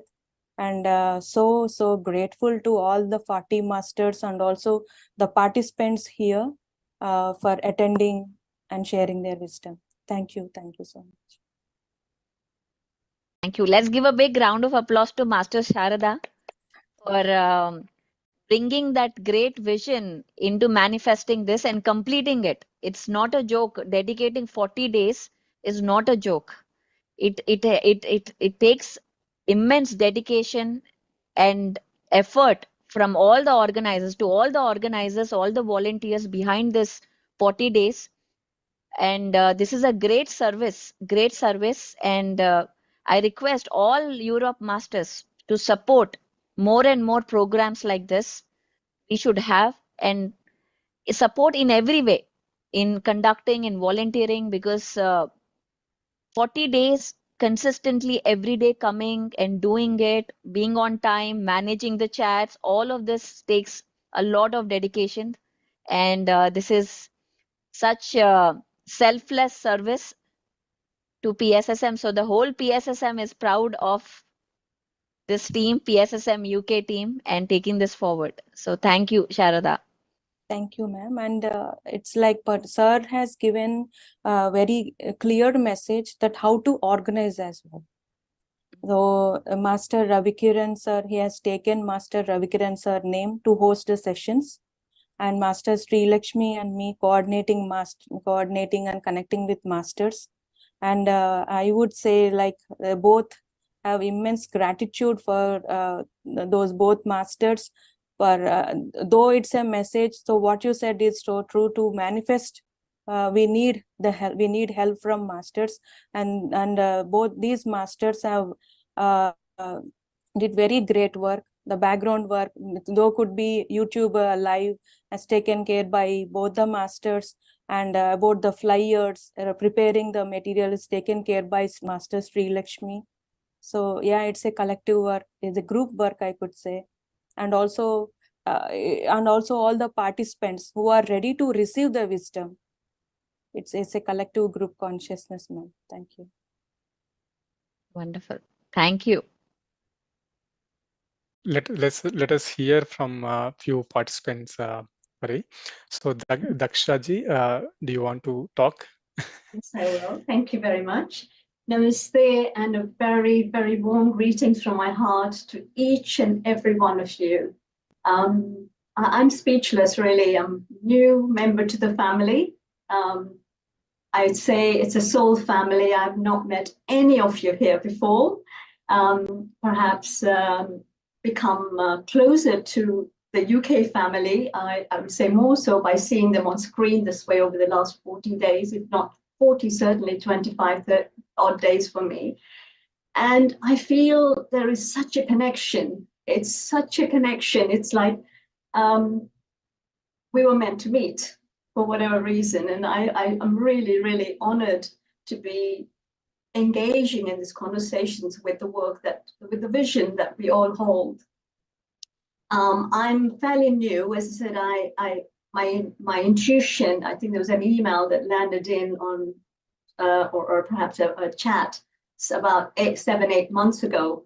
And I felt that I wanted to just enjoy the meditation. Though I was meditating, there was something more that pulled me towards this platform. And I just continued with the morning meditations. I didn't have a great deal of time with the commitments and so on. But I felt something was opening up for me, and I never actually met anybody, but I did the 40-day course and the breath by breath course, and I felt there was a huge opening of the spirit. There was a lot of hammering on the knowing. There was a consciousness, a lot of doors of the consciousness were opening. It was like my vision, I call it my vision, perhaps it's a joint vision here. It's like, of helping the suffering world, supporting them, at the same time healing, because I think until the healing takes place, the service, kind of they go hand in hand, but I think they're kind of, the part of the same palm and the hand. And I felt everything was happening through meditation and through the engagement here. And I can carry on, there's so much that I have taken over the last 7-8 months. And I'm really delighted to meet the senior members of the family, Pariji and Dr. GK and, Ram sir as well. And, I've not met anybody, and I hope to meet some of you in person sometime. But the 40 days have been, just amazing. I cannot say thank you enough. I'm not sure whether Master Echo is here. She's probably not with us now, right? But I felt today was, I just could not, I just felt my heart was, had opened up so much. Though at the surface of things are running nicely and smoothly, there is an aspect, there's a depth there which is seeking for more and more and more. And there's this kind of a sadness that I often experience, and not afraid of death or after death and so on, because I think it's the purity of the soul. The soul is working in its own way. But nevertheless, I can see the room, the space, the expansion, that the possibility of what there is waiting. And when she was speaking, I felt, it's like the soul knew exactly what had to be heard. And I felt the message was coming so much directly to me. And of course, I experienced Patriji in my one meditation in the early days of the 40 days. And I didn't know, when I saw some interesting visions of certain people, still doesn't match. But today I felt that, so many chords of the heart were pulled in that love. And it was just absolutely an amazing experience, not just today, but over the 40 days. I have learned so much. It's so many things have just enhanced, so much depth has come through this. And yeah, I'm really excited to whatever holds for me. And I really, really, really can't say thank you enough for this opportunity of being with all of you. And I look forward to meeting some of you soon. Thank you.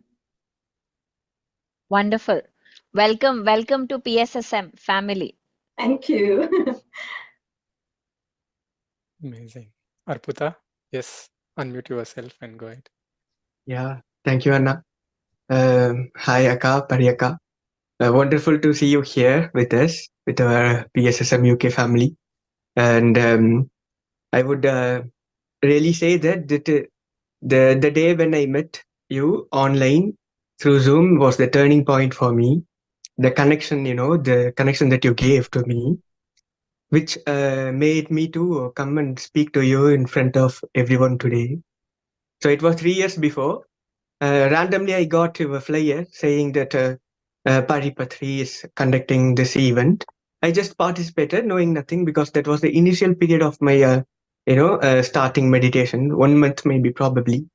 And then you, being, such an inspiration for the youths, you gave me a contact, Somia from USA, and she made me to connect with Ramanna and Madhuaka from Germany. And from that point, I started having this wonderful community around me, and I participated in the 40-day of no death session conducted by Raman Madhuaka 3 years before. That was the seed for me, to be honest, to understand about this life after life, this eternal life. So today I'm very much glad and happy to be as a part of this wonderful community. And thank you, lots of gratitude to you. And me personally, I'm taking forward the vegan movement here in the UK, and not limiting with the UK. Also, this during this Buddha Purnima event, I'm planning to go to Germany um, to work along with Raman Madhuaka. So thank you so much, and I would definitely like to add a few words about you as well. You were always there. You were listening to us, and whenever we want to speak with you, you were ready to listen to us. So thanks for giving us that, that opportunity, and how Patriji used to take the mission. You were literally, um, um, proving us he is your role model. So thanks a lot. Yeah. I'm happy to see you, Arpita. We've been connecting on messages for the last 3-4 days, and I'm glad I'm seeing you right now. And I'm so happy that you're taking this mission forward. I know 3 years back we talked about France, PSSM France. I remember you were in France at that point. So Exactly. it's wonderful to see you, and so happy with all the work that you're doing. It's truly amazing. Thank you. Thank you so much. Thank you, Arpita. Yes, Sanket, please go on. Thanks, Patri sir, for the always support, and Pari madam also for her inspiration to everyone. Every time, whenever madam coming, her words which she speaks is like a motivation for us. And today, Echo Master also seeing channeling by Patri sir, I was so much happy, and I want to listen this session once again. That 30 minutes where Echo Master spoke, and this 40 days sessions of by PSSM UK. I was also part of this and spoke the session, and I was able to gain even so much of knowledge, wisdom, because it was first time for me also to gain wisdom on no death, and I was very much happy to be part of this celebration and every day learning for everyone. So I want to thank entire team, PSSM UK team, and all the PMSSM masters who have taken the sessions and sharing their wisdom and knowledge. Thank you so much once again, all. Thank you so much. Thank you. And I have to tell everyone, Master Sankeet has been doing wonderful work in Qatar in spreading meditation, spreading the concepts of Patriji in doing various programs, and truly now meditation is in Middle East, in countries like Qatar, Dubai, and Pakistan is not a joke. So very happy to see you, Sankeet, here. Thank you so much. Recently, madam, we had on Friday an offline session. One person from Pakistan only had attended there. There he was telling about that. He was speaking about even about the Buddhism also, and he was very much interested to do this meditation and practice it. I was also surprised and thought he will take this to the Pakistan and everywhere. I was very happy for that. Thank you so much. Thank you, Sankeet. Sankeet has delivered a beautiful wisdom session, one of the 40 masters. So it was a wonderful session by Master Sankeet.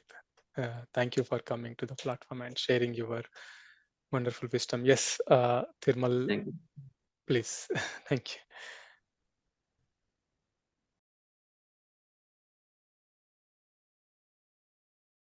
Hello, madam.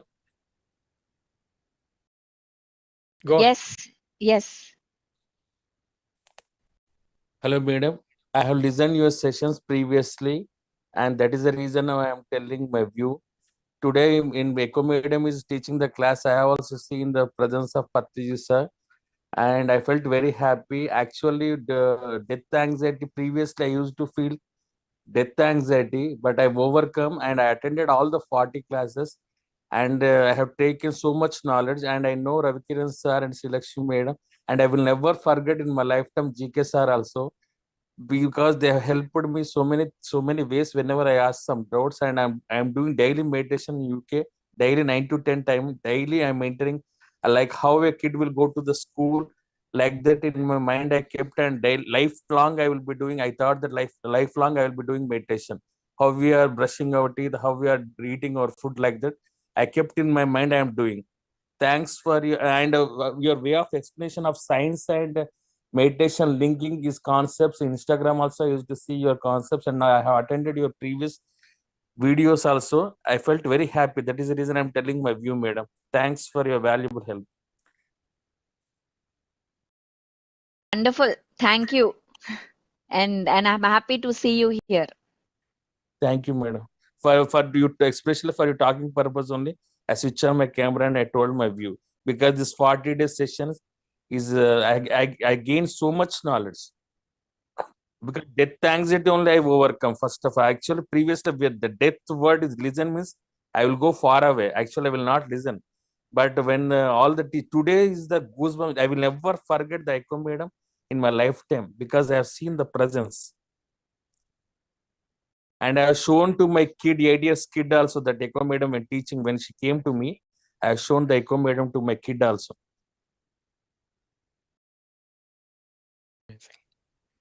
Wonderful. Thank you, Thirumal, for sharing that wonderful experience that you had, that anxiety issues, and you overcome on that. Thank you for. He never would switch on his camera for the first time, I think, because of your presence, Pari. We should give a big round of applause to Thirumal Rao. Yeah. So that is amazing. A great achievement. Great achievement. Yeah. Yes, friends. Yeah, Sriman, go for it. Yeah. Yeah. Good evening. Good evening, Pari ma'am. Lovely to see you again here. Missed having you at our place when you came to UK, but looking forward to having you again. And what should I say? This whole experience has been, I think I just feel so blessed, so blessed. I never thought I would experience anything like that. And today, what Master Echo said, connecting those energies was just such a goosebump raising moment. Yeah, I just words can't describe it for me. It's felt quite emotional, and don't know why subconsciously last 2 days I've been seeking his guidance on something, and I just felt the words today that came out. Just be happy. that just summed it up for me, because yeah, for me, I feel like we don't know what, I mean, I still don't know what enlightenment is. And for me, that enlightenment means just being happy in whatever I'm doing, and having that come through, sir, today was, yeah, just something I just can't describe in words. So again, and thank you for all the masters who have been working tirelessly to get this out, all these sessions, and your presence today, but Pari, has been immensely grateful. Thank you. Wonderful. Thank you. Thank you, Pari. Pari, just so that you know, I'm not sure whether you joined when Echo, she started mediumship of from Patriji's energy. She was talking what Patriji was giving the channeled message through her. So that's why everybody could feel the energies of Patriji. I heard it. I was there when she was talking. Yes. Okay. Yeah. Okay. Okay. Good then. Yes. I'm not sure whether about your time, Pari, because we are like extending. I'm okay. I'm here. Yeah, No worries. no worries. Okay. Then Yeah. yes, Lata Garu, go for it. Thank you, Pari Patriji. Pari, in coming today, this is first time I am talking to you directly. And it is really wonderful session. This 40 days regarding the death one is some of the hosts they are talking is really inspirational, like saying that when you are sleeping, that is also a temporary death, and you are sleeping sometimes, that is a taste of death. They are saying it is really good. The sessions is we are earning so much of knowledge, and I missed some of the sessions because we are doing the 41 days meditations for the beginners. This is the third week we are conducting here, so we missed some of the sessions, and afterwards we are reading it, seeing the videos and listening. That one is also amazing. Thank you for conducting this type of the sessions regarding the death. That this is really helpful for everyone, and amazing topic. Death. Everybody, we have to face that one at one day, but we can invite it like happiness with wonderful. Today's session is like amazing. I want to listen whole session, but I am doing the meditation session to the other group, so I just on and off, but I can feel the energies here. This is amazing. Thank you for all the organizers who is conducting, all the masters, from the bottom of my heart. Thank you very much. Wonderful. And so happy to hear that you are doing meditation sessions for the beginners. Wonderful. Yeah, this is the third week. Some other masters also. 1 week, one masters, like that we are doing it. It is going on. Wonderful. Successfully here. Where are you from, Lata? We are from Manchester. Manchester. Okay. Yeah, Okay. we learned meditation from the GK sir. I think from 5 years, we are conducting meditation sessions every weekly once, like that, in PSSM group as well. We are doing at the moment. Yeah. Wonderful. Thank you, Lata Garu. So she's an amazing, dedicated person. Any sessions she would say no, she would organize, she would host. Amazing person. Yes, Grishma, please go ahead. Thank you, Ravi, Garu, and all the masters who've done brilliant job for the last 40 days. I recently, now I should say, my father vacated his body, and I am very new to this platform.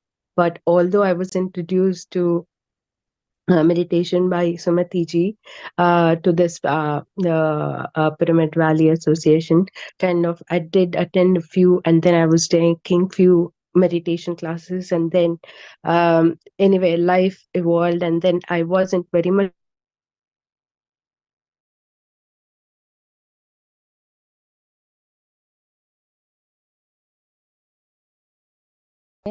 We lost her, I think. Yeah. And so was there somebody raised hand? Yeah. Okay. Grishma, we lost you. I mean, we cannot hear you now. Maybe log off and log in again.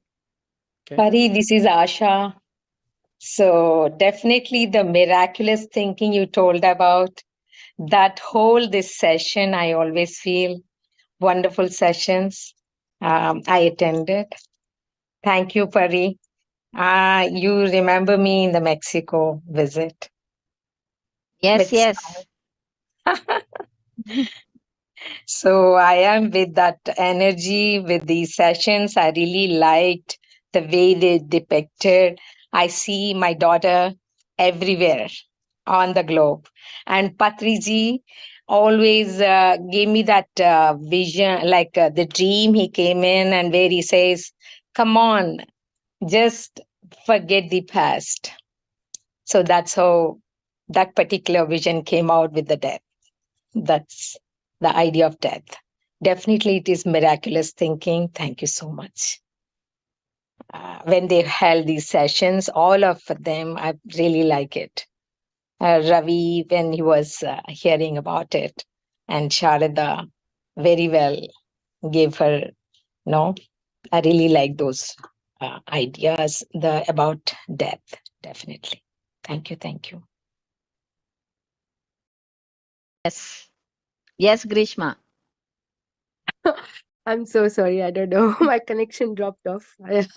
And I was like, okay, anyway, I'll continue where I left. It has been a really blessed moment. I think the universe and Patriji wanted me to have this education and wisdom.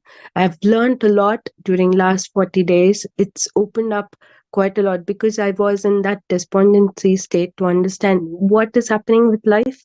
And this was all of a sudden because my father was well and fit, and he had a cardiac arrest and he passed away all of a sudden. It was like a sudden question mark as to what is life. And every session was, I mean, I could attend how much ever I could attend, but I started catching up with the sessions. I started having so nice experiences, understanding real meaning of life, and especially today was a electrifying, energizing power puff session and message by Patriji, and I'm so glad and so grateful to all the masters, and very nice to have had this opportunity to speak to you and to see you. Very, very beautiful platform, and very grateful for everybody. Thank you so much. Can't say how much this has helped me to put a perspective on life and what is life beyond this incarnation. I've learned a lot, and there is still lots to learn. Thank you, everybody. Thank you. Thank you, Grishma. It is really very happy. We feel happy if somebody is kind of having that transformational experience. Yeah, thank you for sharing your experience. Yes, Vindhya Garu. Thank you, Ravi Kirinji, and thank you, Pari ma'am. I'm Vindhya. I'm from Dallas. I've been with Spiritual Tablets since decades, and this 40-day session, I might have missed few, but I went back and watched. Beautifully hosted by all of you, UK team, and each day was a surprise. They wouldn't let us know who was coming, and I would think, 40 days, what messages can I get? But each day was a different message, and I've taken notes, and I'm telling you, I learned so much. And obviously, I think whether we know or not, we all have fear of death, and that fear leads to other fears. And now I feel so free. And after hearing all the messages, to celebrate death, and there's no death basically. When you see it as duality, then there's death, and if you don't see it as duality, we continue. So many messages, and I know Ravi sir has been summarizing so beautifully. If you just listen to the summaries, I think we get the gist of all the messages everyone has given. And today was the final, like the cherry on top of the cake, like the surprise from Echo Master, and the channeling was even though GK sir told us yesterday that today you'll have that near-death experience, and I did not know what he meant. This message, and message that came clearly was to experience the life that we have, and we all have. We're going back to home. That word "home" feels so safe that there is no fear. So I'm thankful to everybody. I'm thankful for all the lessons, and thank you all, masters. Thank you. Wonderful. Wonderful, Vindhyaji. For attending daily, there's so many masters. They regularly attend, come what may. 9 p.m. They are sticking to the Zoom, right? So, yes, Baldas sir. Baldas sir, he wanted to sing Well, a I just song. sing a song. Okay. Oh, I mean, okay. So you wanted to, you said, right? okay. Okay. Right. Okay. So Ravi ji, just wanted to express first of all deepest gratitude to you for hosting this 40 days. I think it's been the most amazing. And believe me, I've been through a lot of sessions and Zooms everywhere, but the picture perfect hosting chair that you occupied was just phenomenal. Absolutely amazing. I think I'm talking on behalf of not only myself, but every person who's witnessed this 40 days of session. So thank you, thank you, thank you for doing such a commendable job in that position as hosting. It was just absolutely amazing. I don't think PSSM or PMC UK would ever see anybody else in that chair for sure. So that chair has been completely taken up by you, one and only Ravi, for doing this beautiful sessions and conducting them so well. And thank you, Sharda ma'am. Um, no words again to express the thoughts that you manifested, and your message through Patriji came in reality for all of us. And what have you done? You've changed this entire 40 days. It's like a lethal injection that has been injected in our bodies every day, and I don't think we would like to part with these sessions. So I hope that you get a manifestation soon again from Patriji to kind of keep doing these sessions more and more and more and more, because there cannot be anything so beautiful and sweet for all of us. It's been those wonderful wisdom that has been shared for all of us. Sri Lakshmi, thank you. There are some people in life who just don't want to take a credit, but I think it's very important for me to kind of express gratitude on behalf of all of us here for being that backstage coordinator, but doing it so beautifully, amazingly, with those wonderful flyers that have been posted every day. So thank you, thank you, thank you, Amma, for the great energy that you possess. And I'm sure there'll be so many sessions coming. And also, I just wanted to express thank you to all these wonderful 40 masters who came in these 40 days. And of course, along with the 40 masters, I would like to extend a big thank you to a master who was within these 40 masters. She was there with us all the time. And, I mean, there was a wisdom going on from everybody. And then she would come in and give her little bit of wisdom, which was like a, icing on the cake.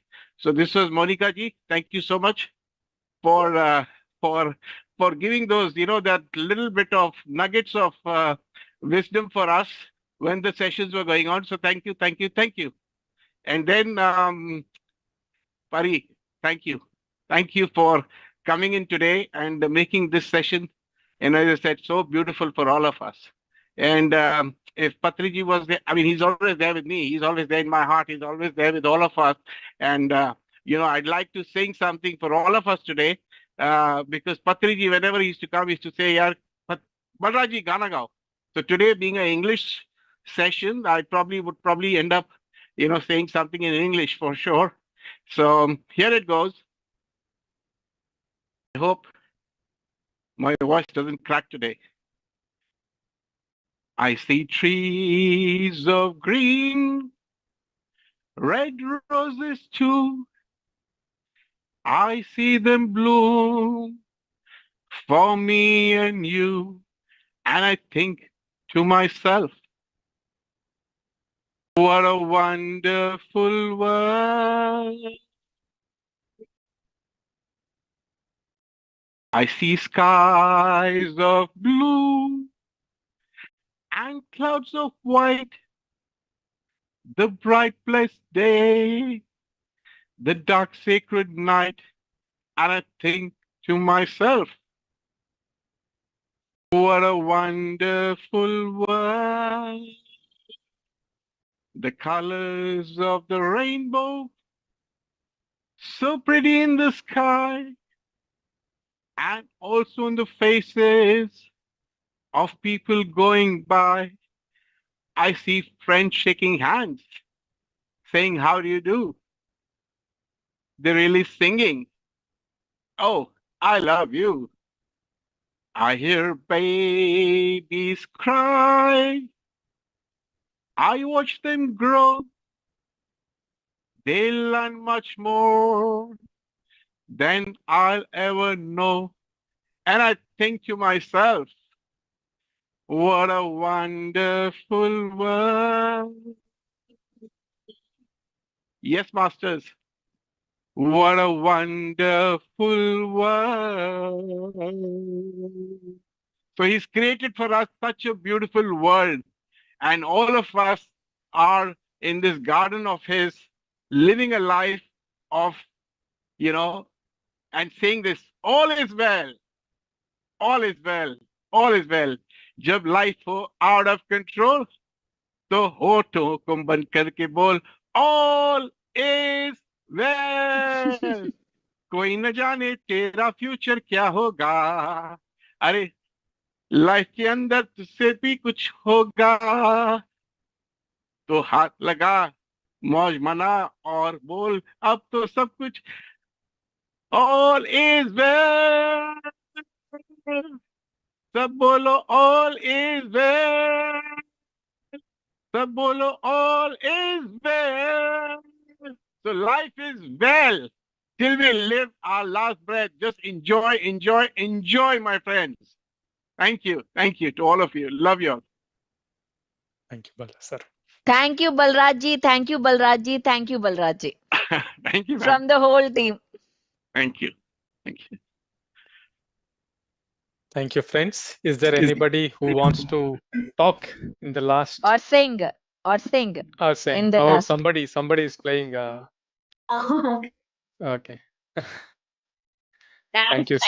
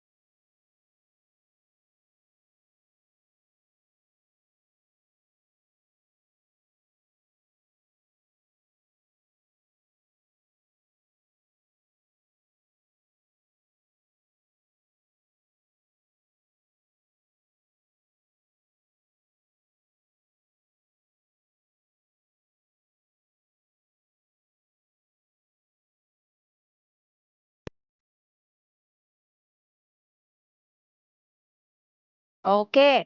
Okay. Bye bye. Thank you. Friends.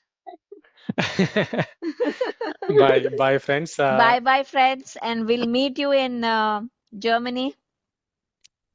We'll see you all in Germany. So Looking forward thank to you see you. again. Yes. Great session, great celebration, great end. Yes. Thank you, Pari. Thank you. Great. Yeah. Thanks for Thank you. coming, Pari, and thank you, everyone. It's been amazing. Yeah. So yeah. Thank you. Thank you. Anybody? I mean, yeah, Pari can because she has some other Yes. things. So let us say Yes. bye and gratitude, Bye. immense gratitude, Pari. So yes, have a great day. Thank you. Thank you, Pari. Thank you. Yes, friends. Anybody has anything to share? Do you want to, are you feeling something from inside you want to share? Just release it. say it now. Right. I'd like So a big thank you to each and every one of you from bottom of my heart. I've joined in all 40 days and I really thoroughly enjoyed it. Was since 1974 I had been thinking what's after death, what happens to after death, and I think I've got the heart feeling that I am going on the right path to knowing more and more about it. And since the 40 days connection, I've connected with Master Monica and trying to do some small meditation sessions in a group. And I feel so privileged. I can't explain it, but I'm absolutely thrilled to have had this experience. So thank you very much for everybody, and good luck for the future. amazing. So good to hear that you really enjoyed the sessions. Thank you, Champaji. Thank you. Yes, friends. Anybody else wants to share quickly? Let us take few seconds each, and then we. Okay. Asha ji, you want to say something? Or Sai, you are on mute. Yeah. Go for it one after other if you want to say. We'll be closing in maybe few minutes. Yeah, I really enjoyed each part of the sessions. Yeah, I remained in silence.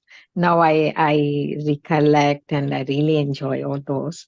So whatever I face, yeah, I now I see a different vision of my being on the earth, definitely. So that's wonderful. So it's going to be a miraculous thinking, definitely in future. Thank you Amazing. so much. Thank you so much. Amazing. Thank you. Yes. Anybody? Last few seconds, we'll wait and then we'll close. Yes, Dakshaji. Yeah, I just feel, even though I missed a few, I think at the beginning, because the 40-day program came again as a surprise. I don't think there was a lot of notice for it. So I thought, okay, opportunities come, you take it or you leave it, whatever it is. And anyway, whatever I took, I found the continuity really helped. And there was almost like a damp feeling when I wasn't able to finish because of my personal circumstances. But in the earlier part, when I took them continuously, I noticed the level of soul digging was superb. It was like with each master's wisdom, it was taking me to another level, or not just deeper, but even broader. And I was just thoroughly enjoying the whole spiritual space, the whole spiritual dimensions, not that I was afraid of death as such, but the whole experience was so vast. I'd given this. I'm also a befriender with the aged UK elderly, and often prepare them for dying. So it's quite interesting. Obviously, I have to see where the clients are at, but it kind of made me see that it's okay to talk about this. I've always felt comfortable, but I felt that it opened up more room for me. And really, thank you for the encouragement. Thank you for the encouragement, Ravi sir. You've been amazing. The girls, my spiritual sisters, Monica, always supporting me in the background, Sri Lakshmi Sharda, all of you, have been amazing. So thank you, is all I can say. Thank you for the kind words. Yeah, thank you. And glad that you are in that profession where you need to, talk about and you need to educate. And it's good. I mean, only when teacher understands, it will definitely help whole class, right? So amazing. Thank you. Yes, sir. GK sir, you want to say something? You are on the spotlight. Okay, right. I have a friend. Okay. Thank you. Thank you all the team for taking your time and all these days, almost for 40 days, tirelessly. And I feel like maybe we need to take a responsibility to edit the whole content in a proper way so that again it can be uploaded and it can be kept with proper hashtag words and all with the marketing gimmicks so that it will reach more number of people. That is the only intention. And then, so yeah, that is what I'm just looking into to take it forward further. Yeah. Thank you. Thank you. So good to see that sessions are closing at 11:11. Oh, amazing. Amazing. And thank you for your kind words, Grishma, yeah, so amazing. Yeah, it has become a family in what last 40 days. I think it will continue. Like, when you stay in a different country away from your family members. So we'll still see each other. Amazing. Thank you. Sharda Garu, any final words? Should we close? Yeah. Yeah, thanks to everyone, and thanks to all the masters, the unseen masters and physical masters here. So thank you, everyone. Thank you. Thank you. Thank you, everyone. Let us close now. Bye. We'll meet again in any other program. Anyway, the morning and evening programs will continue to happen. Participate in meditations, gain more wisdom and share the wisdom. Okay, whatever you gain, and spread meditation to everyone. Thank you. Yeah, you can forward a link. The 40 link, which link? 40-day 40 sessions. Yes, playlist link. You can forward to your families and friends. Yeah. So, yes. Celebrations in Germany or UK for all the masters who can come. So because the punishment for 40 days. You, Sri Lakshmi, and Sarada. Sorry. I didn't get you. What did you say? Treat us for the celebration. Celebrations, yeah. Let's do it in Germany. Celebrations. Germany. Are Okay. also like that is enough. That is sufficient. Yeah, there are gatherings going to happen very soon, which we will post in the group. So there will be a gathering in London, and there will be a gathering in Midlands in Rugby or Birmingham, and there will be a gathering in Basingstoke very soon. So we will let you know the details. Okay. So thank you.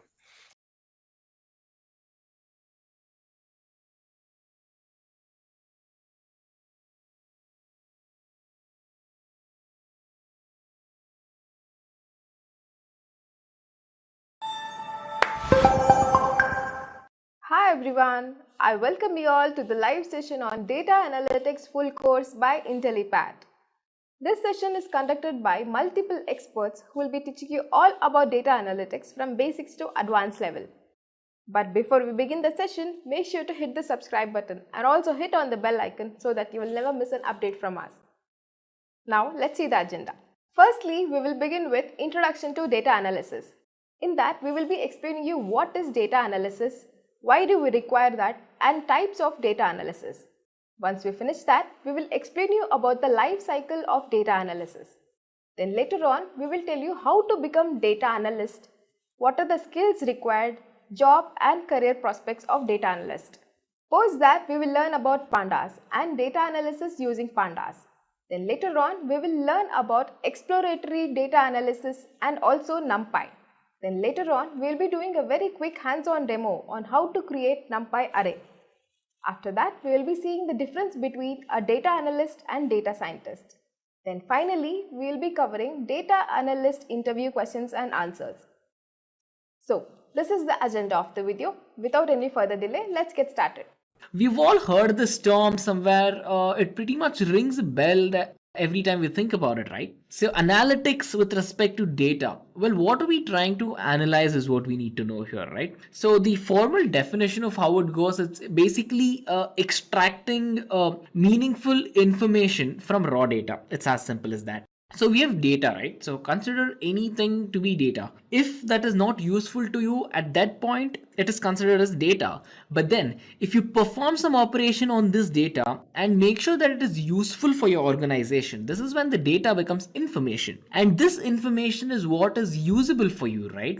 So the process of pretty much converting raw data into information by performing certain analysis on it can be termed as data analytics, guys. I mean, this is just a very rough definition of what goes in the industry. To give you a better insight of what that means, basically it is the pursuit of extracting meaning from raw data using specialized computer systems, guys. And then these systems, they transform, they organize, and they model the data. End of it is to basically draw the conclusions from all of the data. So you'll have, again, as I've mentioned with the raw example, our goal here is to basically draw conclusions, to identify patterns, to make use of this raw information in a better way. I mean, sure, data can just be used in its raw form, but then not with every case, right? And to give you an example, so think of the data probably you understand. So let's say you're looking at a huge data set which contains thousands of values. Those are just numbers, right? So having these numbers, sure, as a data analyst, you will understand what you're doing. But then let's say you need to explain it to a person who doesn't know what data analytics is, or you need to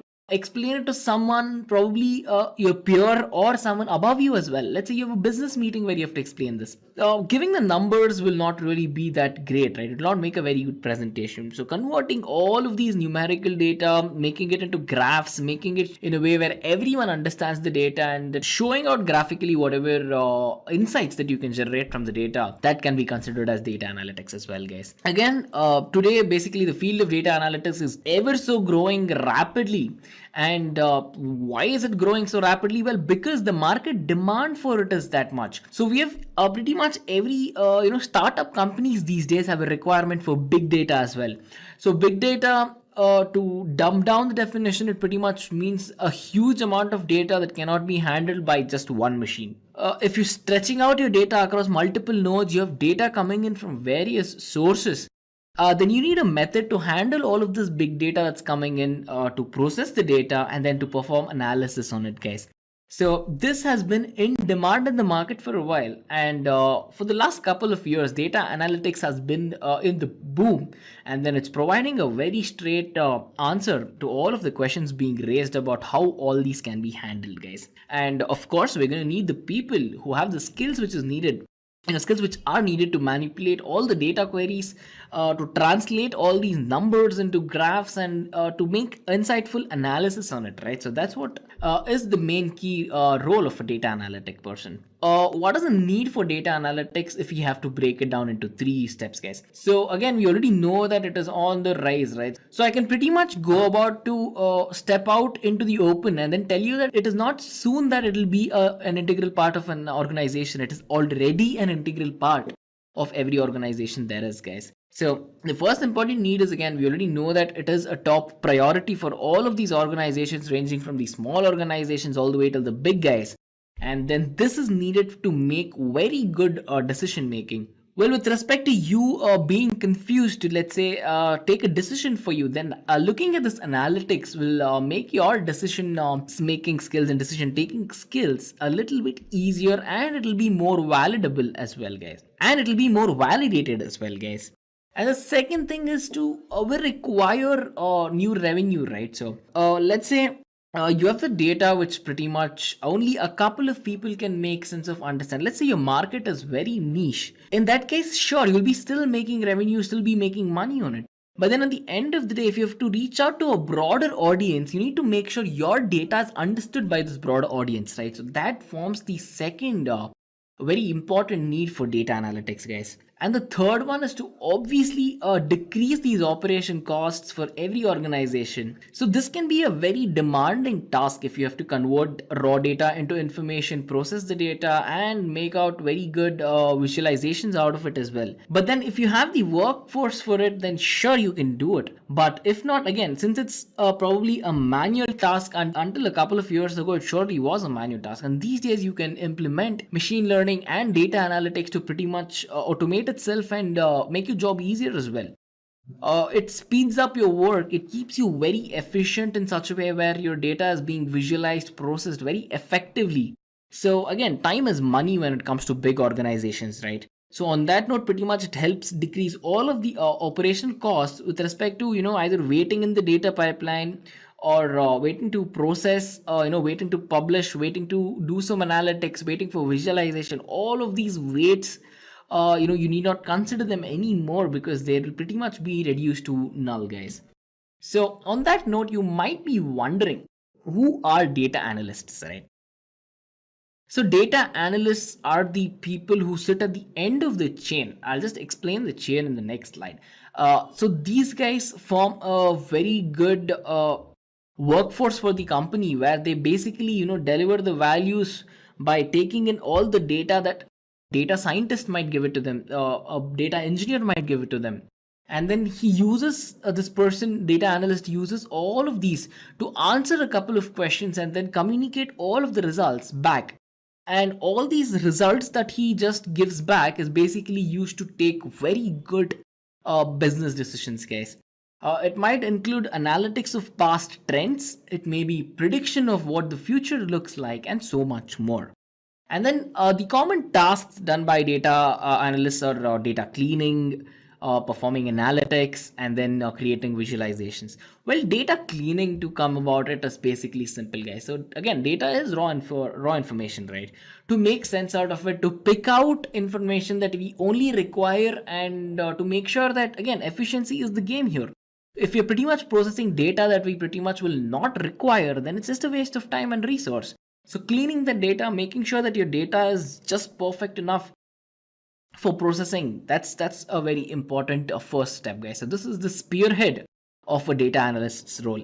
And then the second one is, obviously, as soon as your data is clean, you need to perform some very good analytics on it and create very good visualizations, guys. So these four designations you see on the screen right now is basically the designations a data analyst is also known by. So the first is a business analyst. So data analyst is also a business analyst. He or she can be an operations analyst, a business intelligence analyst, and a database analyst as well, guys. So coming to the tasks that they pretty much do, the first important task that we already spoke about was cleaning and organizing raw unstructured data, right? So this is again a very overlooked concept in today's world, unless you get your hands dirty with the data itself. When you start to go about doing that, you will realize that cleaning and organizing the raw data is extremely important, because at the end of it, your data might be unstructured, your data might be semi-structured, or it might be a structured data.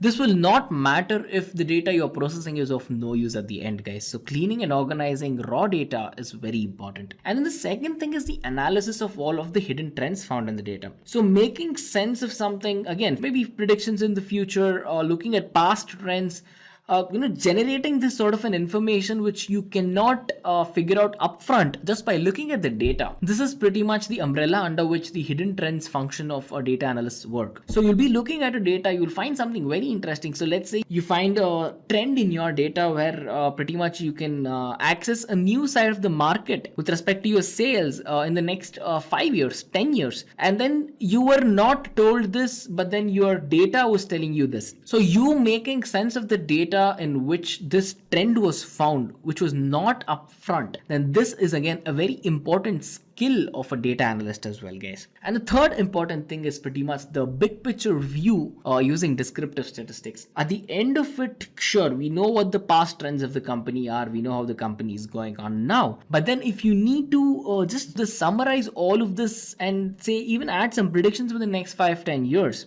getting this big picture view of what's happened, what's happening now, and what will happen in the future, not just using very simple statistics, but using descriptive statistics analytics, where we'll be picking up each aspect of what's going on and then perform analytics on it and find out what's going on. If we are right at this place, if we are wrong at this place, how can this be improved? How can this concept be checked? How can we reach the clients better, and so much more. So getting this big picture view is again a very important task a data analyst goes about doing, guys. And the fourth one is probably the most important thing a data analyst does, is pretty much the creation of dashboards and visualizations, guys. So as I already told you in the introduction part of the video, where we're starting out with raw information, again a lot of numbers, but if you have to show these numbers at a business meeting, yeah, I mean, numbers are numbers. Some people like them, but a majority of the people who they might not understand the numbers. So making these numbers as your input, creating very good visualizations, giving them a user interface, and giving your customers, your peers, your superiors, your business meeting members, giving them a very good user experience with all of this data.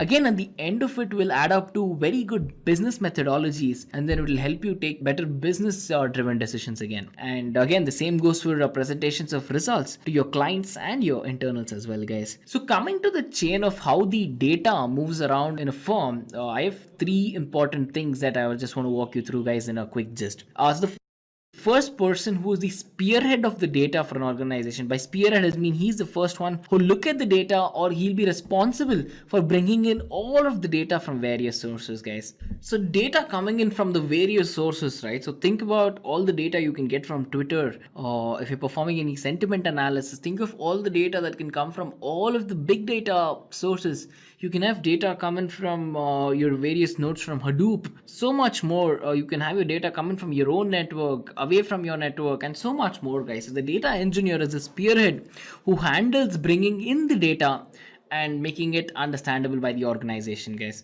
And then as soon as the data engineer finishes his part with the data moves on to the data scientist. The data scientist, he's responsible for working on all of these raw data, converting it into valid information. But then we already told this for the data analyst as well. Well, the data scientist pretty much uses machine learning algorithms. He uses deep learning. He uses, let's say, binary classifications, naive bias. He makes use of so many concepts here that a data analyst might not know. And he uses a lot of machine learning and deep learning, as I've already mentioned, to convert this raw data into valid information. And 99% of the time, the information which is being converted into are numbers, guys. So after the data scientist pretty much goes about doing his magic onto the data, and then we have the data analyst who steps in. This person, again, as we've already been mentioning, he is responsible for the prediction of what happens in the future, that is finding out trends, and then the presentation of all these informations to your peers, to your clients, to your superiors, and so much more. This is the basic gist of how data moves around. So the data is first seen by the data engineer. He does his job, comes to the data scientist. The data scientist works his magic via all these fancy algorithms and whatnot, and then pushes the data to the data analyst. The data analyst performs predictions, sees trends, visualizes the data, makes it presentable for everyone to understand, and then eventually goes about analyzing the data, guys. So on that note, we can come check out the type of data analytics that can be done in today's business, guys. There are a couple of types of data analytics, and I'll be walking you through the same. So the first type of data analytics you can go about doing is the descriptive analytics. With respect to descriptive analytics, again, the quick one phrase answer to what descriptive analytics is basically picking out data from a source, summarizing your data, making sure your data can be understood by everyone, that is picking out very good insights from your data, from all the past events, doing some predictive analytics on that as well, and then keeping it ready so your data is descriptive at the end of the day. And a question which goes by to understand the descriptive analytics is what happened in my business. So the answer to this question, what happened in my business, is given to by the descriptive analytics, guys. So most of the time the data which is generated by descriptive analytics is very comprehensive, it is extremely accurate, and the visualizations are very effective as well. So here's a very simple scenario that you guys can consider. So consider a scenario where an e-learning website decides to focus on a trending course according to the analytics of the search volume of the course content, which pretty much the users go on searching, and all of the revenue generated by the course in the past few months as well. So there are certain technologies. Again, we live in a world full of trends, right? So let's say data science is in the boom right now. So pretty much any e-learning company, or any company for that matter, they're going to find these trends. They're going to know that, hey, data science is sitting in the top tier and we need to do something about it. If they have students in data science, then most of these companies are aimed at making the students' life better, right? So even as a firm here in IntelliPath, that's exactly what we do as well. We get this amazing insight from all of our learners for any particular course, and we use all of those insights, all of the feedback that we get, and what's trending in the market, what's latest in the market, and we use all of these to perform analytics, and then pretty much all of these helps us to put out a better course as well, guys. So at the end of it, you can already see how the descriptive analysis is already helping our business, right? And then the next type of data analytics we can check out is the diagnostic analytics, guys. So we already checked out what is happening to my business with respect to descriptive analytics. With respect to diagnostic analytics, you will check out of why this particular thing is happening to my business, guys. To simplify it again, it basically gives you the ability to drill down to the root cause of why something is behaving just like how it should, guys. So drilling down the data to identify certain set of problems which are present in your data or in the trends that the data shows is a very vital part of diagnostic analytics, guys. And then it basically helps in answering the question for us about why the issue has occurred, So it just takes one look towards the data, towards the analytic result of the data to understand what the cause behind a problem, if one should exist, as guys. So again, to give you a very simple scenario of how diagnostic analytics would work, let's say consider a company where the sales went down for a month. So let's say they weren't doing as good as months. So to diagnose this particular problem, you will, let's say, consider the situation where the number of employees were quitting their job and they weren't bringing in a lot of sales. So this could pretty much, this number of people quitting the company could directly impact the sales that they brought into the company. So the sales went down this month because they did not have the company right. They did not have the sales right. So finding out why this is happening and hunting for that root cause, which is basically a treasure hunt with your data, where you go on finding something and taking insights from your data.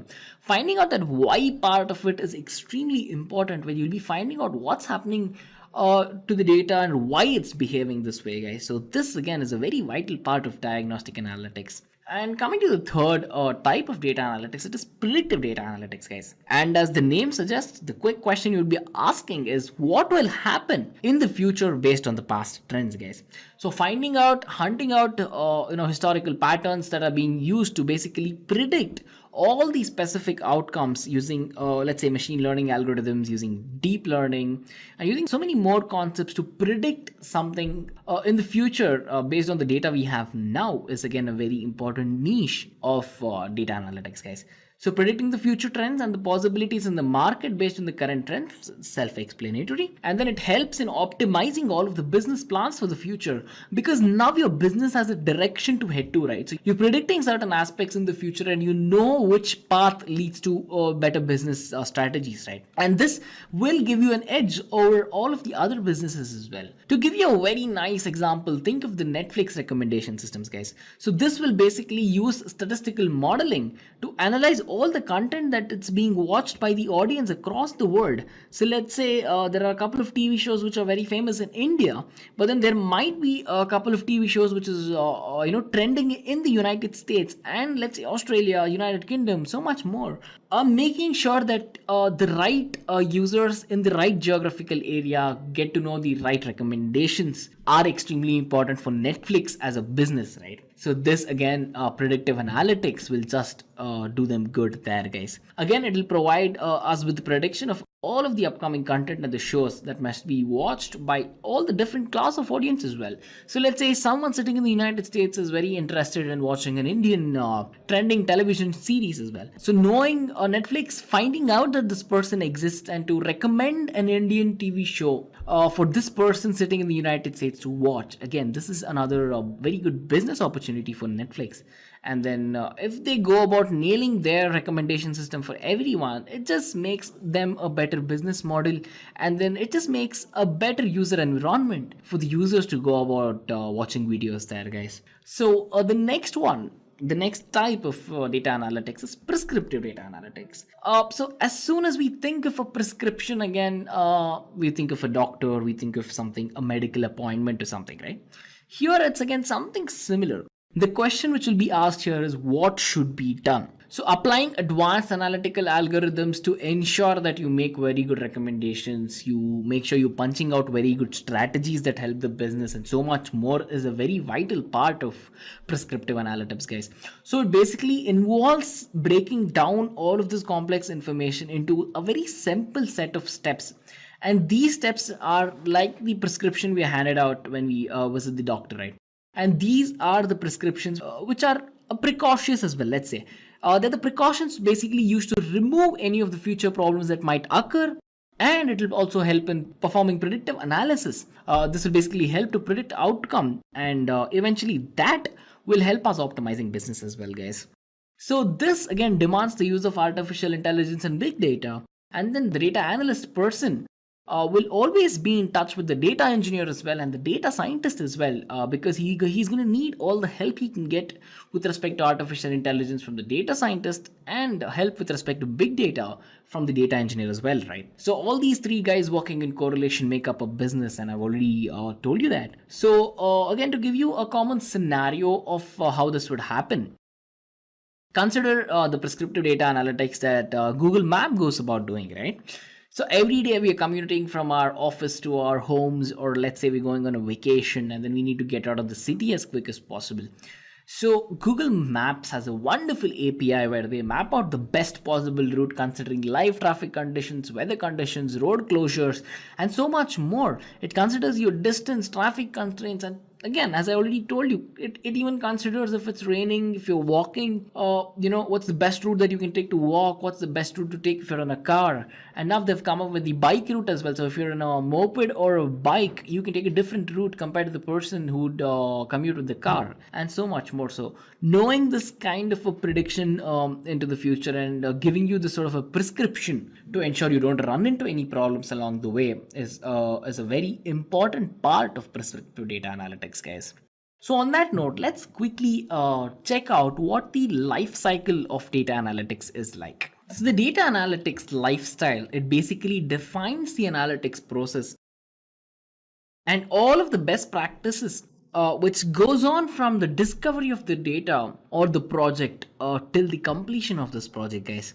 So there are a couple of steps involved in this life cycle process, and the first one is business understanding. At the end of it, again, understanding the purpose and all of the requirements that come from your business, and understanding it from the business viewpoint is very important and vital for the functioning of a business, right? This also consists of a very good introductory plan. It consists of a decision plan. It consists of a formal to-do list, let's say, for the business to go on to achieving the target. So the first important thing about the life cycle is the understanding of what's going on around you, and the second one is the data understanding, guys. With respect to data understanding, again, this mainly involves the process where we're collecting the data and we're processing the data in a way which leads to analytics. And then after the analysis of the data is done, we need to pick up some insights that we can go about using from the data. So extracting all of these meaningful insights from the data, again, is a very vital step in the life cycle of data analytics through data understanding, guys. The third part of it is data preparation. So data preparation is the let's say converting the data from an unstructured form to a structured form, and this involves constructing, let's say, a data set as well. And then this data set will be provided and fed into a model, and then this model will be used by a machine learning algorithm to train, to understand, to see what's going on, to perform predictions, and then it will be given to the data analyst to be visualized using Tableau or any other business intelligence tools, and so much more. So data preparation, again, is a very important phase where the data is actually being transformed, and even at the stage, the cleansing of the data is pretty much performed as well, guys. And then comes modeling.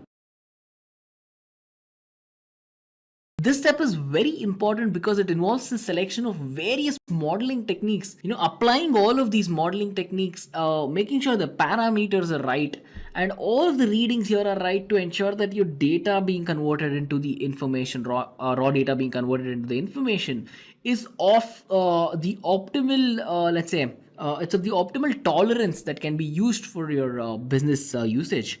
And then as soon as your modeling part of it is done, as soon as the techniques are applied and all the parameters are marked, then comes evaluation, guys.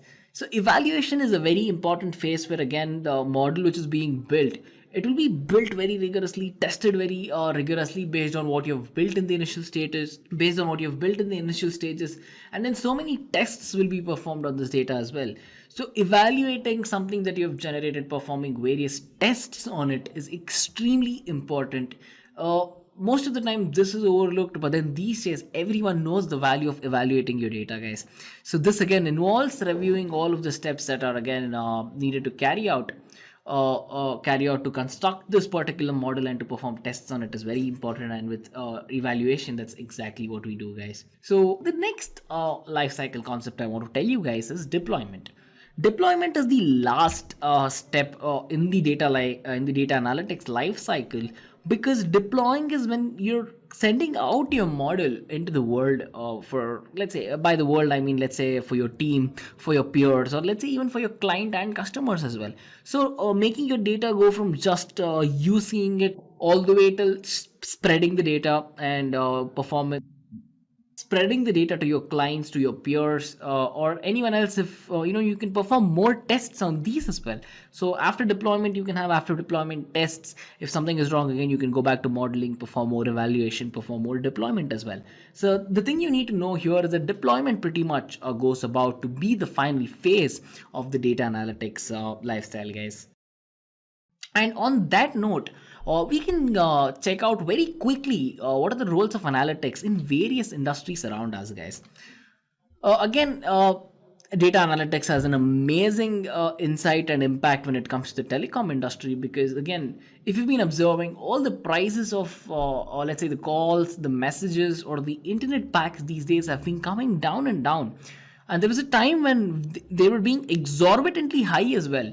So again, the telecom industry realized that if you keep the prices very high to make more profits, then eventually your customers will not come. They will not buy the internet packs. So to keep this in mind, probably they decided, let's say we're having a bad impact right now, so let's drop down our prices to see if it works. And it is, I guess. And this has helped the telecom industry in bringing better business. And for us as users, this has helped us just make it a bit economical and efficient on our side with respect to money as well. And then the retail banking industry, data analytics has a huge impact in the retail banking industry as well, to know what their customer wants. Because again, with telecom industry as well, they have a huge amount of customers to play with, right? So they need to understand the view of each customer, the requirement of each customers, and then to find out if all of the customers are actually in the common chain of what's being supplied by the bank, or if the customers are against something that's being sent by the bank. So that again is a very important thing that you need to check here as well. And then with respect to the e-commerce industry as well, to perform again some analytics in the e-commerce industry, it might be ad recommendations, or there are very big sales which are run by some of the big names in the industry such as Amazon, Flipkart, Myntra, and so much more. So these guys will have to perform extremely heavy analytics on the data that they see, based on the products that they sell, and based on the places, based on the city in which the product sells, or if the people are unhappy with the price. Again, performing analytics has just changed the e-commerce industry, if you may, guys. And the last most important industry where data analytics has touched is the healthcare industry. This has had the most impact with respect to analytics in the healthcare industry with respect to so many things. Mainly it is with respect to finding out what medication is required by what countries, what amount of medication is working for what population, and so much more, guys. I can probably talk about just the roles of analytics in these industries for days together, and we can still be going on and have a very good discussion of how important analytics has become these days, again with respect to insurance as well. Just a quick info, guys. Test your knowledge of data analytics by answering this question. Which of the following method creates a new array object that looks at the same data? A. View. B. Copy. C. Paste. D. All of the above. Comment your answer in the comment section below.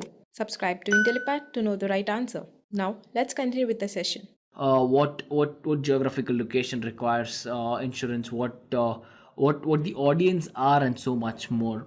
So again, as I've said, we can go on talking about this, but then to keep it to the scope of this tutorial, we can just quickly brief through each of these guys. So with respect to the healthcare industry, this is the formal way of going about analytics. The first one is to again analyze all of these disease patterns, analyze all of the disease outbreak that pretty much goes out. We had a disease outbreak a couple of years back, which is Ebola, and so much more. We had H1N1 and so much more, right? To keep a track of all of these outbreaks, this basically again improves the surveillance with respect to health, and then this gives out good responses to the emergency sectors as well, guys. And then development of better targeted preventive techniques, obviously, and then with the development of vaccines, making sure your vaccines again reach your customers, and all of these where you need to reach your customers, or let's say in this case the patients, are very important, guys. So identifying the consumers again in this is the greatest risk of business.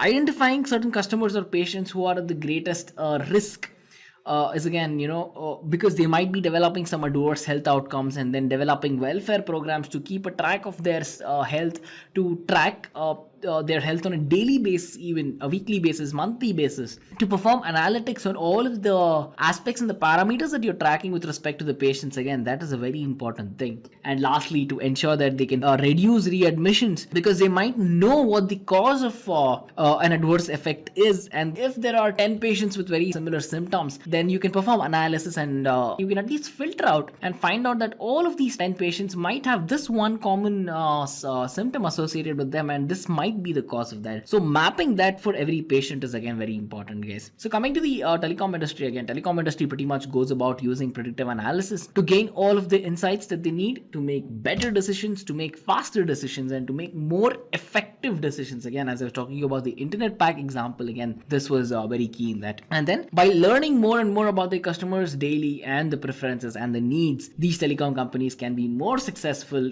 in this extremely highly competitive industry as well. It's good for them with respect to business, and it is good for us as customers by bringing down the prices again. So it is used for analytical customer relationship management, it is used for fraud reduction, it is used for bad debt reduction, it's used for price optimization, call center optimization, and so much more. So now that you're looking at data analytics in this way, you realize that data analytics eventually has a big play, or has a big say when it comes to any of these business models, right? So again, coming to banking, as I've already mentioned, analytics is making banks become very smart day by day, guys. So it is managing all of the plethora of challenges that the bank faces, and then again, while pretty much going about doing some basic reporting all the way till descriptive analytics, and this is all a must for every single bank, right? Even performing, let's say, advanced prescriptive analytics, or so much more. And all these are starting at this age. Banks have started to realize that this will again help you generate very good insights, and this will result in extremely good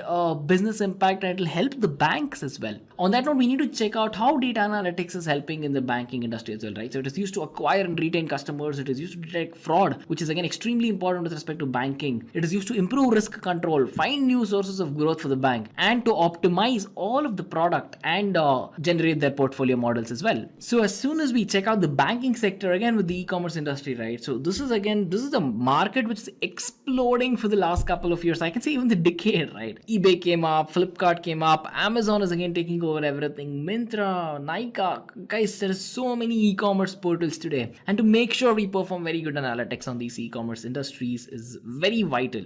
So how is data analytics used? Again, it is used to improve user experiences, it is used to enhance customer engagement, customize offers and promotions, maintain effective supply chain management, optimize pricing models, minimize the risk of frauds, provide them very good advertisements that pretty much help them pick up products, good recommendation systems where they'll pick up another product after the first product, guys, and so much more. If you've just bought an iPhone, again, you will pretty much be recommended with a couple of cases that the people have bought as soon as they bought another iPhone. So you might be that person, you might like the case and you might pick it up. At the end of it, you have the case to protect your phone. The business just created more money out of it, right? So again, the analytics, the role of analytics in e-commerce industry is extremely vital. Let's say the people in the e-commerce industry have known this for a while, guys. So coming to the analytics in the insurance industry, again here as well, guys, this is basically used to enhance your customer engagement, acquire new customers, retain the existing customers, make sure the customers don't leave, prevent the frauds, at the end of it reduce the frauds, prioritize all the claims that need, because you'll have medical insurance, you'll have again health insurances, you'll have life insurance, you have so much more that you need to take, and all of these directly impact the user, right? So making sure you take the feedback from the user, work on it, and then create some analytics out of it is again very vital, guys. So on that note,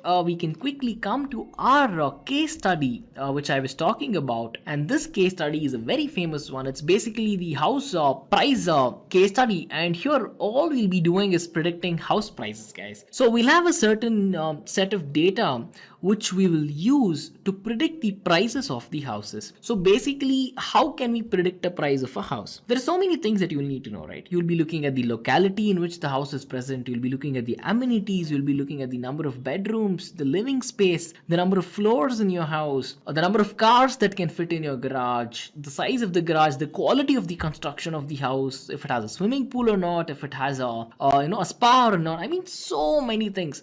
If we have to list down this particular use case, then it will be extremely tough, because each one of us has our own judgment of how we can validate a house, right? Because house is something that's very personal to us. Again, the materials of what was used to go to build the house, the style of the house which is built in, the number of if the house has an elevator, how convenient is the house for disabled people, guys, so much more. So basically we'll be performing exploratory analysis on this, guys. So exploratory data analysis again is used to find a hidden trend in your data by performing analysis on it, and then at the end of it the trends will be shown as numbers.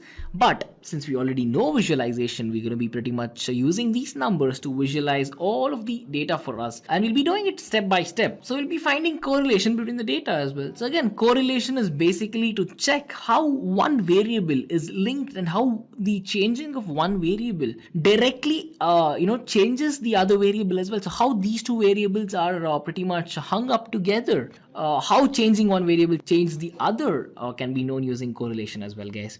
So a couple of steps that pretty much is generally followed in the case of performing exploratory analysis. First, we'll be visualizing all of our data, finding the missing values, and we'll be looking for correlations, guys. And then after this is done, we'll be cleaning the data to check if any issues are fixed, or if we'll be checking out if the data that we have is pretty much being used fully or not. And then we'll go about building a model which is used to visualize our result. It'll give us the diagnostic, it'll give us the residual diagnostic, ROC curves, charts, graphs, tabs, tables, and so much more. Guys, I do not want to basically overwhelm you with the use case. So to keep this use case very simple, we'll just perform exploratory data analysis at this stage to find out correlations between the data. And as soon as we go about progressing with respect to our data set and to work with, you will understand how beautiful data analytics is, guys. So let me quickly jump into Google Colab, which is basically a Jupyter notebook hosted on the Google Cloud. And here we can go about performing our data analytics on the use case that I just walked you through. So we're going to need a couple of files to run our use case. We'll actually need one file, which is our training dataset file. Let me just quickly add the file to our Google Colab, and then we can go about proceeding performing our analytics, guys. So this will just take a second to upload the file. Give me a second. We just actually need one file from out here, but then it doesn't harm to upload it and keep it in your runtime. But then you just check the message, right? So pretty much all of your files are recycled as soon as the runtime is pretty much changed. So the first step for our use case is to load all of the necessary files in the libraries that we require, guys. So the first, again, we'll be using pandas to handle all of our data. We'll be using seaborn and matplotlib to perform plotting operations on all of this data, to perform visualizations on all of this data. And the style that we'll be using is pretty much called as the BMH method. And with respect to the BMH, again, BMH is nothing but the Bayesian method for hackers. And this is just a type of a graph visualization method, which gives us graphs which look nicer, and then it helps us to perform analysis better on linear data sets, guys. So the second thing we'll be doing is, again, loading all of the necessary files. One of the important files we need is the training data set, which is this. And here you have the idea of the houses, you have the subclass of where the houses is present, you have the zone in which the house is present, what is the area of the frontage that you have, what is the area lot of your house, what is the street, it's what is the alley, again lot shape, lot contour, what is the year the house was built in, what it was remodeled in, what is the size of the roof, again, so many conditions out here. What is the foundation made of? How is the quality of the basement, condition of the basement, the exposure to the basement, again, finishing type of the basement. Guys, just look at how expansive this data set is. This is again a data set which is extremely popular among us analysts, where we pretty much like to work on this because it consists of everything and you can perform so much on the single data set and so much more, guys. So on that note, let's quickly find out the information of all the variables that are present. Again, since I was just working with the housing as heating, how is the quality control of the heating, does it have centralized air conditioning,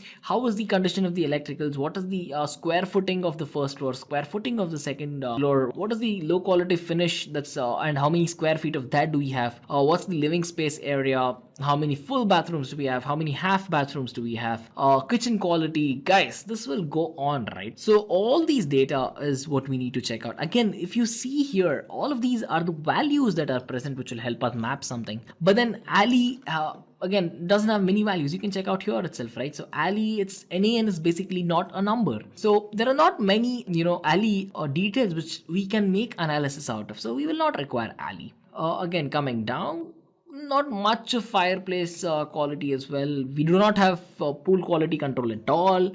Miscellaneous features are very less. Again, even fencing is very less. So the average is somewhere around 1400, right? So to make sure that are cleaning up our data, very important part of it is to basically how we go about doing it. Again, we'll just remove all of these data which are less than 30%.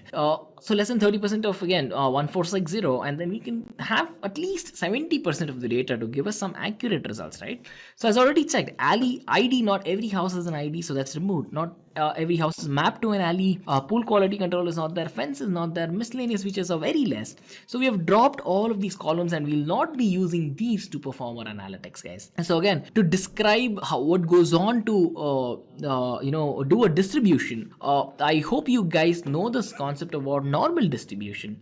And with respect to all of the details that we can get out of it when we perform the math operation, guys, so basically we can count the total number of data that's present with respect to all the individual data. What is the mean sale price of the data, what is the standard deviation, let's say the mean of the normal distribution is right at the center somewhere here, guys. So the mean is somewhere around 18,000, right? I'm sorry, this is 180,000. If you just keep tracing from the center point down, this is somewhere where 180,000 exists, guys. So again, what is standard deviation is basically the deviation from the mean. So what is there are house values which deviate from this mean as well. Again, 25% deviations, 50% deviations, 75% deviations. And then what is the maximum sale price of the house as well. So all of these can be found out from this particular graph, guys. And if you can already observe, and even if you're not exposed to a normal distribution, this starts out as a very steep curve, but then it ends out with respect to a lot of data here as well, right? It goes on until 800,000. So basically probably from 5,000 or let's say even 400,000 all the way till 800,000, we call these as outliers. These are called outliers because these are very far away from our normal distribution, and then these actually might not be useful for us with respect to our mean or whatever, and these will impact a lot when we are performing analytics with respect to the mean or the standard deviation or anything for that matter. So we will have to actually remove them and not consider them to basically perform very accurate analysis, guys. So on that note, we can pretty much go on to finding the type of the data set and the type of the data that we'll only consider, because in this particular case, since we're playing with numbers, it has to be the numeric data type, right? Again, as you can check out, we have integer numbers, we have floating numbers, and so much more. So let's pretty much go on to print what it looks like after we have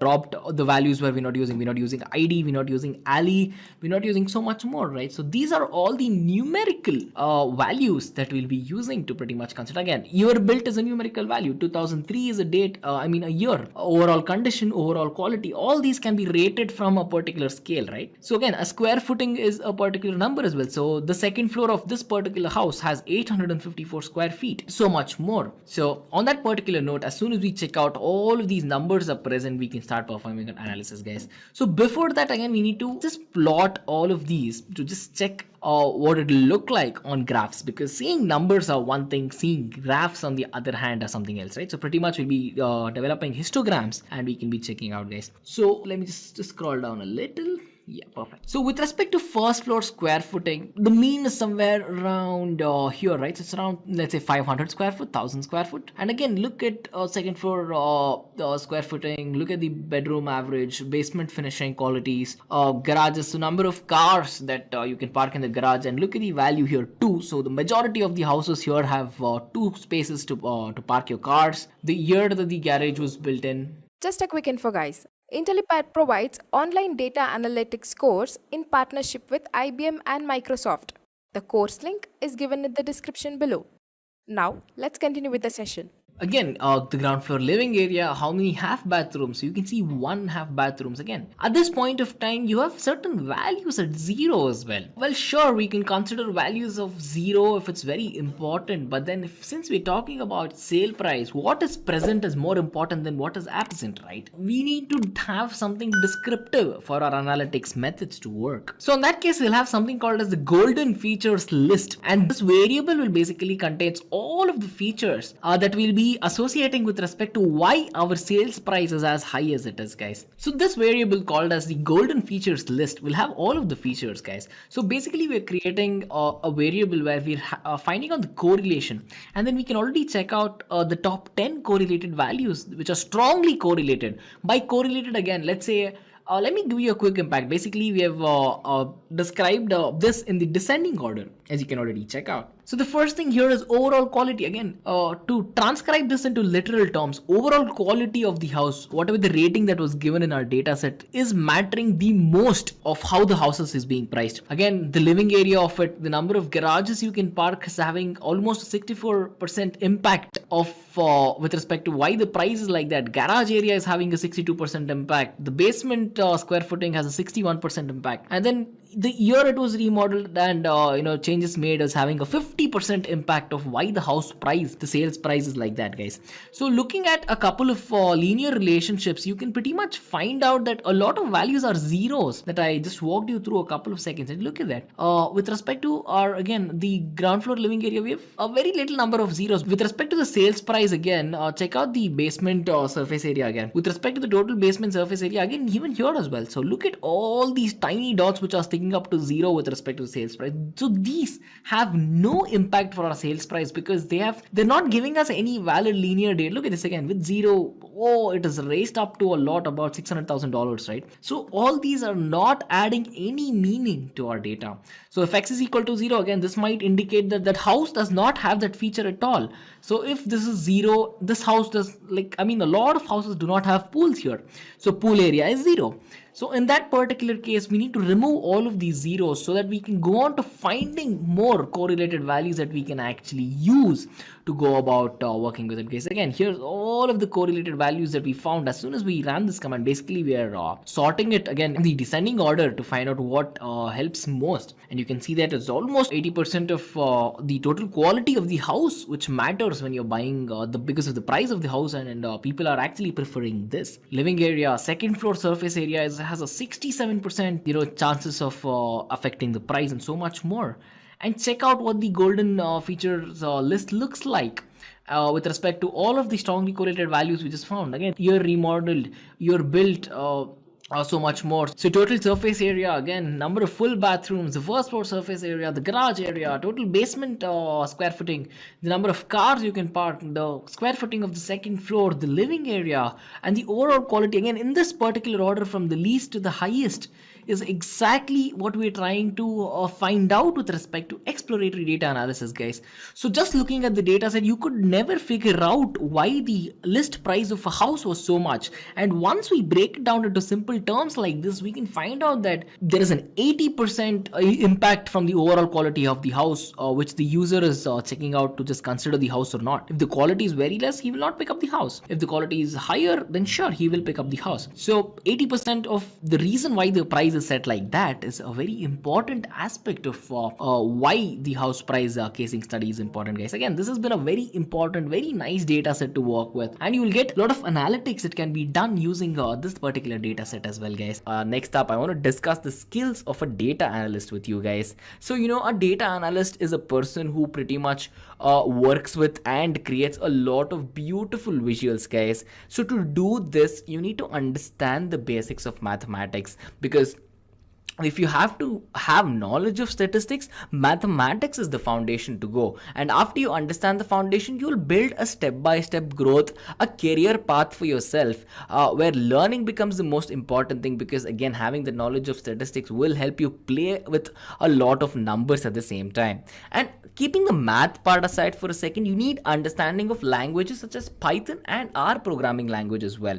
Guys, at this point of time, my goal here is to not overwhelm you. If you do not know statistics, if you do not know Python or R or any of these technologies mentioned on your screen, well, fear not. Make sure to stick with me till the end of the video, and I will guide you on a fast track path to become a professional data analyst, guys. And then the next point we have is data wrangling. Data wrangling again is to have an idea to play around with data, throw the data which is not needed, keep the important ones to know that you can work with. Because if you're working with inefficient data, your visualizations will be really bad. It's like, again, if I bring back the food example, adding a little less salt or adding too much salt is bad as well. And to give you a more clarity of data wrangling, let's say you're preparing noodles, but then if you just put the noodles in, fine, it's working. It's working because you're just making use of the part you'll eat. But what if you throw the entire packet of noodles along with the packet, right? It doesn't make sense if you try to boil the packet as well. Here is where data wrangling makes so much sense in the world of data cleansing and pretty much data processing, guys. So you need to understand your data before you do this. And then coming to a little bit of big data concepts, you will require a little bit of knowledge about Spark, a couple of components and tools of Spark. One of it is Pig, and another one is Hive as well, guys. Well, to break it down a little bit simpler for you guys, let us talk about each skills. The first thing I want to talk about is the analytical skills, because data analysts will work with large amounts of data at every point of time. So what is this large amount of data? It can include a lot of facts, it can be a lot of numbers, it can be a lot of figures, and so much more, guys. This, if it is structured data. If it is unstructured data, they can work with images, they can work with audio, video, and much more at the same time. So basically what they'll do is, they need to go through this particular data, they need to understand the data and analyze it to pretty much find some sort of conclusion. So that is a very important skill to have. And then coming to the communication skills, well, again, as I told you at the start of this presentation itself, a data analyst will have to present his or her findings to a non-technical person. So having the communication skill where you can convey all of this really well is extremely important, because at the end of the day, you'll be translating your data, which could be meaningless to someone because they cannot understand it at this point of time, into understandable documents, very good looking dashboards, or again, very nice looking reports at the same time, guys. Because again, having a good communication skills will ensure that you can convert a complex idea into something which is easily understood by a lot of people. And this brings us to the skills, next skill set, which is pretty much very important, and this is one among the important skills to have, which is critical thinking skills. Because at the end of the day, again, you'll be looking at thousands of numbers, right? So you need to know where to look, you need to know what to look, what your numbers can do for you, where are the trends, how can you get to those trends, what is your process benchmarking, how can you get to the goal that you set, and so much more, guys. And why is all of this done? Well, all of this is done to make sure that you can have a conclusion to look up to, right? So To simplify it again, to give you an example, let's say you go shopping for all the food that you have to pretty much, cook at your house. So you're going to need vegetables, you're going to need seasonings, you're going to need so many things to cook with it. You're going to need oil for some dishes. So you will plan, right? So most of us pretty much, go out once a month or twice a month to bring out all the groceries and, store it.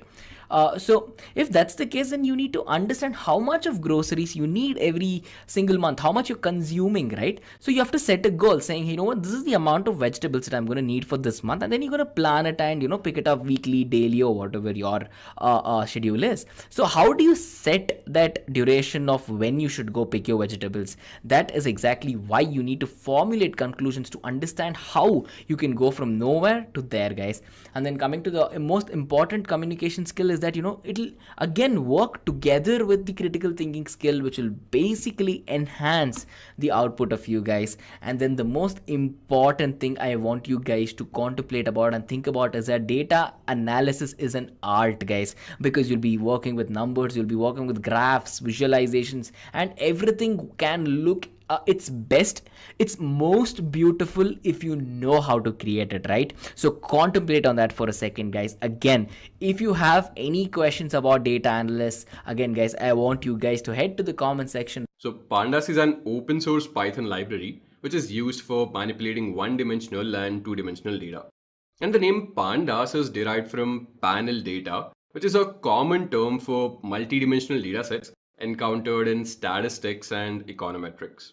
Now let's look at the types of data structures in Pandas. So we've got one-dimensional and multidimensional data. So if you're working on a one-dimensional data set, it is known as a series object. And the two-dimensional data object is known as the Pandas data frame. And if you're working on higher than two-dimensional data, Pandas would create a panel data for you. So let's properly understand what exactly is a series object. Well, a series object in Pandas is a one-dimensional labeled array which is capable of holding mixed data types like integer, string, floating point number, and so on. Now let's understand about data frame. So a data frame is a two-dimensional labeled data structure with columns which contain data of different types. So here we see that we have a two-dimensional data frame where the first and the third columns are of string type and the second column is numerical in nature. So now that we've understood what exactly is Pandas and we've also understood the different types of data structures in Pandas, let's go to Jupyter and start working with Pandas. So I'll start off by importing the Pandas data frame. So I'll type in import pandas as PD. So this PD which you see, this is just the alias. So I am importing pandas with the alias PD. So we have successfully imported this pandas data frame. Now I'll go ahead and create a series object from a list. So let's say I will name the list as data and I will give in these values. So the values inside these lists are 1, 2, 3, and 4. Now to create a series object from a list, all we have to do is use this pd.series function. So I'll use pd.series and inside this I will pass in this list and I will store this in S1. Now let me print this out. Right, so we have successfully created our series object from this list. So we've got these four numbers and these are the index values. So what you see over here is the indexing starts from 0. So 0, 1, 2, and 3, these are the index values and these are the actual values. Now let's see how can we change the index of this series object. So I'll just copy this over here, paste it over here again. So we have got the index attribute over here. Inside this, what I'll do is I will give in different set of values. Now let's say I want the index values to be A, B, C, and D. So I'll just pass in these values for the index parameter over here and I'll store it back to S1. Now let me print S1 over here. So we have successfully created a series object where the index values are A, B, C, and D. Now if we want, we can actually extract these individual elements with these index values. So let's say I want to extract the value which is present at the index value C. So I'll type in S1, I'll put in parenthesis, and inside this I'll put in C, right? So I've successfully extracted this value. Similarly, let's say if I wanted to extract the element which is present at index A. So I'll type in A over here, right? Now let's say if I want to extract the first two elements. So if I want to extract the first two elements, I'll just put in a colon over here. I'll put in 2, right? So I've extracted the first two elements. Similarly, if I want to extract the last two elements, I'll put in a colon, and over here on the left side of the colon, I'll put in -2. So this is how we can extract the last two elements from the series object, right? So we have created a series object out of a list. Now let's go ahead and create a series object out of a dictionary. Just a quick info, guys. Test your knowledge of data analytics by answering this question. Which of the following is a false statement about data analytics? A. It collects data. B. It looks for patterns. C. It does not organize data. D. It analyzes data. Comment your answer in the comment section below. Subscribe to IntelliPad to know the right answer. Now, let's continue with the session. So let me create my dictionary over here. I'll name this as D1. I'll put in curly braces over here. Now I'll create my dictionary. So I'll just start off by assigning the key value pairs. So A, 1, after that B, it is 2, after that for C, it is 3, and after that for D, it is 4, right? So I have successfully created my dictionary over here. Let me also print this out, right? So these are the key value pairs. Now, again, to create a series object out of this, I will type pd.series, and inside this, I will pass in the dictionary, which is D1, and I will store this in S2. Now let me print out S2. So this is my series object over here, right? So all of the keys have been assigned as the index, and all of the values are the actual values in the series object, right? So A becomes the index value over here, B is the index, C is the index, D is the index, and the value corresponding to this key becomes the value in the series object as well. Now let's say if I want to resequence the index values over here, let's see how can we do it. So I will copy this and I will paste it over here. Now again, I will use the index parameter, and inside this, let's say instead of A, B, C, D, I want the sequence to be D, C, B, A. So that is what I'll give over here. D, C, B, and A. Now let me run this and let me just print out S2 over here, right? So we have reversed the sequence of these indices. So initially it was A, B, C, and D. Now I have reversed it and now it is D, C, B, A. Right? So this is how we can create a series object out of a data frame and also change the sequence of these indices. All right. So we have work with series. Now let's go ahead and see how to create a data frame out of a list. So I'll just write a comment over here. Creating data frame from a list. Right. So let me again go ahead and create my list. Data equals 1, 2, 3, and 4. Right, so I have created my list. Now I'd have to go ahead and create the data frame. And to create the data frame, this would be the syntax. So I'll type in pd.data frame. So over here, you have to keep in mind that D is capital and F is capital, right? And inside this, I will just pass in this list and I will store this in df. Now let me print this out. Right, so we have successfully created a data frame out of this list. Now let's also go ahead and create a data frame out of a dictionary.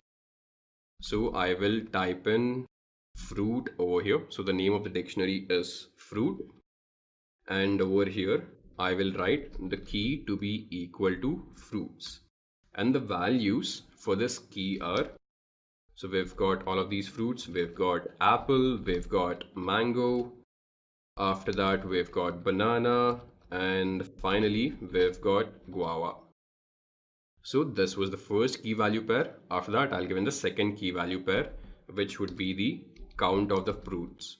So I'll type in count, and over here I will just set in the count. So let's say there are 10 apples, 20 mangoes, 40 bananas, and 30 guavas. Right, so we have created a dictionary. Now let me print this out. Now let me also go ahead and create a data frame out of this. So you already know we'd have to type in pd.dataframe, and inside this I will pass in fruit, and I will store this in, let's say, fruit underscore df. Now let me print this out, fruit underscore df, right?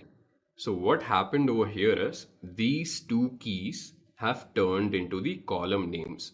So fruit has become the column name over here, count has become the column name over here, and these values come into the rows, right? So fruits we have over here, and apple, mango, banana and guava are the row values. Again, count becomes the column name, and these values over here come over here, right? So this is how we can create a data frame out of a dictionary.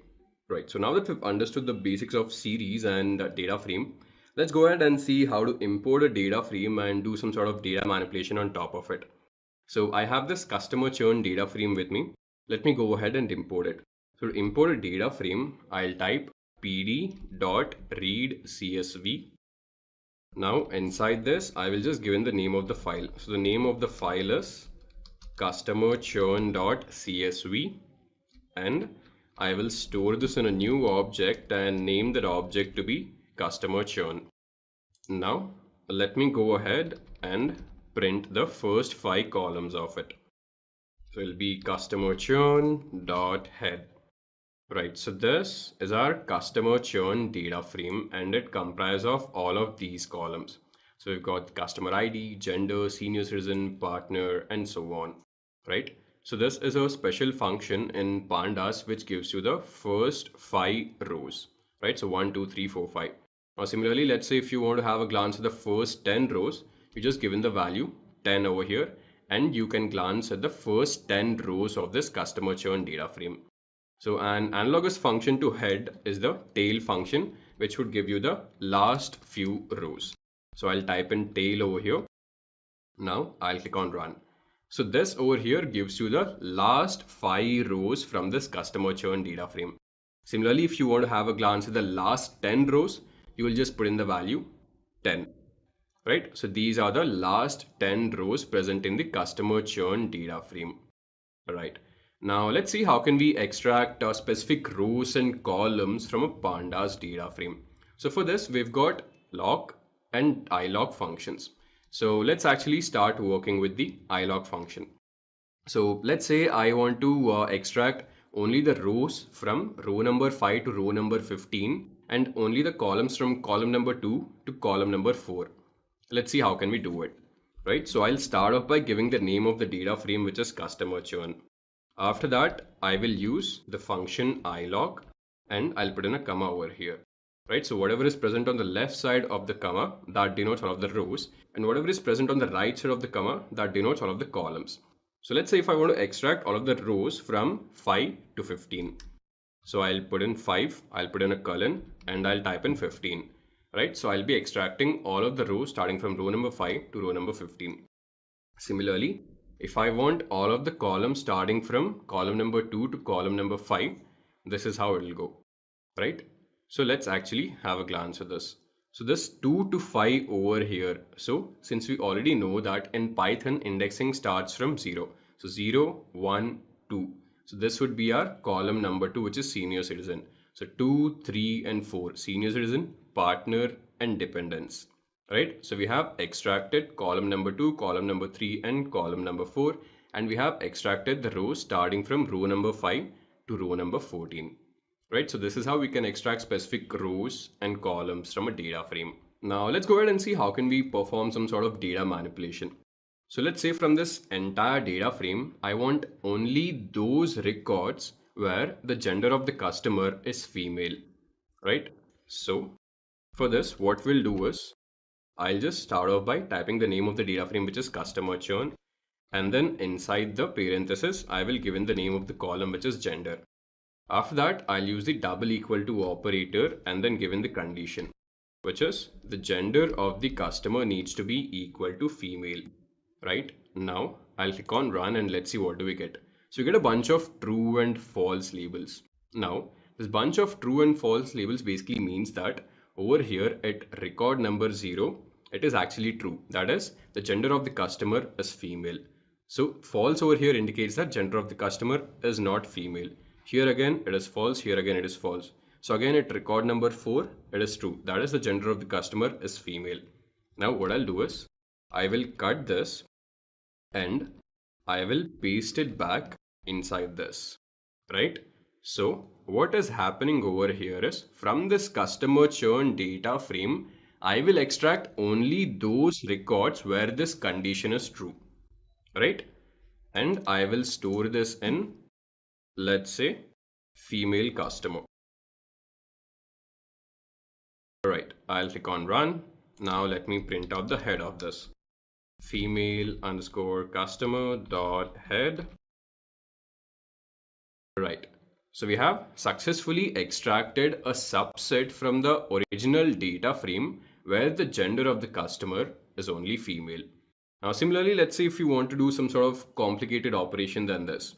So let's say we want to extract only those records where tenure of the customer is greater than 50 and the internet service of the customer is equal to fiber optic. All right, so now let's start off with the first condition. So I'll give in the name of the data frame, which is customer churn. And inside the parenthesis, I will give in the name of the column, which is tenure. So the tenure of the customer needs to be greater than 50. All right, so I'll cut this and put this inside braces. I'll put the AND operator and give in the second condition. So the second condition is, the internet service of the customer needs to be equal to DSL. So I'll type in internet service and this needs to be equal to DSL. Right, again I'll put this condition inside quotes over here. Right, so we've got these two conditions, and finally I'll put those two conditions inside the data frame. So what is happening is, from this entire customer churn data frame, we'll be extracting only those records where these two conditions are satisfied.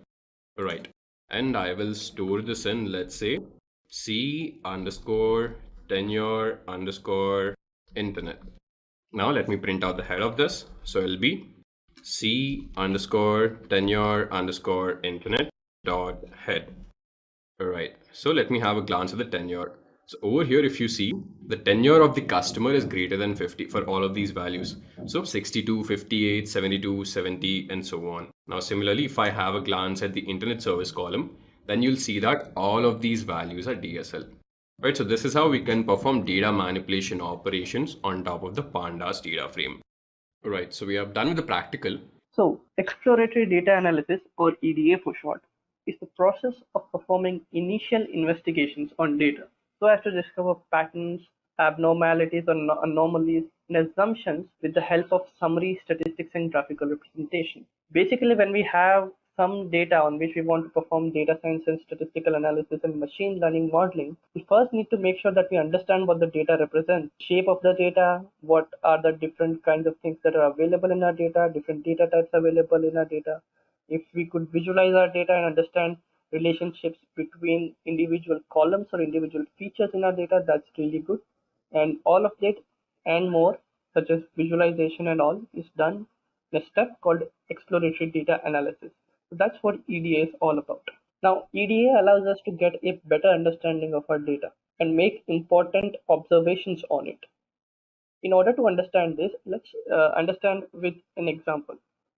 If you have a data set which you have no understanding of, you don't understand what the data it contains is, what do the columns represent, how do the columns relate to each other, and which columns are important for the particular task that you are trying to solve. In cases like this, it is very difficult to understand how you are going to solve the problem, how you're going to build the model, how you're going to perform statistical analysis, so on and so forth. So in this sections, what happens is we would like to perform exploratory data analysis in order to get a better understanding of our data. This also helps us understand whether or not the data that we have needs some sort of boost. So for instance, if we have some data set that's highly biased on one result, for example, we are trying to predict whether or not a particular internship is going to convert into a job. Let's say we have a data set and we want to figure out whether or not we can create a predictive model in which we can feed in some data about an intern and figure out whether or not we should give them a job. Although it's a very specific use case, if all we have is data where people did not get converted into full-time employees, our data set is completely biased, and this is something that we could miss if we don't take time to analyze our data using exploratory data analysis. So if that is the problem, then we would have to get more data so that we can balance out both the probabilities and then teach our model about these things so it has better understanding of what features lead to what results. So now we come to why EDA. Why would you want to perform exploratory data analysis? We've understood what it is, but why exactly would you want to do it? Well, exploratory data analysis is one of the most crucial steps in data science. It allows us to achieve certain insights and statistical measures that is essential for the data scientist. A good understanding of exploratory data analysis process allows us to make some important observations and early decisions that could help us reduce or that could help us not take steps that are not needed. So as we discussed in the previous example, if our data set is biased, then performing modeling and using multiple algorithms and trying to figure out the accuracy of each model is not going to be a good idea, mainly because the data set we have is not good. If you don't have a good data set or don't have a data set that's representative of the reality in the current world, then your model is not going to be good. It's not going to perform really well. So exploratory data analysis helps us perform as fewer steps as possible in order to get the best result. This is why exploratory data analysis is so crucial a step in our data science process.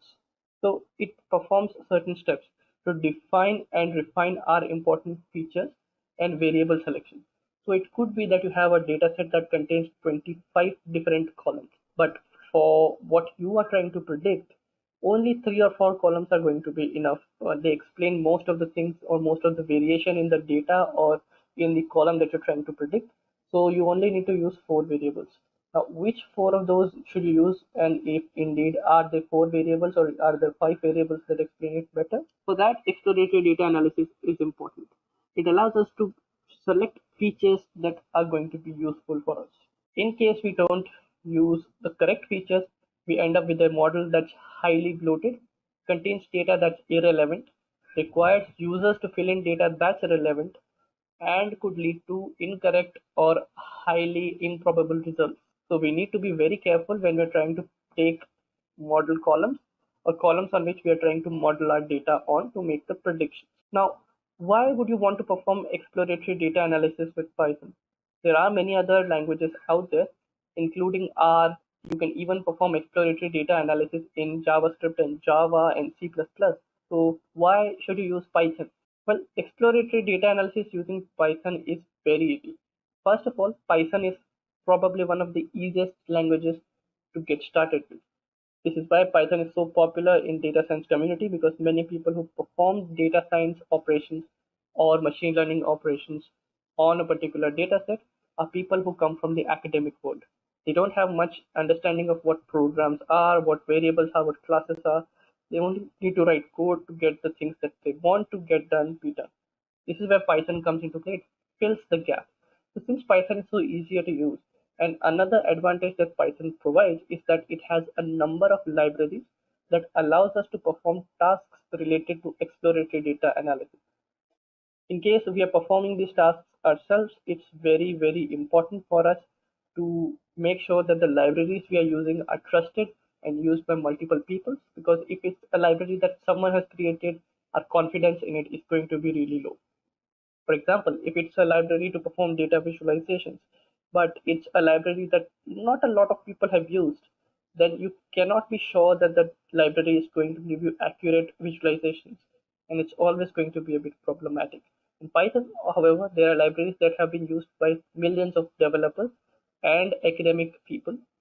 What they do is they just understand the basics and then they import the data and visualize it and perform the task that they need to perform right at the step.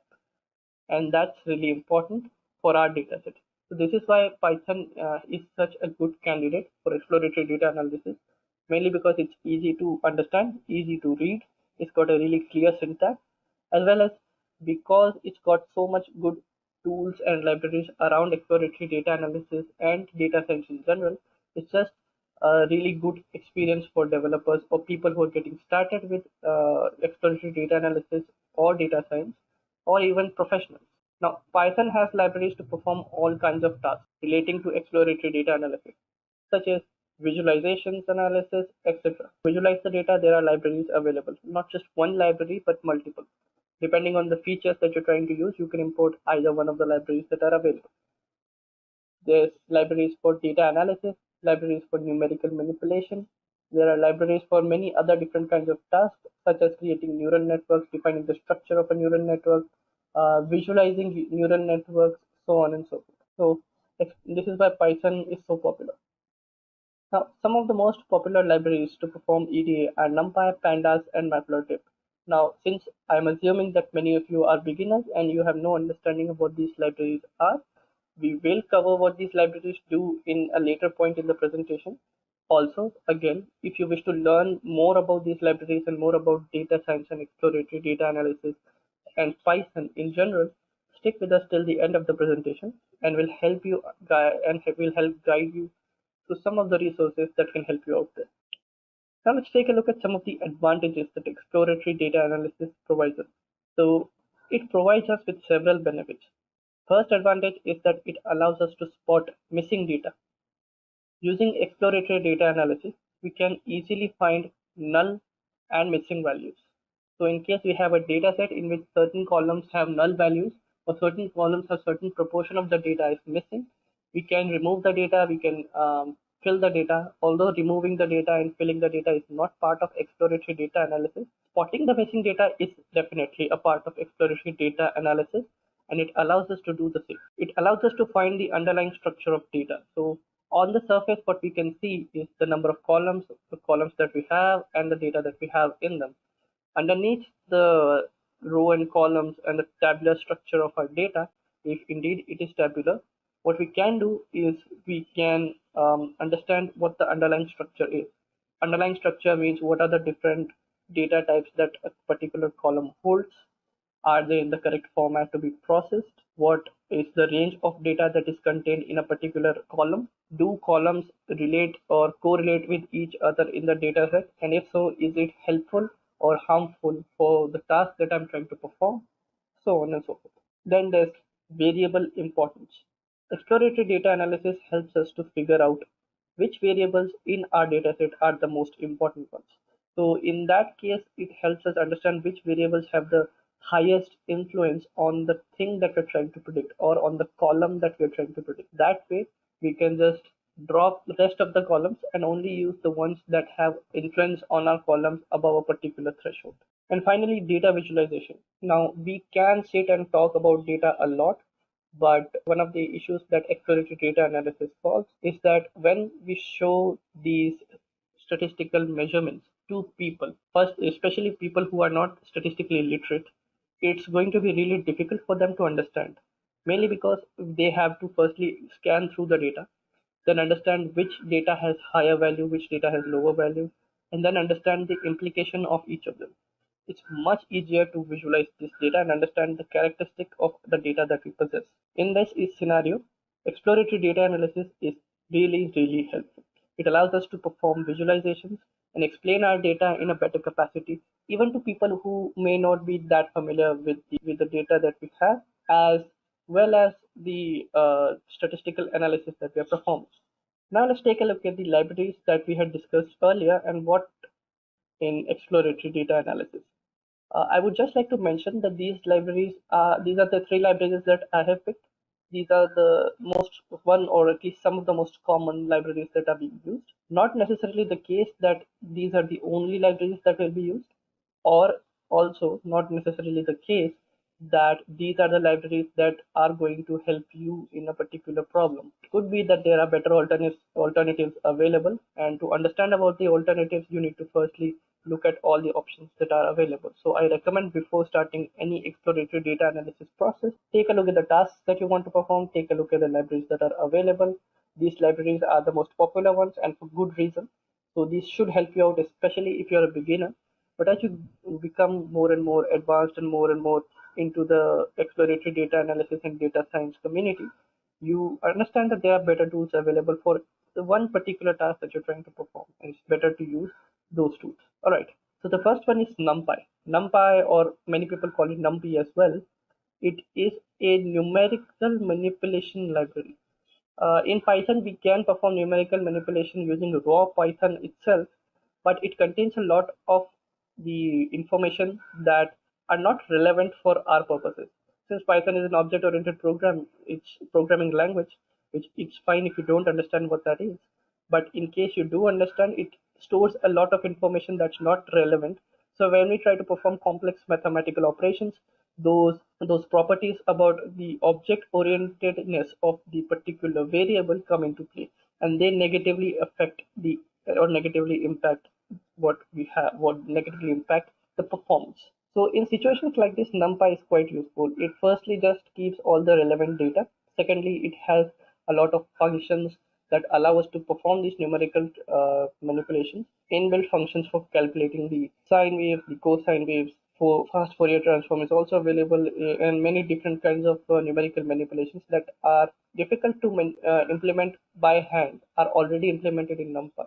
So you don't have to worry about implementing these things. You just have to worry about using them when the need be. Then there's Pandas. If you have done data science with Python for any period of time, Pandas is a library that you must have come across. Pandas is great for data analysis, data summarization, and many other tasks relating to data. It allows us to load data in our Python program using something called data frames. Data frames is a special object or a special way of representing data in Pandas, and it affords us a lot of benefits.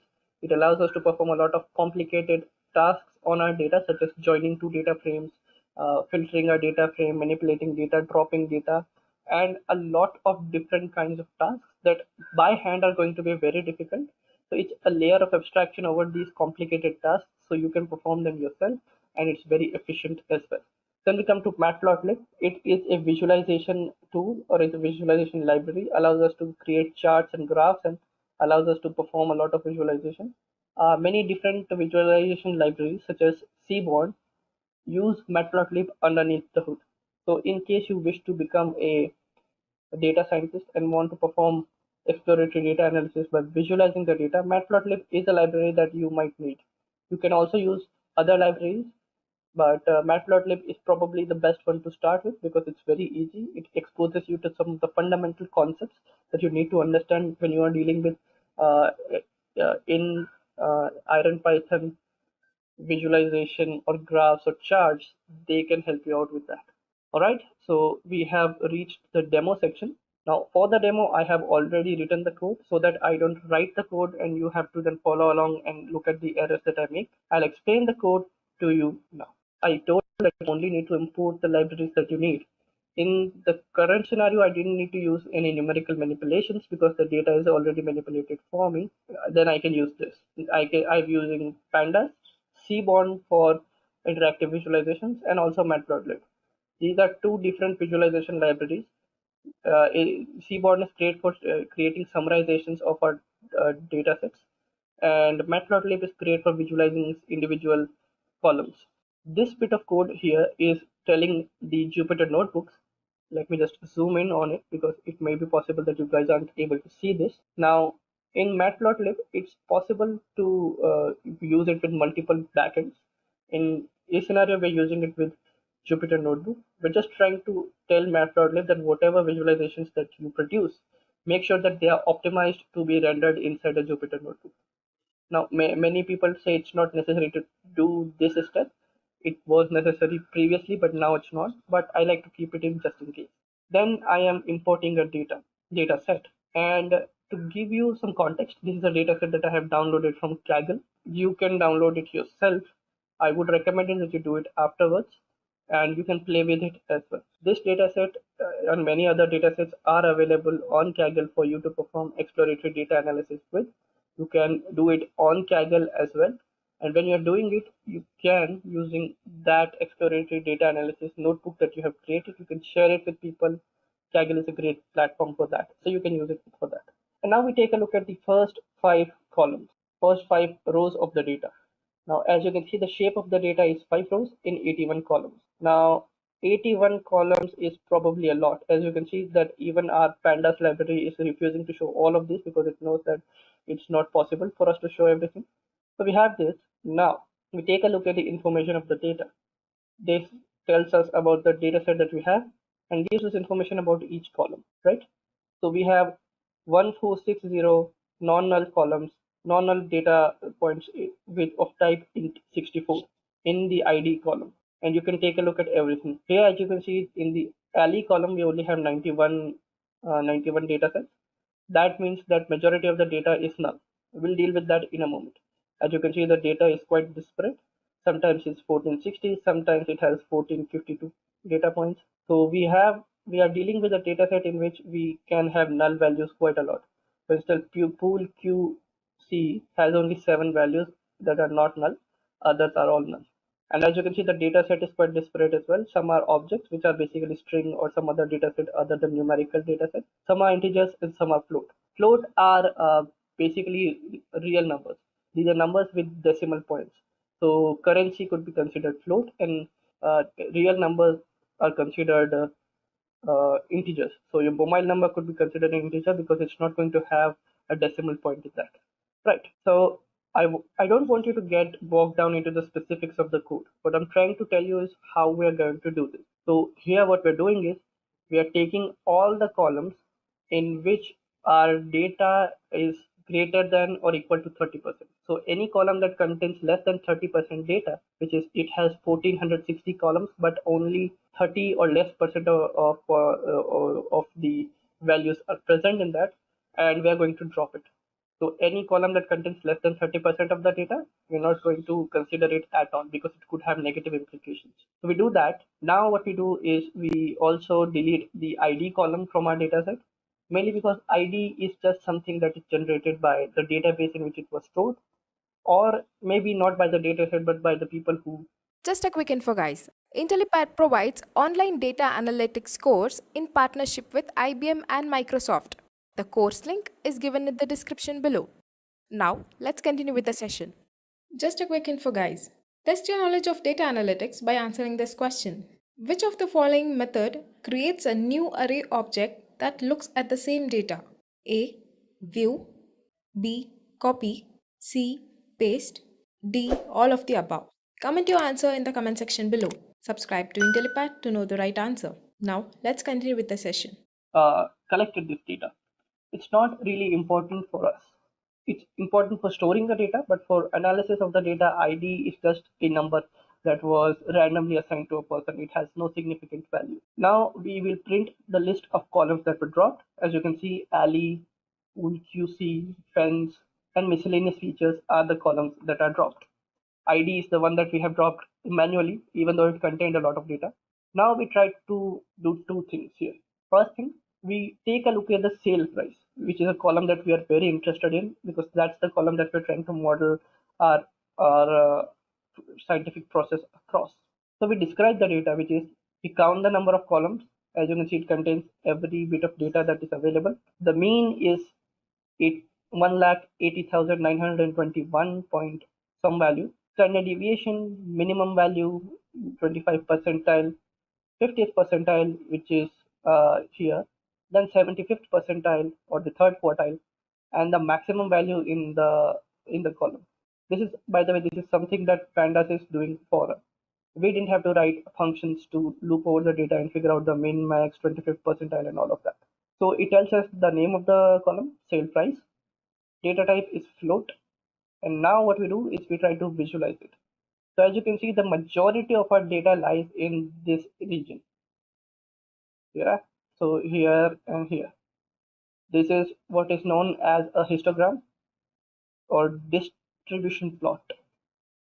Since Seaborn allows us to do it pretty easily, we do it.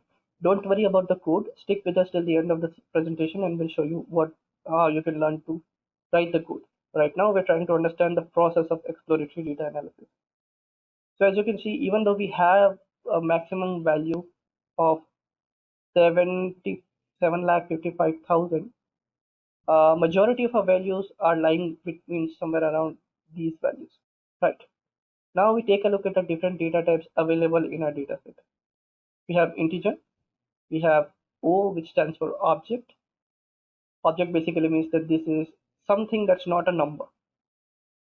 And we have float. This 64 is basically how many bits are used to represent the data. This means that the data could be of high size. You can, by the way, change this all yourself. So here what we do is we say, okay, give me all the numerical data that we have. This is done mainly because we want to be sure that we are only dealing with numerical data.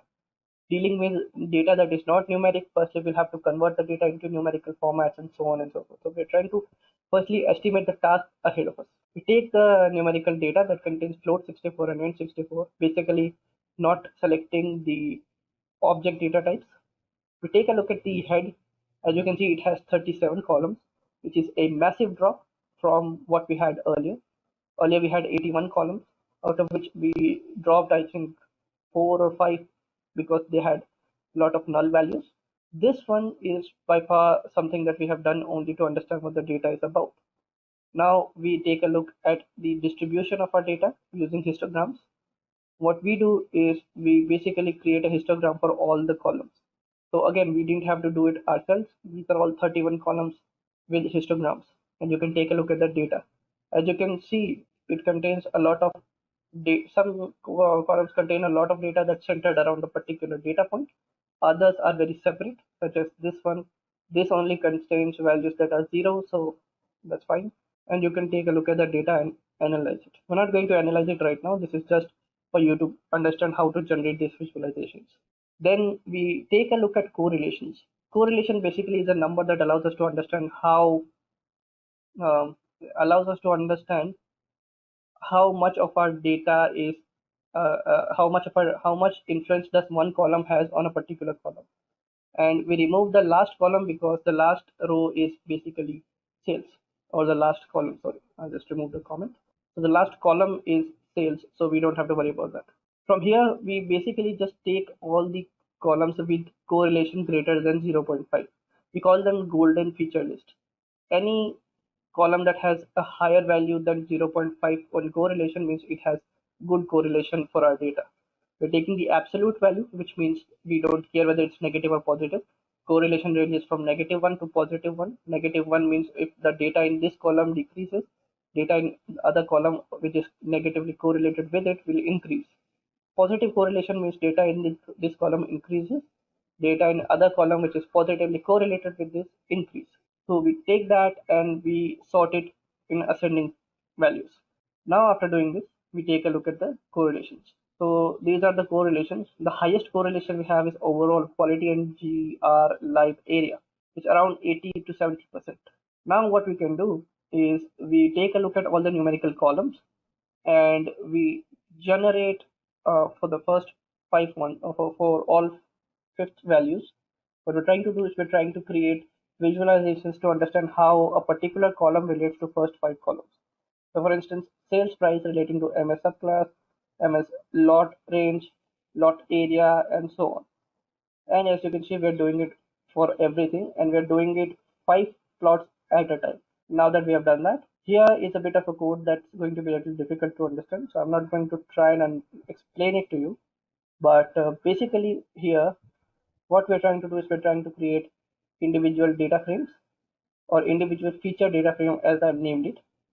Create some temporary data frames based on particular sections, such as we take the column name and the sales price, and then using that data frame we check whether or not the column's value is not equal to 0, and we create or we add it to the data frame. Then we create an all correlations matrix, and then we try to print it. Now we come to the interesting part. So these are all the 11 strongly correlated values that we have, right? For this one, since we had 81 columns and now we have reduced it down to only 11 columns that have really high influence on our sales price column. Now to visualize it, what we have done is we have created a something called heat map. Let me just zoom in so that you guys can see. I think I zoomed in a little too much. Yeah.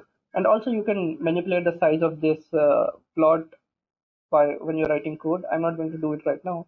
But as you can see that some columns have correlation of 0.4, some have, and this is negative, by the way. As you can see, these are color coded. So any column with light color such as blue or purple are negative.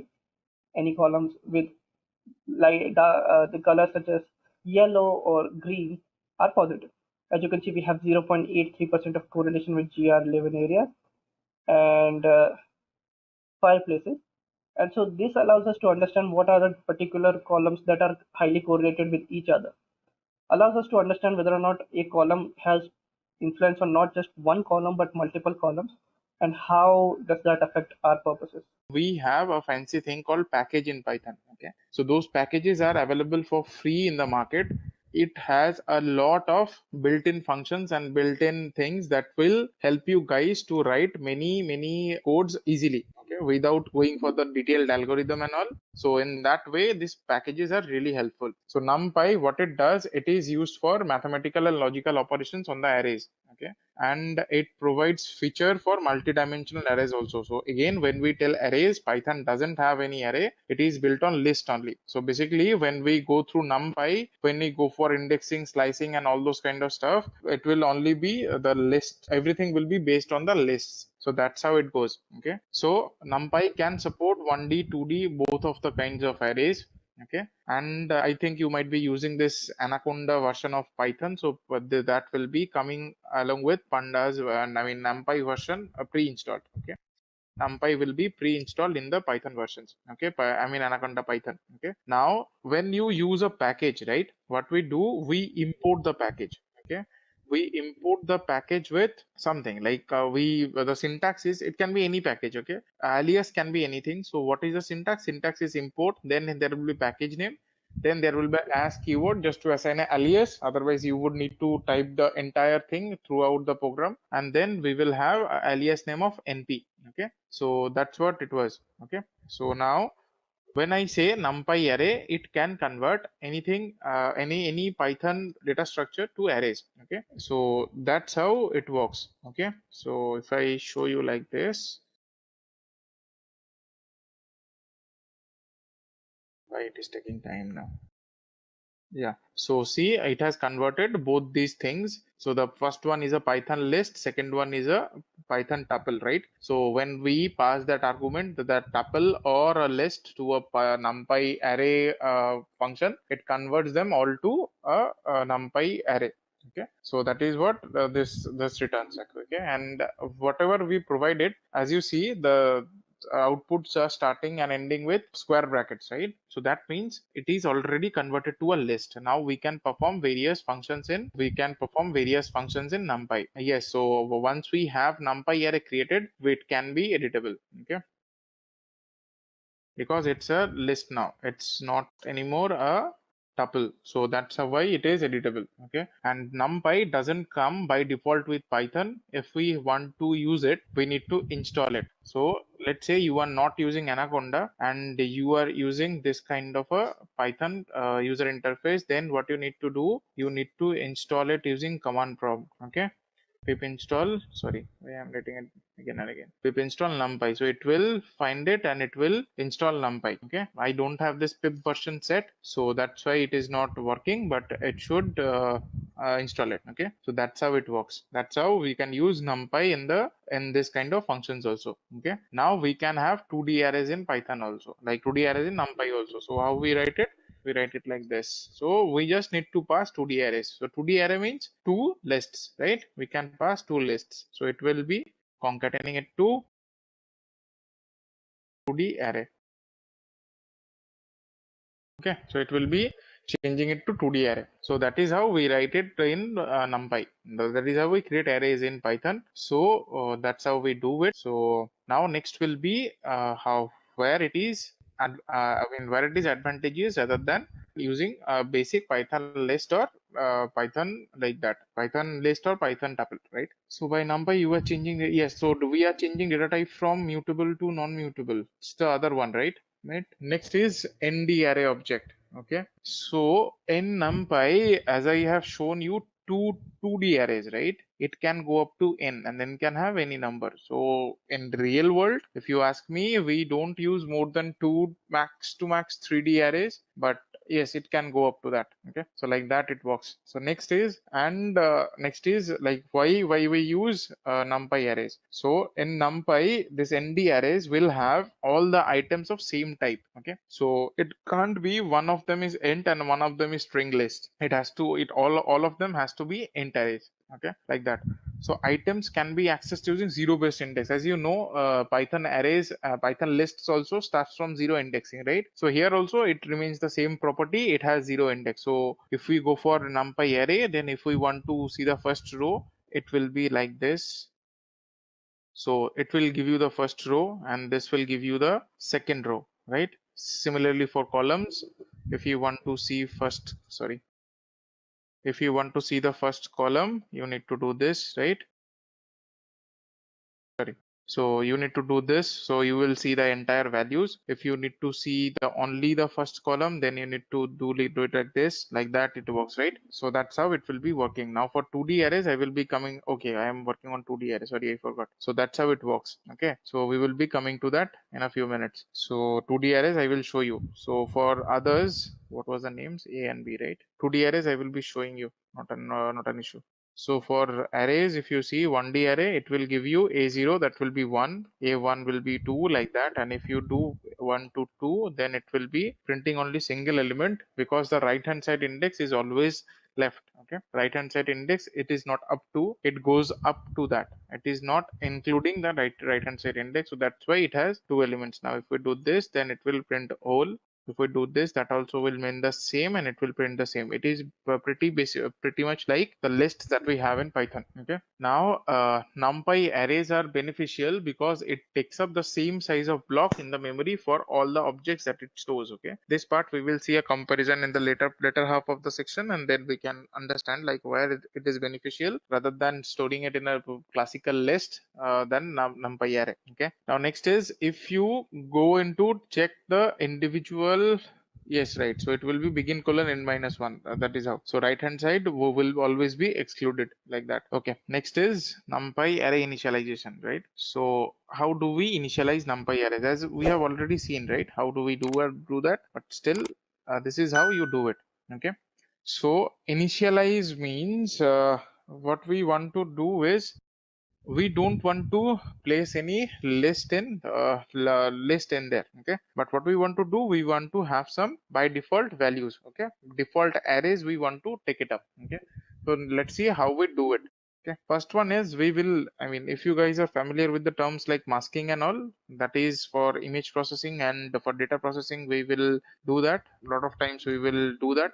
Okay, so a lot of time we will be using this zero based or one based indexes. Okay, so for creating a zero based arrays, right, what we need to do, we need to have some sort of like some shape of zero arrays. Okay, so that's how you do it. Okay, that's how you do it in NumPy. So what you do, you write np.zeros, then you specify the dimension of the array. Okay, 3 by 4 means it will have like 3 rows and 4 columns. So first one is of, so you can think it like this, it will be np.zeros, then row comma column. Okay, that's how a tuple you need to pass it to.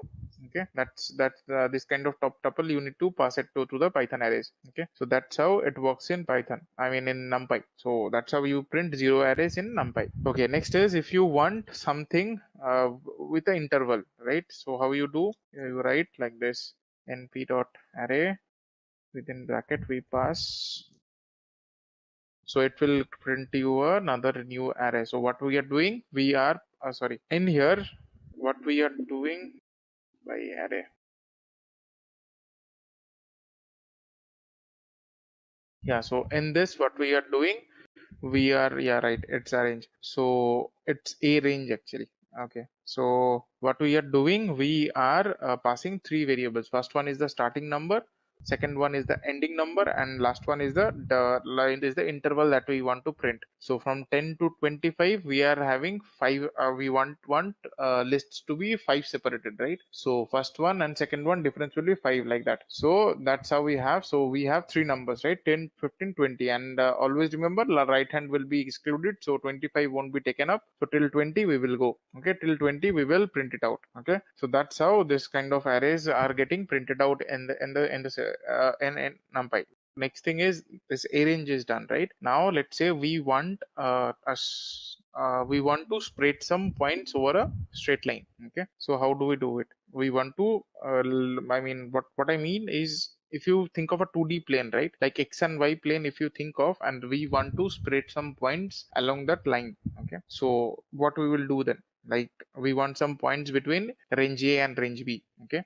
So here we are giving intervals, right? So we need to calculate the interval, we need to calculate the point difference and all, then we need to provide it here. So that's how it works, right? But we don't want it, we want it otherwise, okay? We want it to spread along a line like this. So for between 5 and 10 we want 6 numbers. It is almost same as NumPy, but it has a bit difference. So how it is differing, I will show you. Okay, next is this linspace, okay? So linspace and arrange, right? So arrange, what it does, it takes in 3 numbers, so start number, end number, and so what we do in arrange, we have 3 numbers as a parameter. What we take end number, start number, end number, and the interval, and we print out the values based on the intervals. So from start number till the end number, we print out the values based on the intervals, okay? But in linspace, what we take 3 parameters again, and what we have in there, we have start number, end number, and then we take in number of points in there, okay? Number of points in there. So if we give you a start number and end number, then if we split it into 10 points, then we will get 10 points between the start number and end number. So that is the difference between linspace and arrange. And all these functions we will be using heavily when we go for data science, okay? Because these things we will need, and you will see how do we do that, okay? Now next is how do we do array with the same number, okay? Next is how to create an array with the same number. So this is same for same uses, like that, like for zeros, right? Formats for carving out some masks, like that, okay? So if you use this keyword, then if you pass some values, so come on,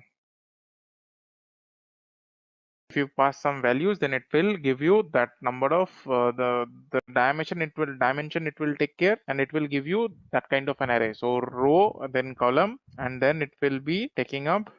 So np dot pull, it will take up first the tuple of row numbers, column numbers, and it will take up the number to fill that array with, okay? Number to fill, like that. This thing works, this full function works. It can be anything, okay? It will give you a array full of that kind of numbers of any dimension, okay? Any dimension can be given, okay? Any real world numbers can be given, I mean, sorry, any integer number can be provided as a dimension, okay? So that's how this full function will work. Okay, next is to randomize an array, again for, I mean, that masking only. So how we do, let's say we want a 3x4 matrix to be randomized. So it will give you some here and there numbers of random numbers. So that will be and those will be structured in a matrix form, okay? The dimension you pass, in that way it will be organized. So random is this thing, okay? Now we go to how do we access this NumPy arrays, okay? Now let's say we are creating 2 arrays. How do we access it, okay? How do we see what's wrong with the array and what not?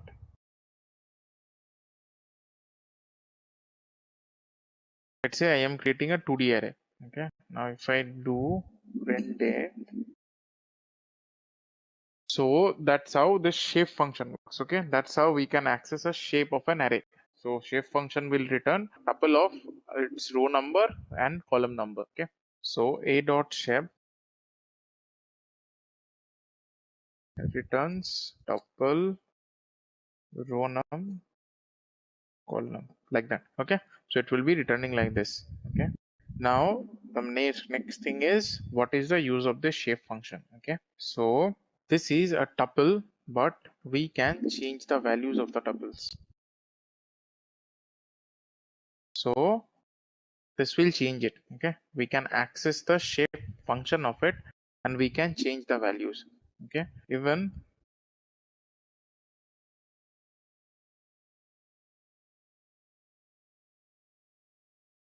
now we can access like a, no, come on, we can access this. Yeah, so we can access it like this. Okay, come on, I have not given print. What is happening? Okay, so we can access individual elements of the shape tuple that is being returned like this. Okay, like we use like we access normal tuples. Okay, so we can, what we can do with this a dot shape, we can get the tuple, I mean tuple of row number and column number as an output. We can change the shape of the matrix with this shape function, and we can access individual arrays. Let's say you want to see how many rows are there in a data set, right? You can use it. You would want to loop through all the data sets, all the rows of your data set using a for loop. You don't want to go for map and all. So that's when you use a dot shape. And for print a, that's how you use. Okay, for print a, what you do, you just, I mean, sorry, for shape 0, that means you are accessing individual elements of a tuple, right? So 0 will be giving you the number of rows and 1 will be giving you the number of columns, like that. Okay, one thing, so you guys are acquainted with I mean, you guys know about lambda functions, right? It was covered. Yes, sir, correct. But just want to go back the zero index. Zero index, it will return the number of row, correct? Right. If you give comma and another zero, then it will give you the number of column. Is it okay? It's going to be No. one. Shape is always gives only the columns and rows here. So the 0 will give the rows and 1 will give the columns. That's it. The column. So that is the tuple basic, right? Can you please do that? So tuple, how it works, number of elements in tuple, we will have a 1D array, right? So 1D arrays can't be having two indexes, right? Okay. So Okay, that got will be 0 1, like that. So it is an 1D tuple or 1D array, whatever you call it. Okay, so that's Okay, how it thank you. works. Okay, now we can have several more examples of NP. I mean, there's a shape function, but I am not going into the detail. But you need to remember one thing: you need to match the number of elements in the tuple. Like we have 6 elements, right? If I want to split it to 3, it won't work because the size of the array is total of 6, right? So we need to have it multiple of 6 only. That's how we can break. That's how we can reshape. Okay, that's what is about this shape function. Okay, next is how to get total number of columns. Okay, so again, I am having 10 functions and I want to see the size of it. So it will give you 24. As you can see, there are 24 elements in the array. Okay, so that's how this size function works. And this is another syntax of np.arrange. So here what it takes some number of values, number of points needed, will place the numbers between 0 till that number.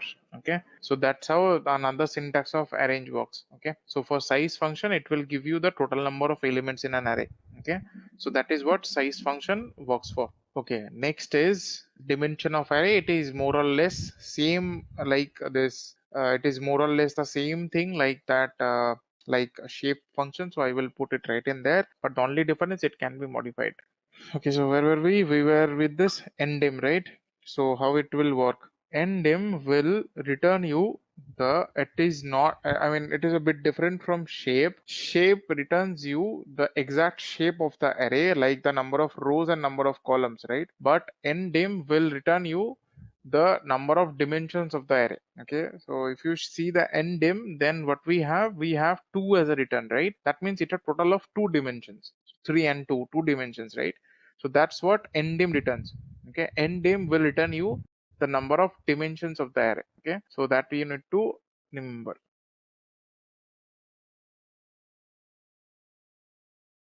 Okay, so that is what you need to remember. So ndim returns you the number of dimensions. Okay, it is not shape, but it is a dimension. Okay, now D type is the array data type that we have already. Okay, next is D type. Okay, D type is to give you the type of each elements in the array. Okay, in the numpy array, it will give you type of all the elements, and numpy arrays cannot be heterogeneous, it has to be homogeneous always. So numpy arrays will return you, I mean return you homogeneous arrays. So when you do a D type function on an array, it will return you the number of dimensions of the array, I mean sorry, the data type of each of the elements in the array. Okay, so here we have 24 int numbers, right? So that's why we have int 32 as a return type. Okay, so that's how it works. Okay, so that is what is about this D type function. Next is how do we use it for maths calculations. Okay, so any doubts till this part, till this D type? Now if I show you something more, say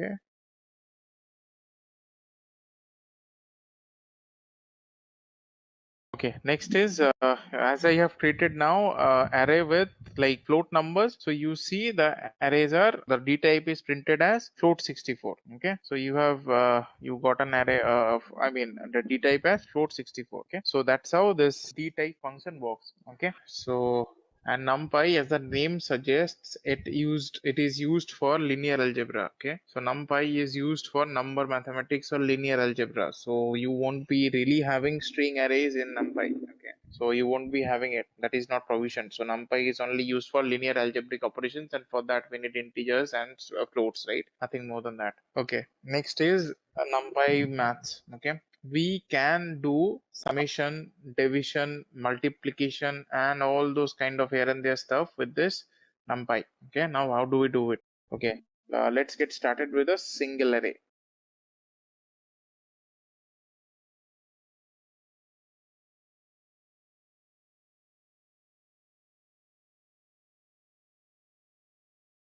So this is how numpy summation function works. Just a quick info, guys. Test your knowledge of data analytics by answering this question. Which of the following is a false statement about data analytics? A. It collects data. B.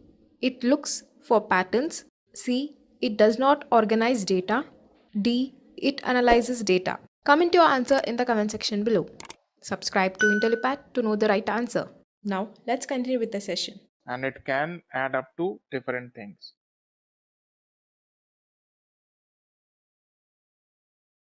Okay.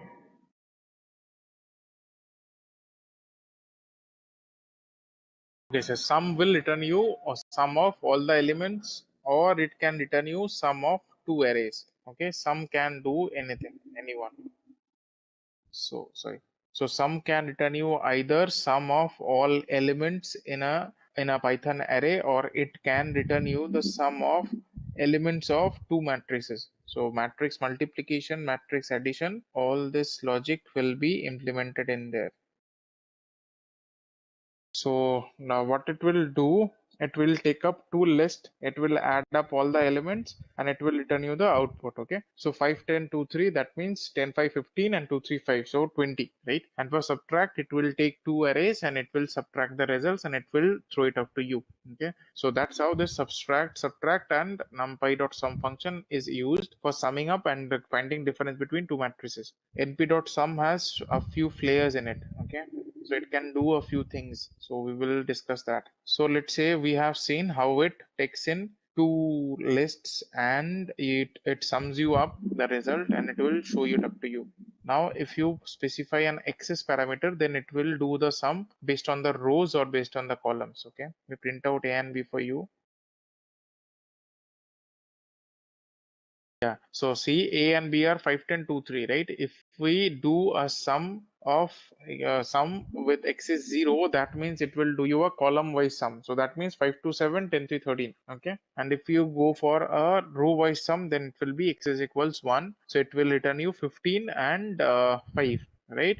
So that's how this will work. Okay, add a row wise sum, that's how it will work. Okay, so that's what is the, so that's how this functions work. That's how this numpy arrays are array sum function works. Okay, so that's how you can get the, okay, give me a second.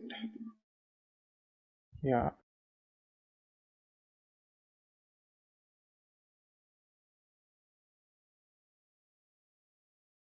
Okay, fine. So this is not how it works, right? Remove the Okay, let square me. brackets and keep only the circular brackets.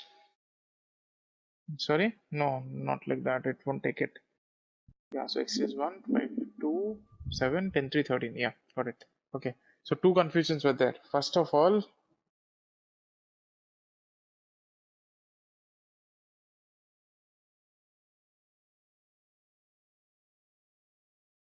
be like it, like x is 1, why it is not taking up? Okay, let me check for some example in the PPT. Doing some casual mistakes. Yeah, that's what I have written, right? So 0, 0, 0, 1, 0, 5. So it should be 0 plus 1, 5 plus 0, that is 1 and 5. So it's fine, right? 0, 1, 0, 5, so 1, 5. Yeah, correct. 0, 0, 1, 5, 6. Okay, let me copy this exact example, what it does. NP dot sum with x is 1 having some problem. Just give me a few minutes, I will do that.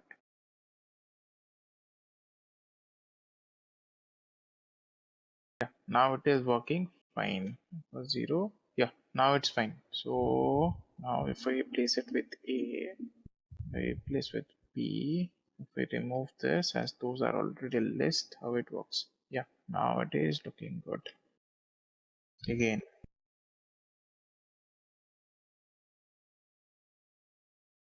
Okay, I will be getting back to you on this. So for now, let's move ahead with the other functions. Okay, so having some kind of a problem. I will check that in the break and I will explain that after the break. So not sure why it is happening, but it shouldn't be happening it like that. Okay, let me go ahead. So sum I will discuss it later. For subtract, we already have discussed. For this division also, it will work in the same way. Okay, what is it with someone? Sure. Check. Okay, now if we pass two parameters to the divide function, it will divide row wise or column wise as you define with this axis, right? So okay, so divide won't work axis wise. It will just take in two parameters and it will just divide to the numbers. Okay, row wise it will divide to the numbers. So 5 and 2 will be divided like whatever happens in the matrix operations, right? In mathematics, the same thing will be applied here. So in matrix operations, what we do, we just divide the first element by the first element of the next array, second element by the second element of the next array, right? So that is how it works. So that is how this division will work here. Okay, similarly we can see the multiplication being worked on the same thing how we did in matrix multiplication in our class 12 maths. So it will be same thing. So 5 into 2, 10 by 3, so 1030, like that it will work. Okay, so these are a basic few functions that will be needed for our data science courses. And this expa, it will give you e to the power a. Sqrt, it is for square root. Np dot sign is for sign value of each of the elements. Np dot cos for cos value, log for log values. Okay, so these are not really used in data science related things. Let's say I will show you quickly all these examples just to have your basic knowledge about this numpy. I am showing that to you. So these are not really needed for being a data scientist, so you can just check these values.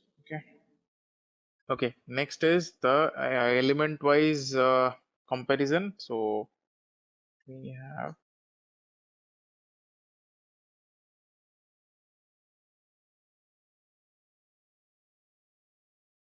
so that's how element wise comparison does. So it will compare each and every element of the array with another one, and it will return you a list of true falses. Okay, so that's how it will work. Okay, so that's how it will work. It will give you a output of true false. If you change something this to true, then the second element of the output will also be changed to true. Okay, now along with this np dot equal, there comes another function where we check the entire array. Okay, if all the elements of the array are same or not. So that one is called, so it will give you a single value. Okay, true or false. So it will check the arrays that is passed to it. It will compare those on a broader level, that is on a array level, and it will give you only single output of like a false or true or false based on the comparison results. Okay, so that's how it is. That's how it works.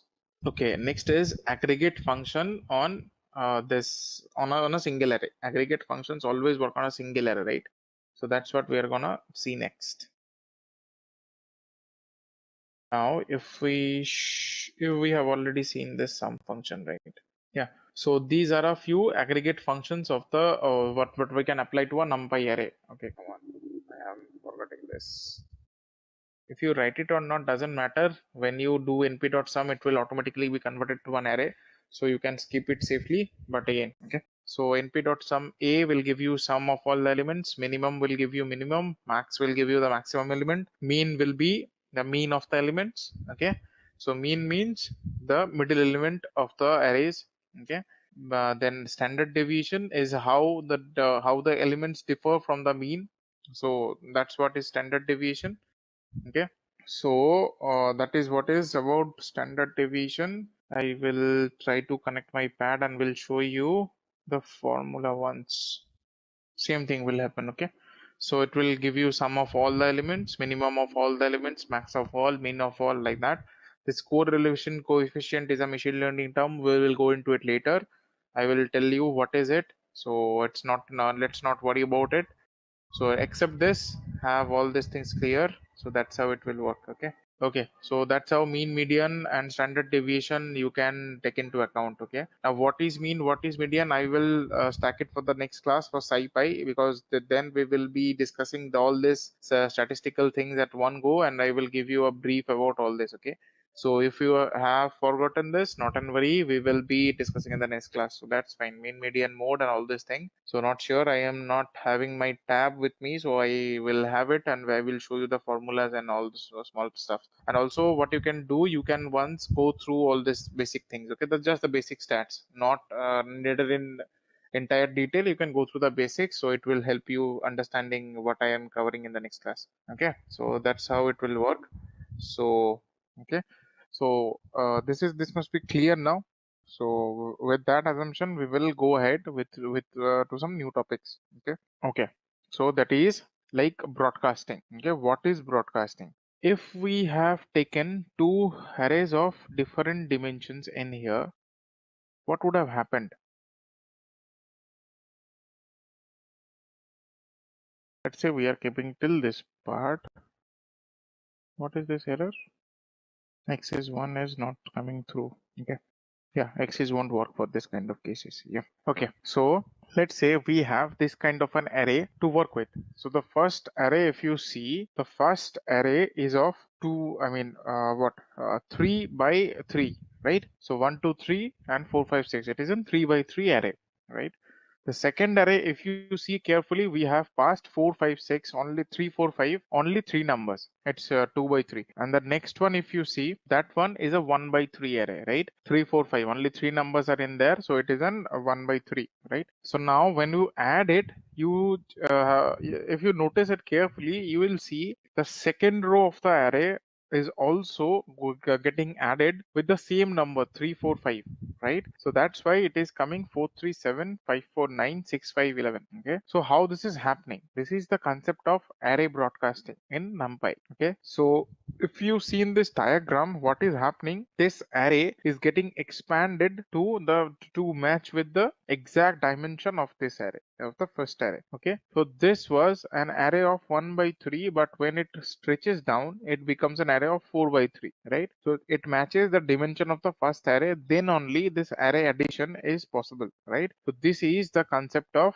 broadcasting. Okay, this is the concept of broadcasting. Now one thing to notice, this broadcasting won't only work for array additions. Okay, it will work for all kind of operations between two arrays in NumPy. Okay, so as you have just seen, this thing all works for this subtraction also, right? So subtraction is also supported.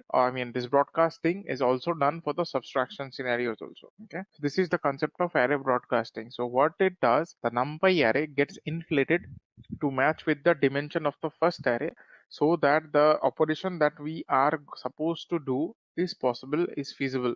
Okay, so this is what the concept of array broadcasting is.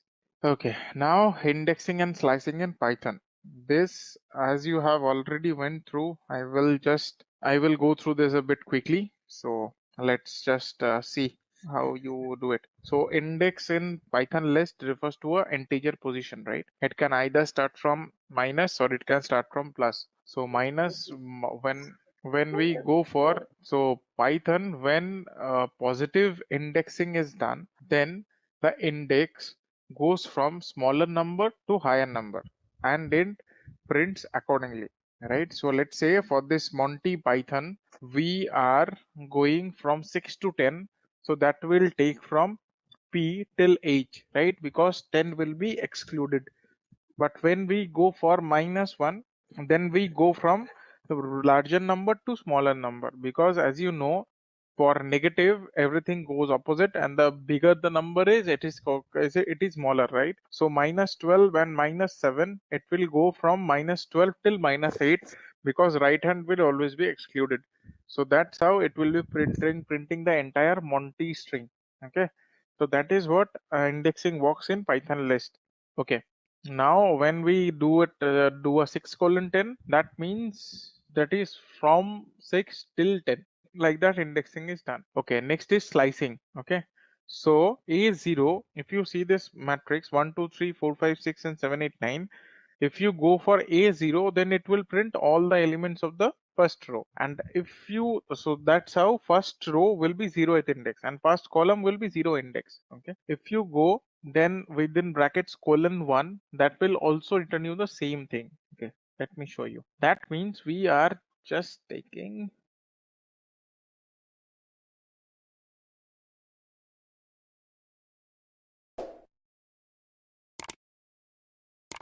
zero, we return the first element of, I mean the first row of the matrix. Okay, when we return A:1, what does that mean? Okay, so :1 is for the so what we want all the rows. Okay, so in 2D arrays, how the indexing works, if you know, so then it will be a comma separated one. So first part will entirely work for rows, second part will entirely work from columns.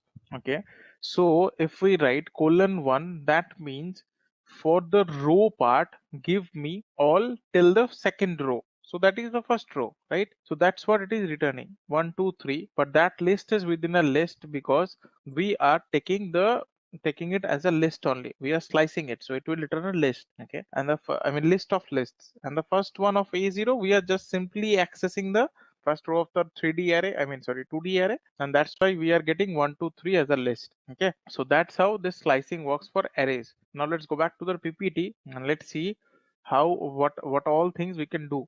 So A:1, extract till row equals 0. That means it is the first row that is being printed, right? Now for the second part, if you remember the indexing and slicing thing,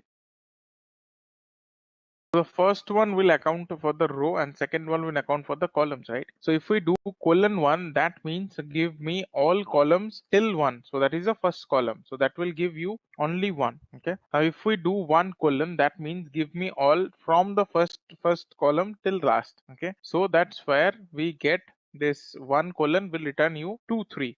Okay. Now if you remove :1, that means you want all rows and you want columns from 2 onwards. Okay, so that's why it gives you 2 3 5 6 8 9. Okay, so that's how indexing and slicing works for NumPy array. Okay, that's how it works. Okay, so we will have a few examples. Let's do it. So Just a quick info, guys. IntelliPad provides online data analytics course in partnership with IBM and Microsoft. The course link is given in the description below. Now, let's continue with the session. okay,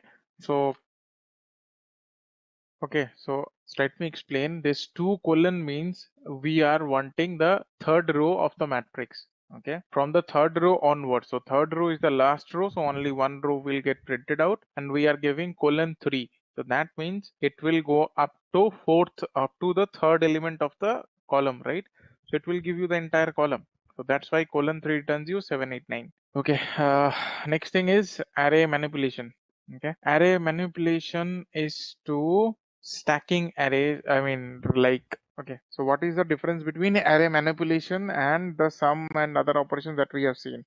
So in that case, what we are doing, we are performing some operations on two arrays and we are outputting a third array. Here also, we will almost do the same thing, but a bit differently. Okay, we won't add or subtract those. We will keep the originality of the arrays and we will output something and something. Okay, so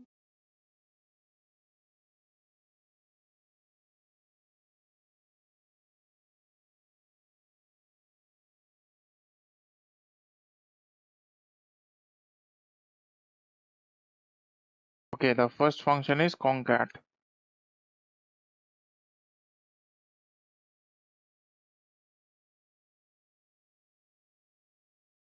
Okay, so this is horizontal concatenation. Okay, so the arrays will be concatenated horizontally, and one is out of bound. It shouldn't be. Okay, we don't have any columns in here, right? So that's why column wise is not possible. But if we had 2D arrays, it will be possible. That's what I will create for you. It will be easier for you to understand.